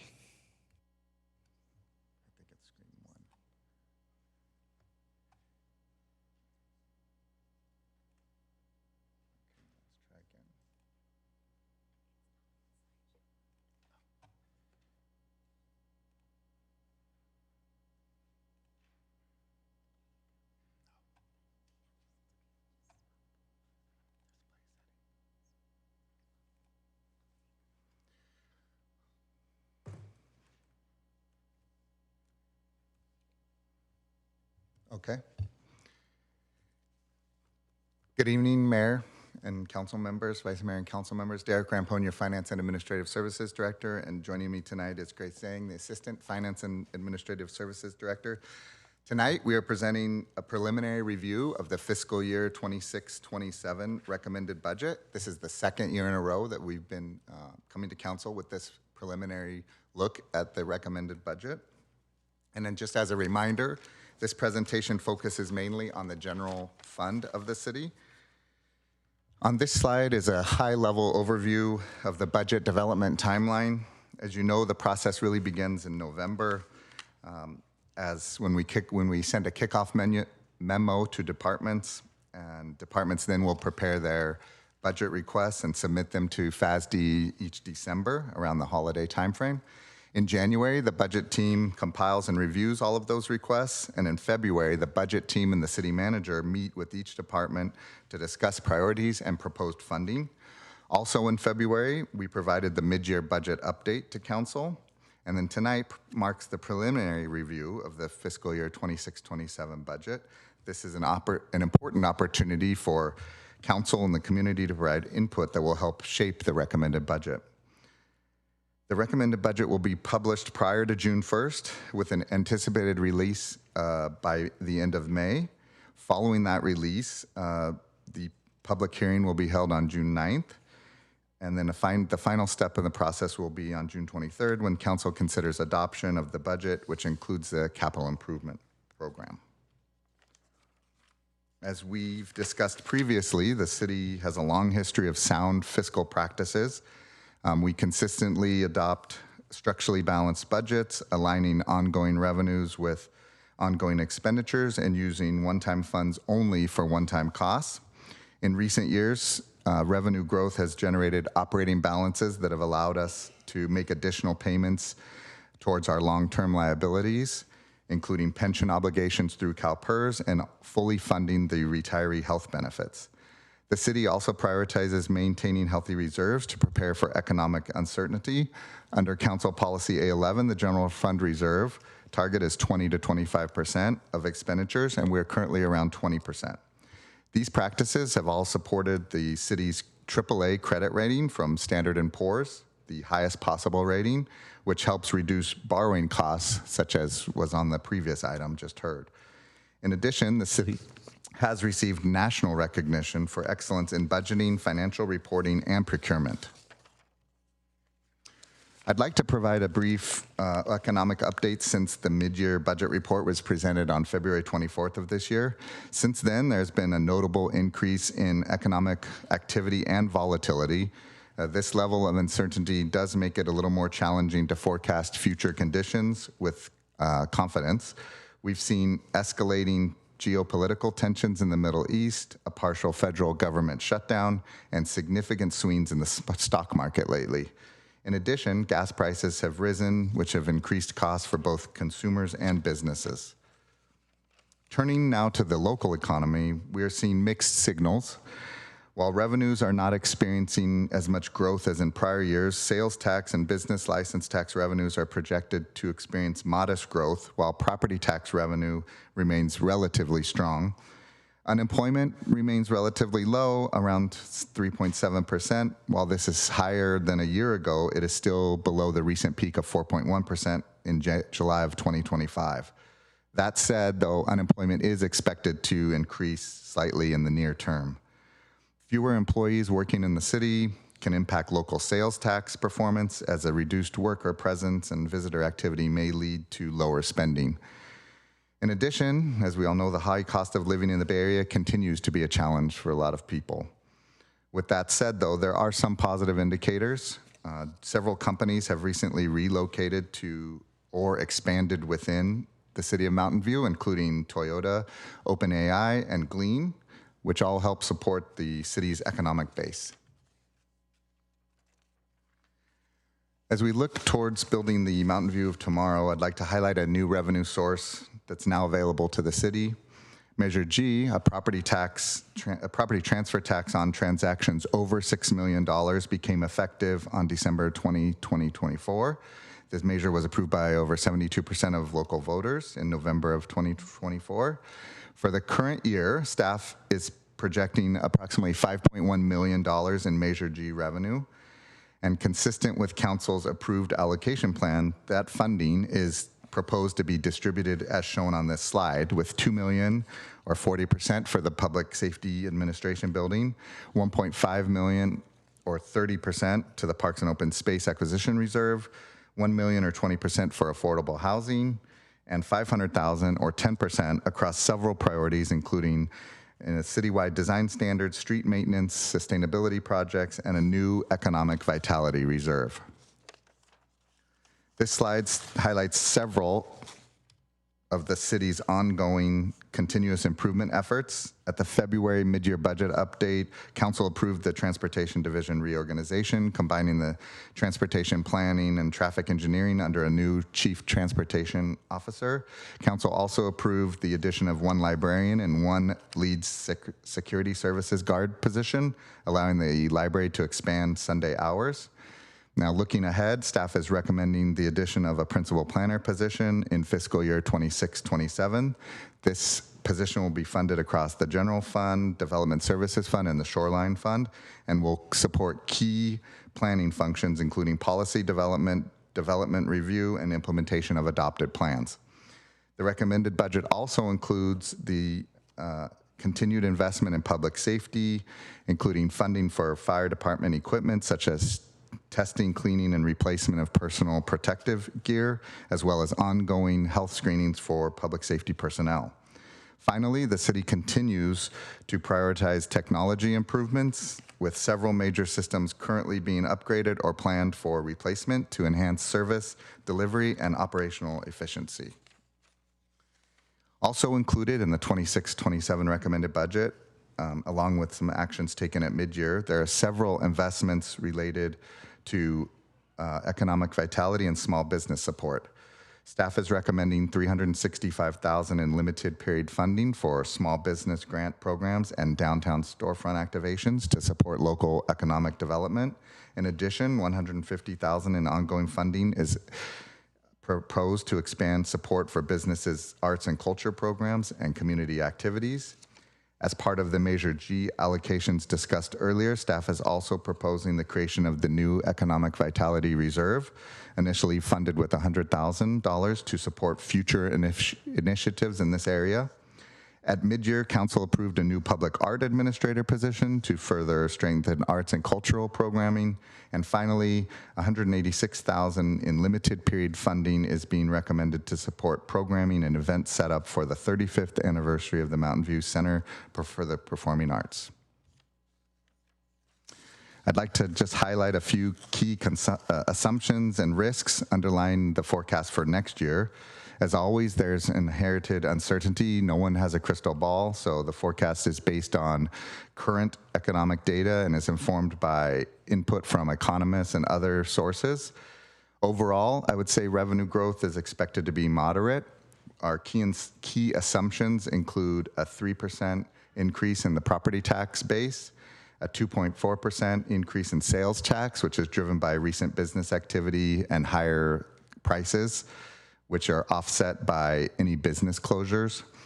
Approximately 2% growth in lease-related revenues, which are consistent with inflationary adjustments. And at the same time, expenditures are expected to grow at a faster rate than revenues, which is an important dynamic to monitor.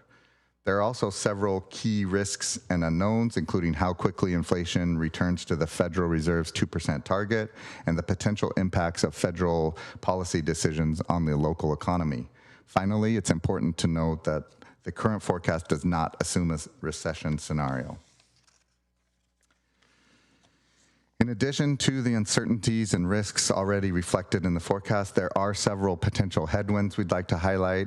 First, there is a proposed statewide ballot initiative that could significantly impact the city's property transfer tax revenue, particularly for cities like Mountain View that have adopted higher tiered rates. Depending on the outcome of that, the city could see an annual revenue loss in the range of $10 to $15 million, depending on how it shakes out. This estimate is based on historical activity and includes the Tier 2 revenue from Measure G, which was approved by voters in November of 2024. Mountain View has been engaged actively in opposition to this initiative and is working closely with our legislative advocacy team to provide data and ensure the city's perspective is well represented. In addition, there may be multiple revenue measures placed on the November 2026 ballot by other agencies, as we heard earlier this evening. A crowded ballot environment could create voter fatigue, limit voter attention, and increase competition amongst jurisdictions for voter support. This dynamic could make it more challenging for any individual measure to succeed. And finally, broader economic conditions remain a concern. If the cost of goods, particularly essential items, continue to rise, discretionary spending may soften.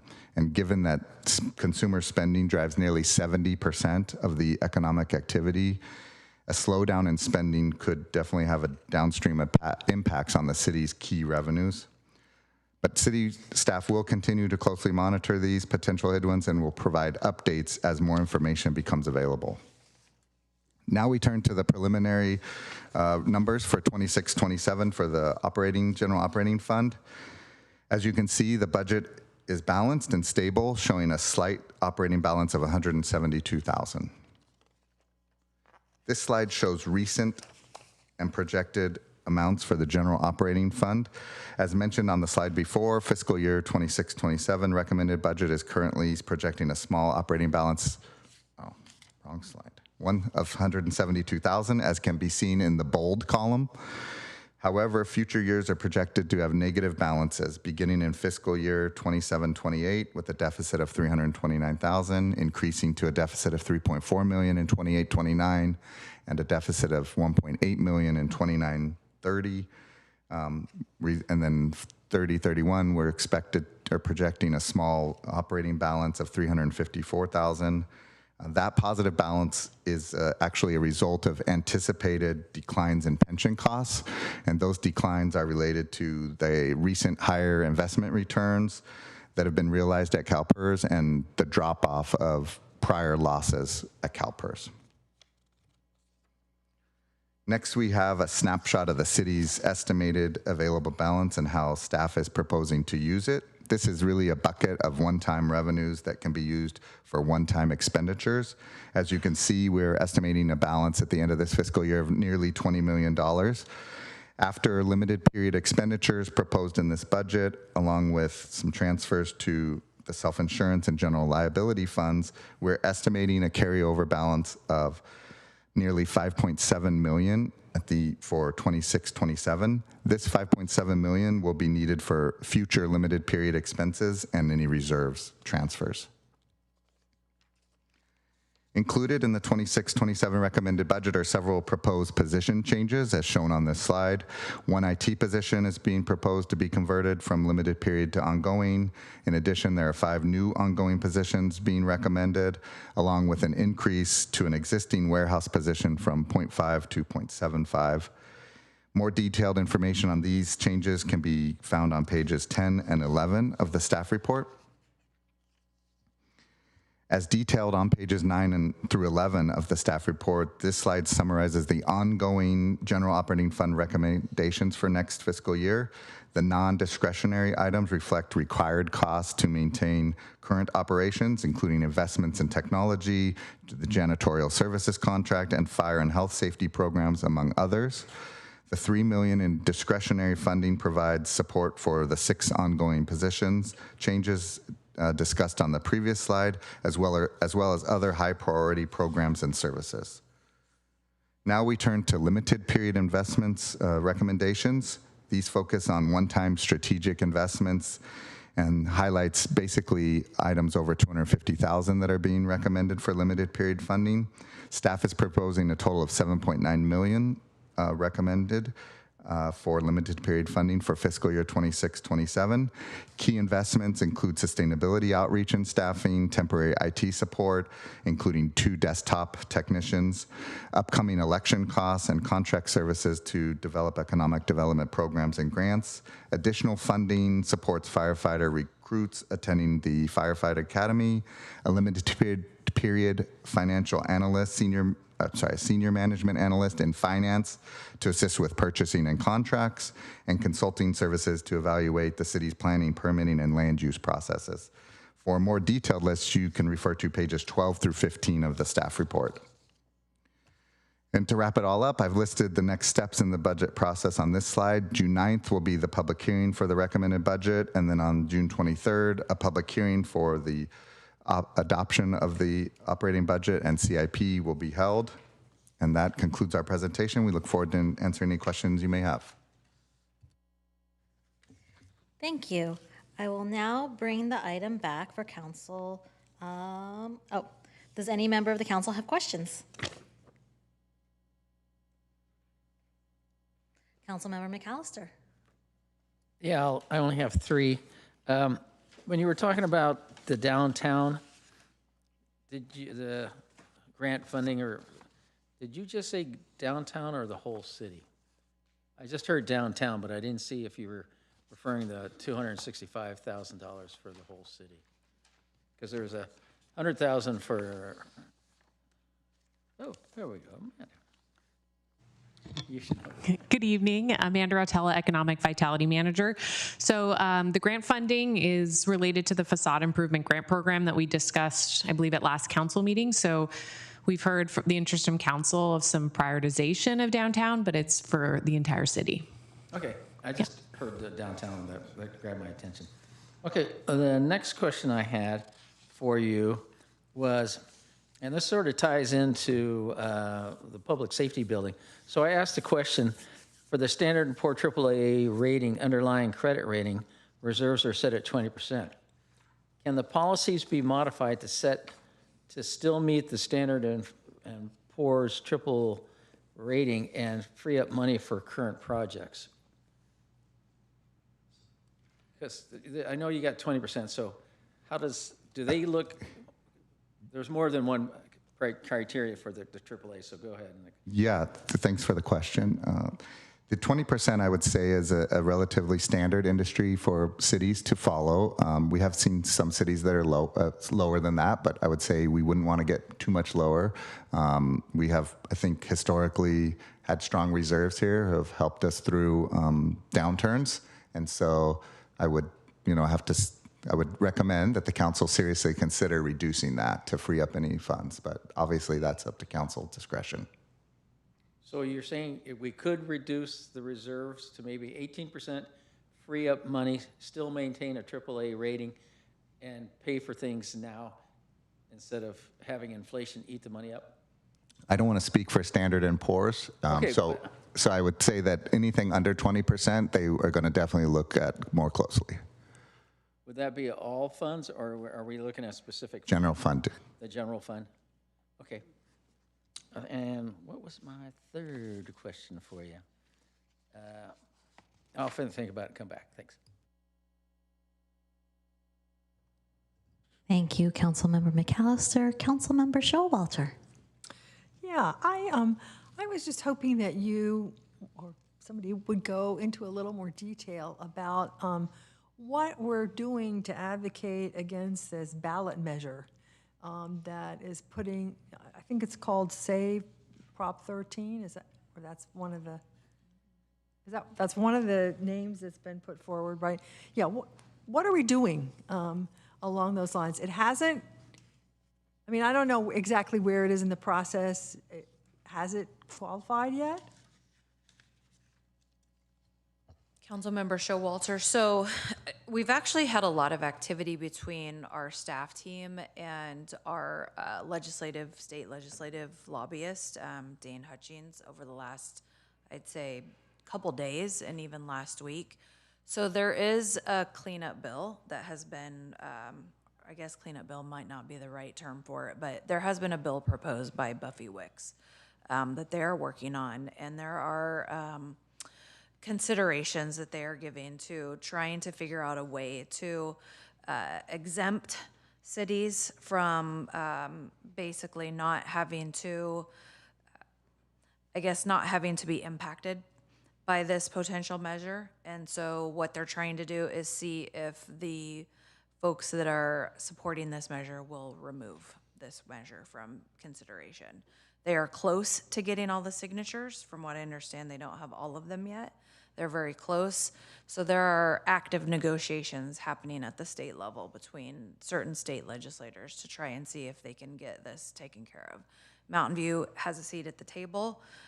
We very specifically provided detailed financial information that is being used by legislators to illustrate the severe impacts that Mountain View, and we are using the $15 million number because that is frankly more likely to happen if we were to have the property transfer tax eliminated. We're not the only city locally. San Jose would also be impacted by this. So it's my understanding that they are also at the table talking about this. So there are multiple cities across the state that would be impacted by this, but it's really fast moving. But in the last, I'd say, like I said, few days, the last week or two, we've been very actively engaged on this.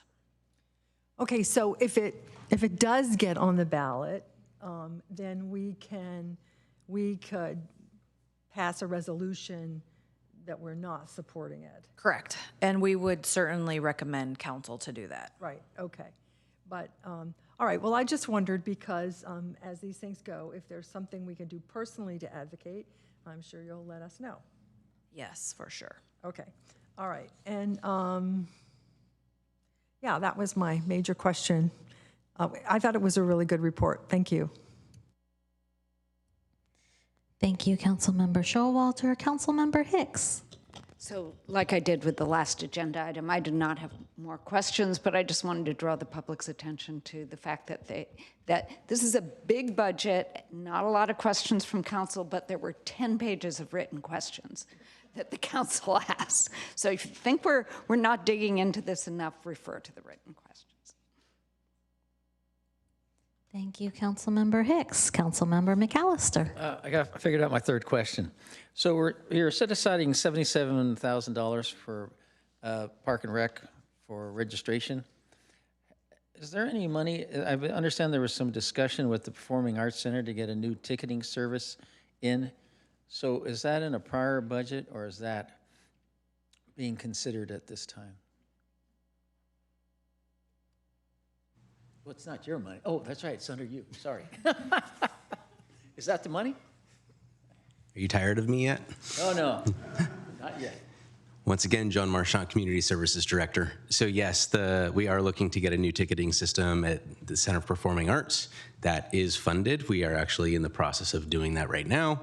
As far as the $77,000, we have a set amount of funds set aside for the fees that we are assessed for registration fees. And so that fund is basically allowing us to stay stable, to pay the fees to the vendor that we use for the registration system for recreation. Okay, you could have just said, yeah, we already have it funded. Thanks. Any other questions? Any other questions? Vice Mayor Clark. I'll bring it up now as a question instead of later. I think at some point in the past, either in item 8 or some sort of referral, we looked at, this is a very minor thing, the overall piece of the budget, but we look at, I think some of the escalators that were in place for things like council operations, like travel and other things, got paused during the pandemic, and I don't think they've been addressed. And I think they might have, I think at some point we talked about this previously, and I didn't know whether the Finance Committee or CPPC or the council directly should address that with you if we want it in this budget.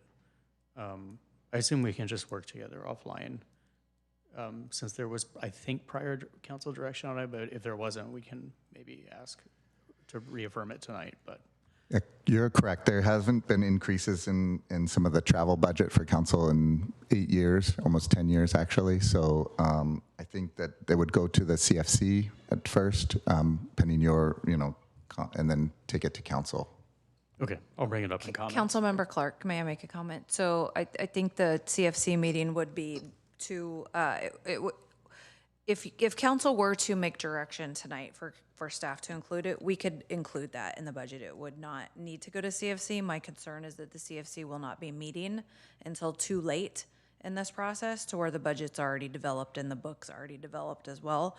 I think an elegant solution is that we have already had to increase the travel and training budgets for most all of the departments for similar reasons. And so should you give staff direction tonight to just have staff look at that and apply that escalator, I think that's the easiest way of doing it. That's what I would recommend. Okay, I'll bring that up in comments then, because I definitely don't want anything special for us. I just want to make sure that at some point we address, so that 5 years from now, we aren't in a world where we're looking at 50% increases or something weird. So. Yeah, and that would be very consistent with what we've done across the organization. Thank you, Vice Mayor Clark. Councilmember McAllister. Just clarification for the Vice Mayor. So was it travel or all council expenditures? I'll raise it in I'll raise it in comments, but I was thinking just kind of taking a look at anything that was paused then and just seeing if we need to get anything up to match what the staff more broadly is doing. So, thanks for your clarity. Thanks. All right. Seeing no other questions from council, would any member of the public on the line like to provide comment on this item? If so, please click the raise hand button in Zoom or press *9 on the phone or turn in your blue card. A timer will be displayed on the screen. Each speaker will have 90 seconds or 1.5 minutes. I am seeing no speakers in person, but I have one online. Tim McKenzie. Hi, all. I have a specific concern about one of the line items for a one-time expenditure. There's a line item for $158,800 for public safety equipment costs. One concern is that this seems premature to be pre-allocating money before the AB 481 military equipment use meeting.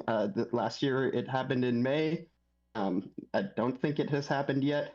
And pre-allocating funding before approving the actual list of equipment seems not to be prudent. I also question how necessary it is. Flock safety cameras, which the council unanimously canceled the contract with, was public safety equipment. And that was, I think, not the most prudent use of funds. And it seems council agrees with that as well. And there was just $10 million or more for the public safety building.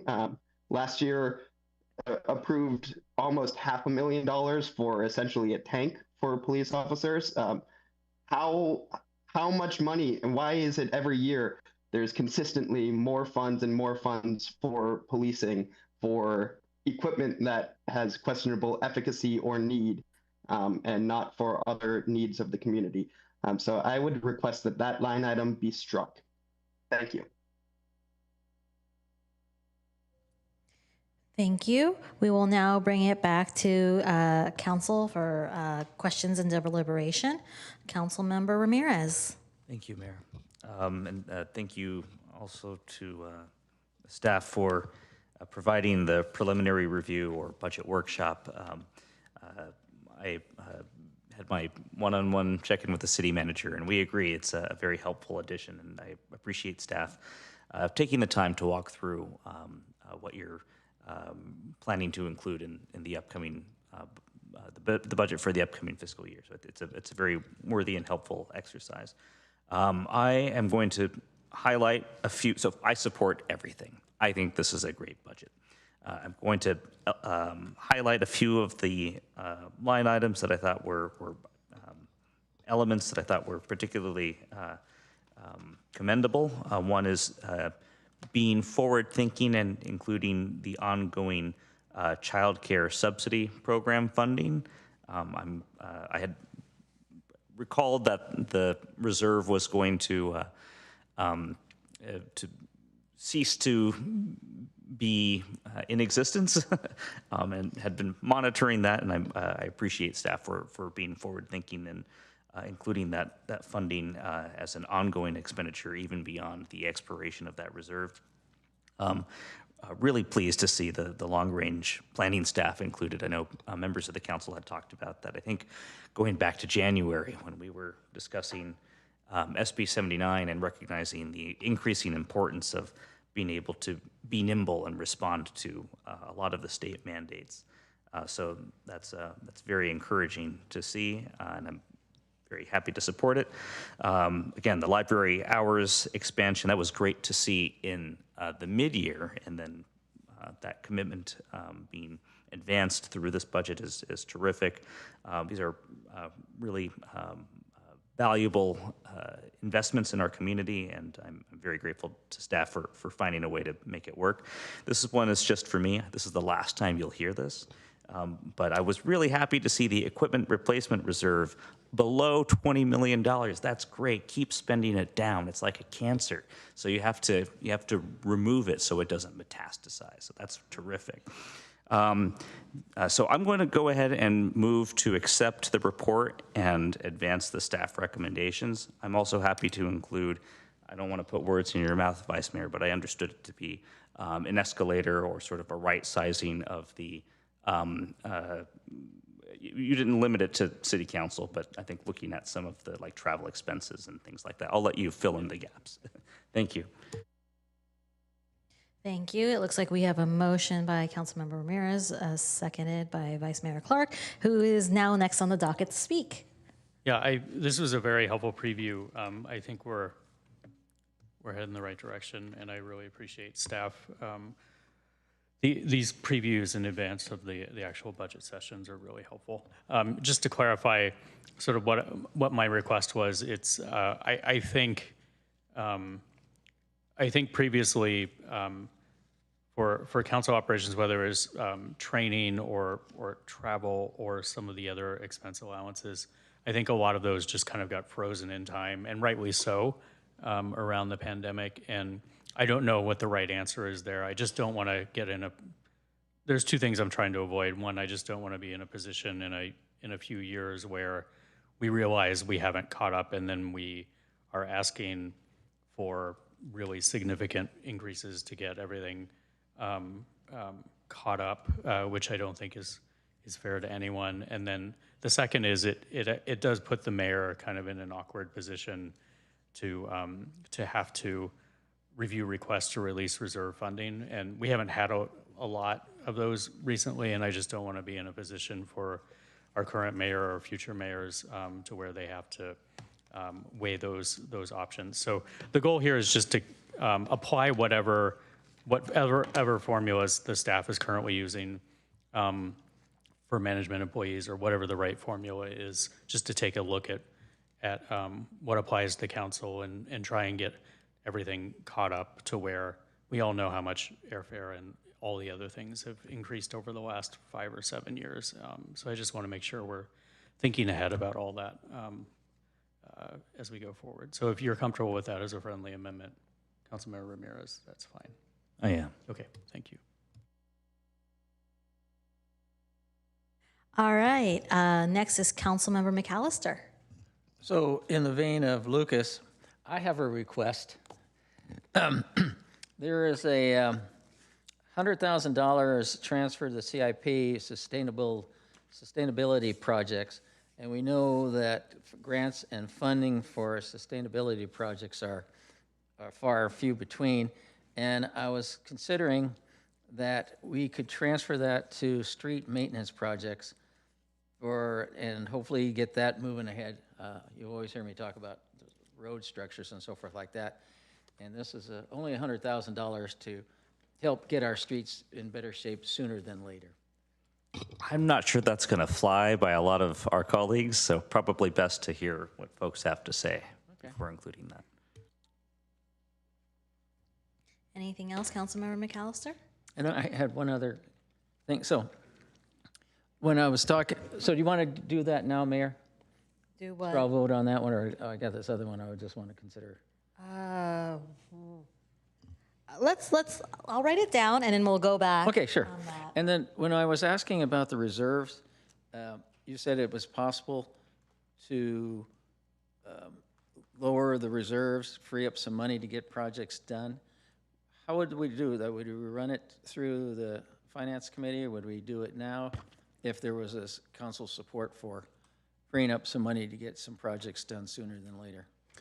Council Policy A11, which is the reserve policy, usually goes through the CFC for any modifications. Okay.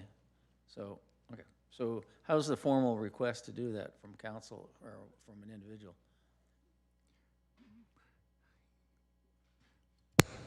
Right now, if you want council to consider that, you can have deliberation on it and provide direction to staff. Okay. I would like the CFC to consider reviewing reserve balances to see if we still can maintain our AAA, but also free up money to get projects moving along. Question for staff. So my reading of the report suggested that you were already planning to go to CFC with this council policy for review. Is that right? That's correct. It is on our on our list for modification, but we would need direction on what other changes you're looking for. Oh no, I wanted to review to see, and when would that be taking place? Mr. Rampone, can you clarify what we're taking to CFC for A11, because there's a lot of parts of A11 and it's not a change to the reserves? Correct. It's not a change to the reserves. For what we're planning on taking in May, sometime we don't have a date scheduled yet. The first one is for some other reserve balances to like the compensated leave reserve, which needed to be updated for a recent GASB pronouncement. So we're updating that. Go ahead with the others. There are a few items. Good evening, Grace Zhang, Assistant Finance Administrative Director. Thank you for the questions. There are a few items that we're planning to bring it back to CFC in May for the Council Policy A11, including recommendation for modify our current reserve policy for compensated absence reserve to align with our operating needs. And then the second one is to clean up some languages on what budget or what expenditure are allowed to spend on capital improvement programs and the closing timeline of the capital improvement program. That's the second item. And then the third item is to provide a little bit more detail about our city's current cost allocation plan process. And then the fourth item is to, I think that's all we have. Yeah, that's all we have. Okay, because I don't think my ask is in there, just to review. I would like to add that you would also review the reserve for the general fund and see if we can, just review the 20% policy and see if we were able to, if we could lower it and use the money directed to pay, to do more projects sooner and later and still maintain our. I actually support that, but I do want to check in with staff. Is that a reasonable addition to the scope for the next CFC meeting? So we only have about a month, and I'll just frame what is typical for a body to look at reducing a general fund reserve level. It's typically done in a deficit situation where an agency is seeking to find various methods to save funding, to decrease expenses, raise revenues. So it could take longer, but I suspect that given the short amount of time we have, what we would likely do is try and talk to our Standard & Poor's, the rating agencies, and even just have a conversation with them to say, hey, if we were to even consider decreasing from 20%, will this jeopardize our bond financing? And so that would probably be the basic conversation that we would have, and then we could bring an update to CFC if that's something that they say it won't jeopardize it, it wouldn't matter. But typically, this sort of situation is looked at more closely in a deficit year situation. So we could do it, but it's not going to be a robust analysis because we just don't have that much time. And one of the reasons I'm bringing it up, because we're looking at some big projects that we're going to be doing. We're also going to be looking at a bond measure that may or may not get through. And so I'm just looking at, okay, if we start looking at how we can get some of the money to go to these other projects, we'll be ahead of the game. So all it is, do you have an update on the?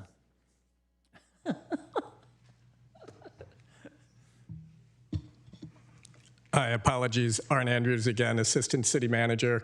Just to update the council on the progression of what's happening with the public safety building and us going to market. We will actually be presenting S&P with an updated, what they refer to as a POS or a preliminary official statement, likely this week. They've agreed that because we already presented to them once, and so our AAA rating is still pretty current, that any questions they have, we will do through a back and forth in email. Once the official statement also comes to council on April 28th and it's approved, it's referred to as redlined, which means anything material that happens, we would have to update the official statement. My advice, while this is a good conversation to have, I would recommend having it later. You would recommend? I would recommend delaying this aspect of the reserve conversation until later. Okay, I mean, it could be delayed. I just want to get it out there to talk about it because it is a source. So if it's going to jeopardize the bonds, yes, that's what I always said. We're not trying to lose the AAA rating, but it's something that I would like to see discussed. So maybe later part of this year, we bring it up again. And we'll go from there. Okay. Thank you, Councilmember McAllister. Councilmember Showalter. Okay. Yeah, I have a couple of comments. First, I really enjoyed this reading this report. And one of the things about it that I really liked was your description of the economic situation we find ourselves in. You know, in the last few weeks, there has been constant, really serious volatility in all of the markets, and there have been so many economic forces that, you know, are just changing really, really rapidly. And I have had trouble following it all. And I don't think I'm alone in that. I mean, I have a lot of trouble following it all. And it was really nice to see it, you consolidated in you know, about 3 paragraphs. And I'm sure that if you write this next week, you know, it would be different. but that said, I really appreciated having you pull all that information together for us and talk about, how these things interacted. I thought that's really helpful. And I hope, because the situation will be different when, you're putting the budget together for June 2nd or whenever it is, that you'll do it again, because it's really, it's really edifying. So thanks for that. I just in a detail, following up on the changes for travel, one of the things that's changed over the years is kind of whether or not it's a good idea to really be flying basic economy or economy or whatever.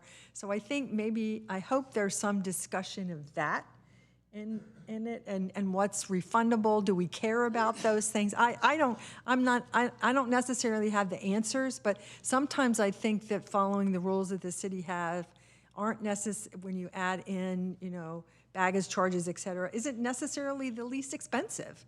And so I'd like, to sort of somebody to consider the flexibility of that, so that the city does get a good job, and we also get, good coverage for going places. Okay, and then much more general, I want to say that I'm really pleased to see all these positions added. Having been a government worker for most of my life, I've observed how there's an inverse effect to what the general economy is doing and how good recruiting is for the government. In a situation like this, where there's been a lot of tech jobs cut, it's very hard to find a position now. Government jobs are considered very desirable, and we can get really high caliber applicants, and we can get a large number of applicants. So I think that it is really wise that we are adding some headcount here. I really approve of that, and I'm glad you're doing it. And I know I've mentioned it many times, but it's good to see. And so I wanted to thank you for that. That's basically my comments. Thank you. Thank you, Councilmember Showalter. Councilmember Hicks. Well, many of my comments on the budget were going to be virtually the same as Councilmember Showalter's. So first, I do appreciate the opportunity for the preliminary budget review. I really like that we did not do that when I was first on council. And I think particularly, as Councilmember Showalter said, during this time of economic volatility and geopolitical tensions, those are your words, not mine, but that summarize a lot of the things I've been hearing about over the news for over the last several weeks, if not several years. I think it's good to see things ahead of time. I don't know when we see the final, given the volatility, when we see the final budget, maybe much of it will be different. I don't know. But, I think we're in the most uncertain times we have been since we've been here during the pandemic.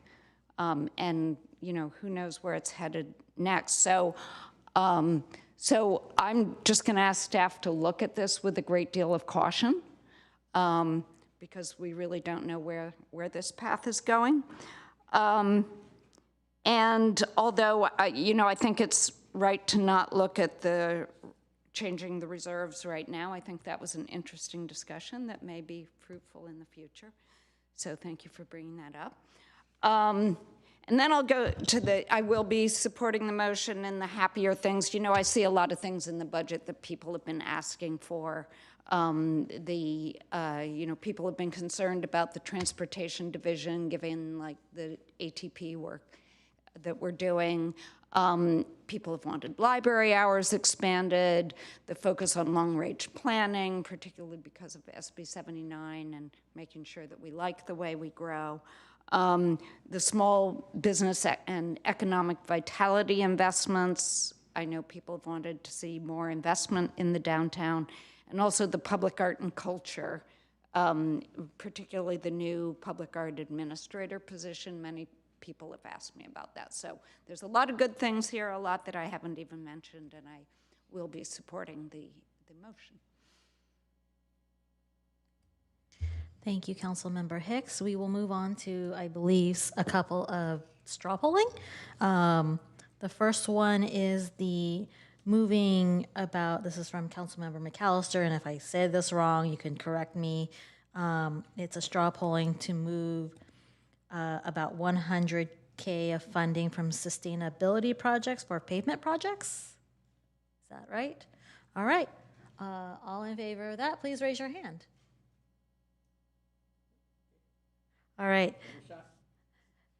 Shoot your shot, I guess. Oh, we're not going to do the CFC one. Oh, okay, sounds good. All right. Seeing nothing else in the speaker line, thank you, staff, for your work on this. We will now go to the vote.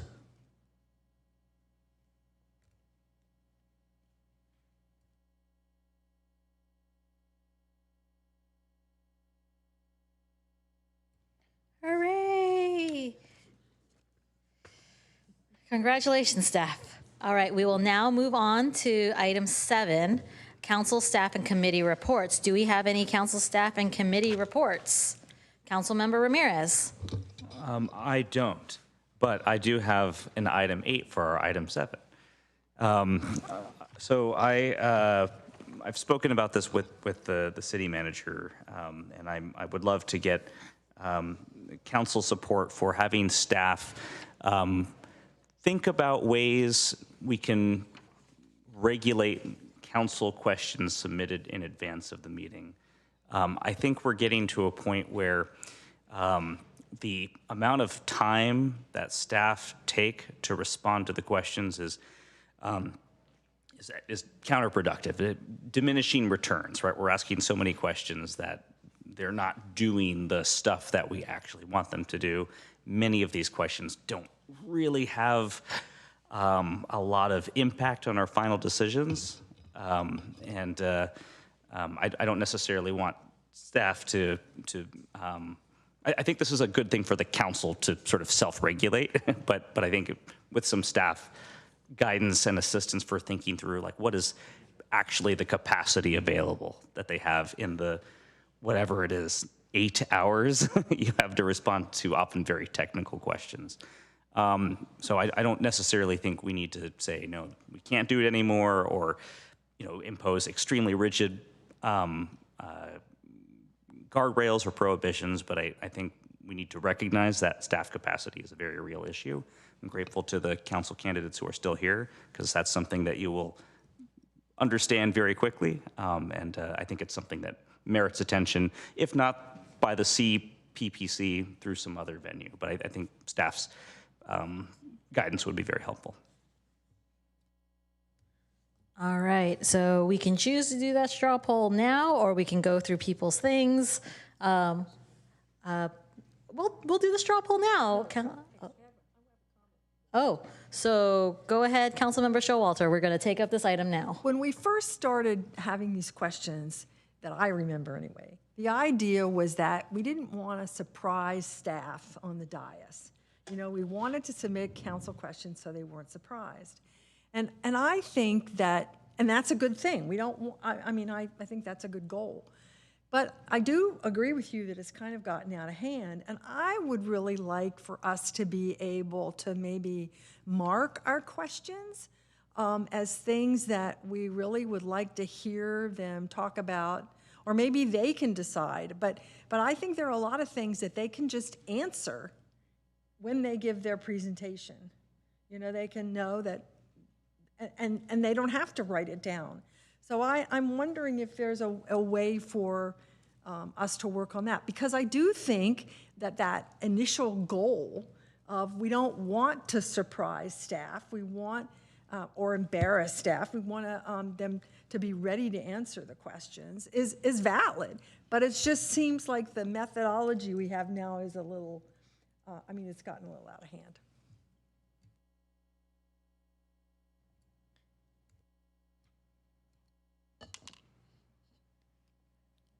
Go ahead, Councilmember Kamei.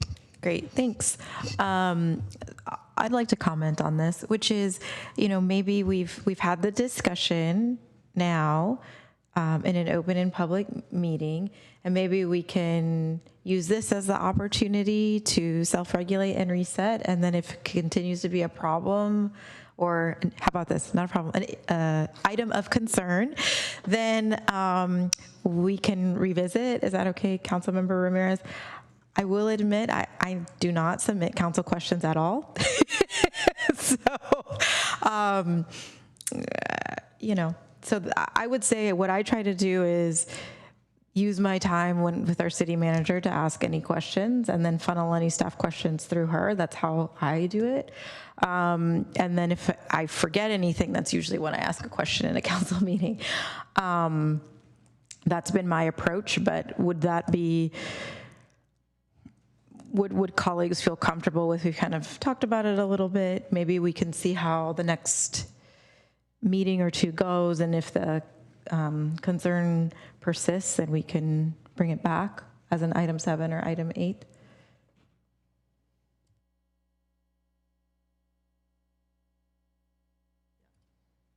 So I think part of the challenge is none of us really know the amount of staff time and capacity that is expended on this. So I think we have a similar challenge in that we work full time, right? So we get our 30-page packet right here, and like, is it actually a meaningful exercise for staff to have spent that time to prepare a document that many of us may not actually have realistically the time to invest reading before the meeting? I do appreciate what Councilmember Showalter has suggested about we don't want to surprise staff. There's a lot of value and merit to the process. But I guess maybe I would, maybe it's not a problem. I think it would be helpful to hear the city manager's perspective on this. Thank you, council members. So I have a kind of nuanced perspective on this. First, I think that you all being able to ask council questions in advance of the meeting helps with good governance. It also helps us understand the things that you are wanting to know about. To your point, Councilmember Showalter, it does help us figure out what are the themes that we may need to address during the meeting. And I will talk to the department heads about it. You know, once I have my meetings with each of you, once I see the questions, it's kind of a mad 48-hour dash, you know, starting early Monday morning. So I do think that it is valid and has merit. So let me just say that. I did ask my executive assistant to count how many questions have been asked just in the last few meetings alone, and there have been over 700 questions asked just since September. So we're on track to hit over 1,000 questions just in this fiscal year alone, and that's it also with around 30 to 40 briefings offered in that fiscal year as well. So there are different opportunities to engage with staff, to ask questions, to learn more about the agenda items. So perhaps what you want to do is just give direction to staff to think about how could we make this more effective and efficient for everyone, and then we could maybe come back with some options and solutions.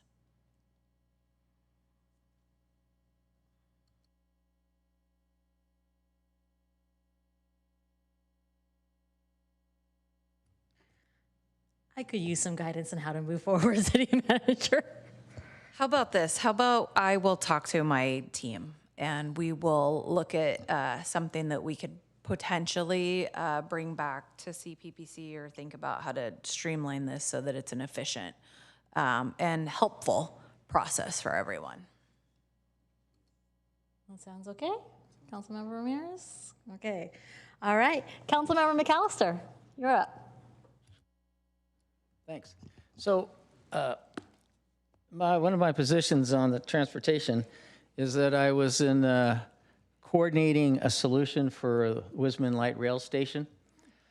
And our effort paid off, and we got a ruling from the CPUC to modify the situation there and improve it for the people and the... You, okay, well, I did it for you. I did it for you people. And so VTA now has permission to go ahead and adjust the gates, the timing, the lights, and so forth. So it worked out. Yes, it was a long time. I guess you guys started, Councilmember Ramirez, you started on that a long time ago, so we just wrapped it up. So it's in VTA's court, and they're aware of it, and they're going to start working on it. We also did a noise study. We got that reviewed. It was interesting how they did one side, but not the other. So that was good news to get that squared away. So that was it. And we had, yeah, that's about it.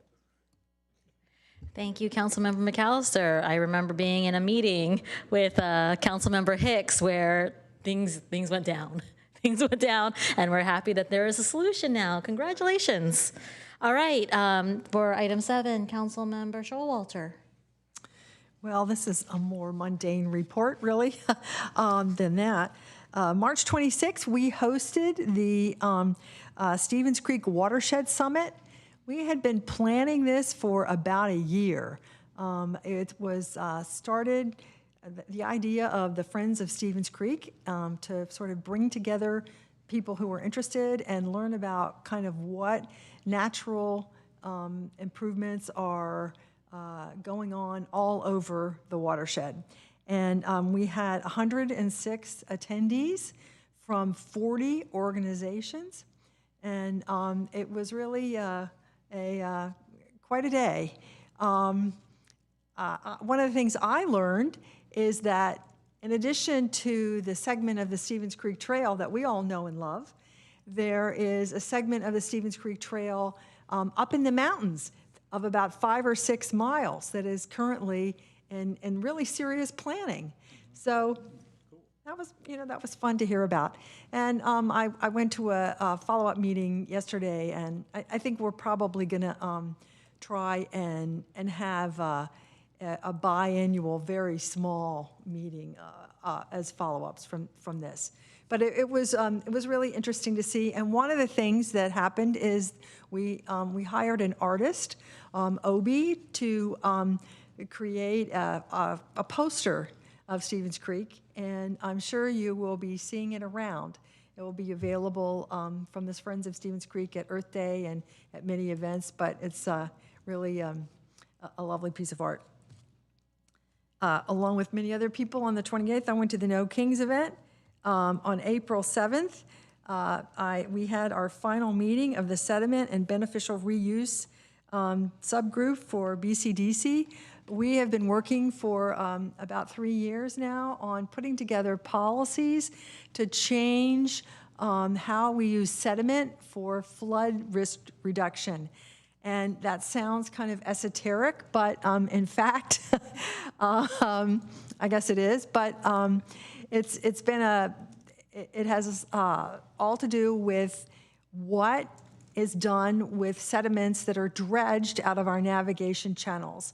And for many years, the vast majority of those sediments have been dumped out at the Farallon Islands.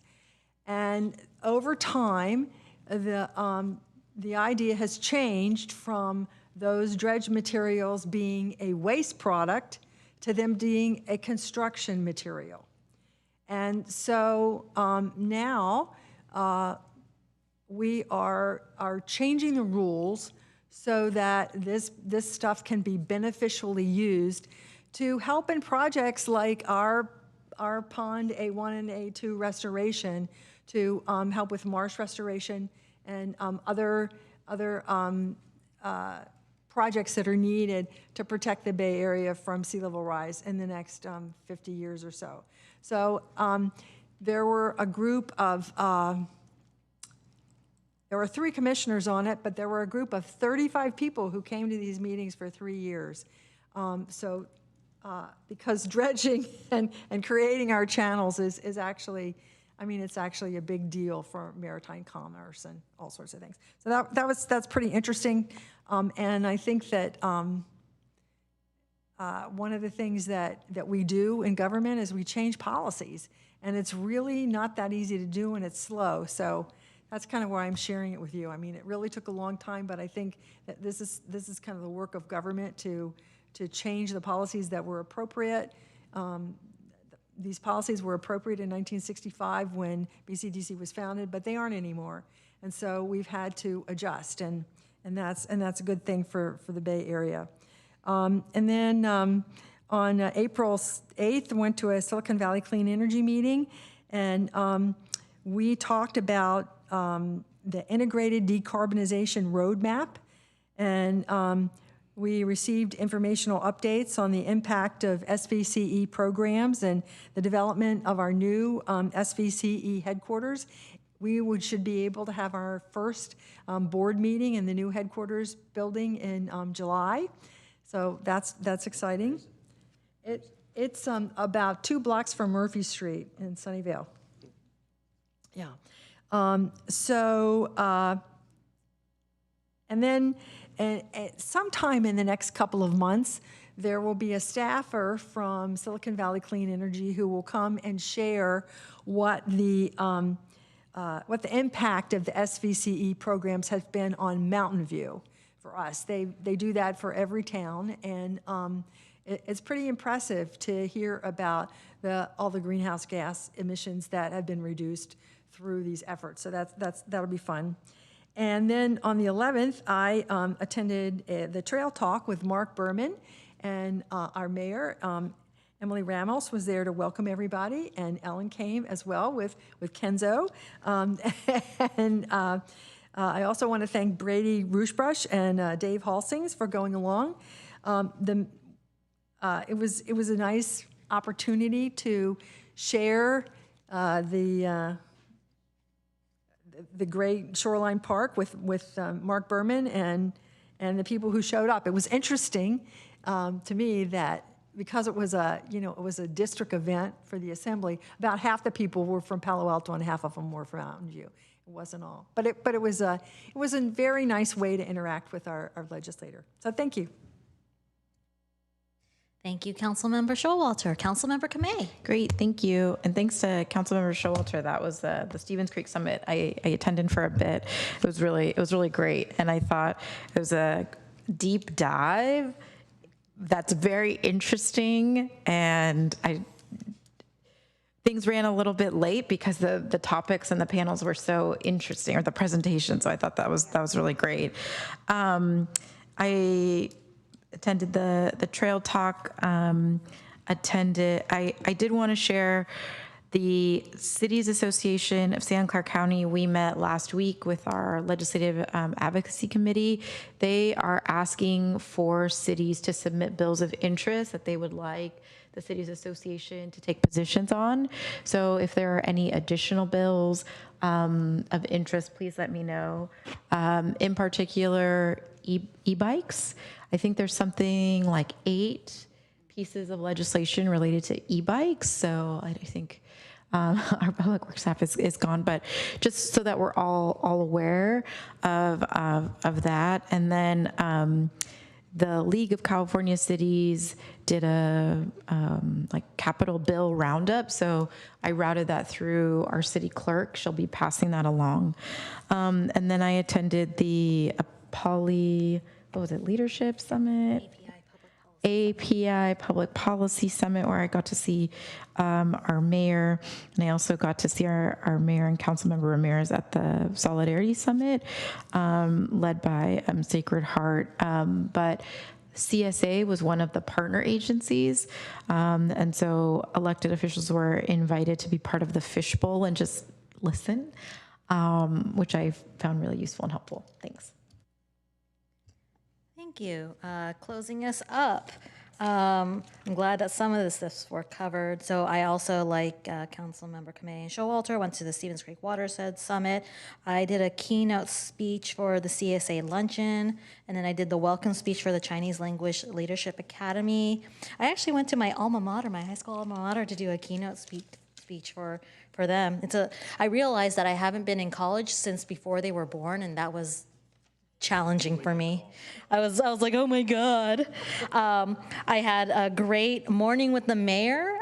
Thank you to staff for everything on that. And I was joined by Vice Mayor Clark and Councilmember Kamei.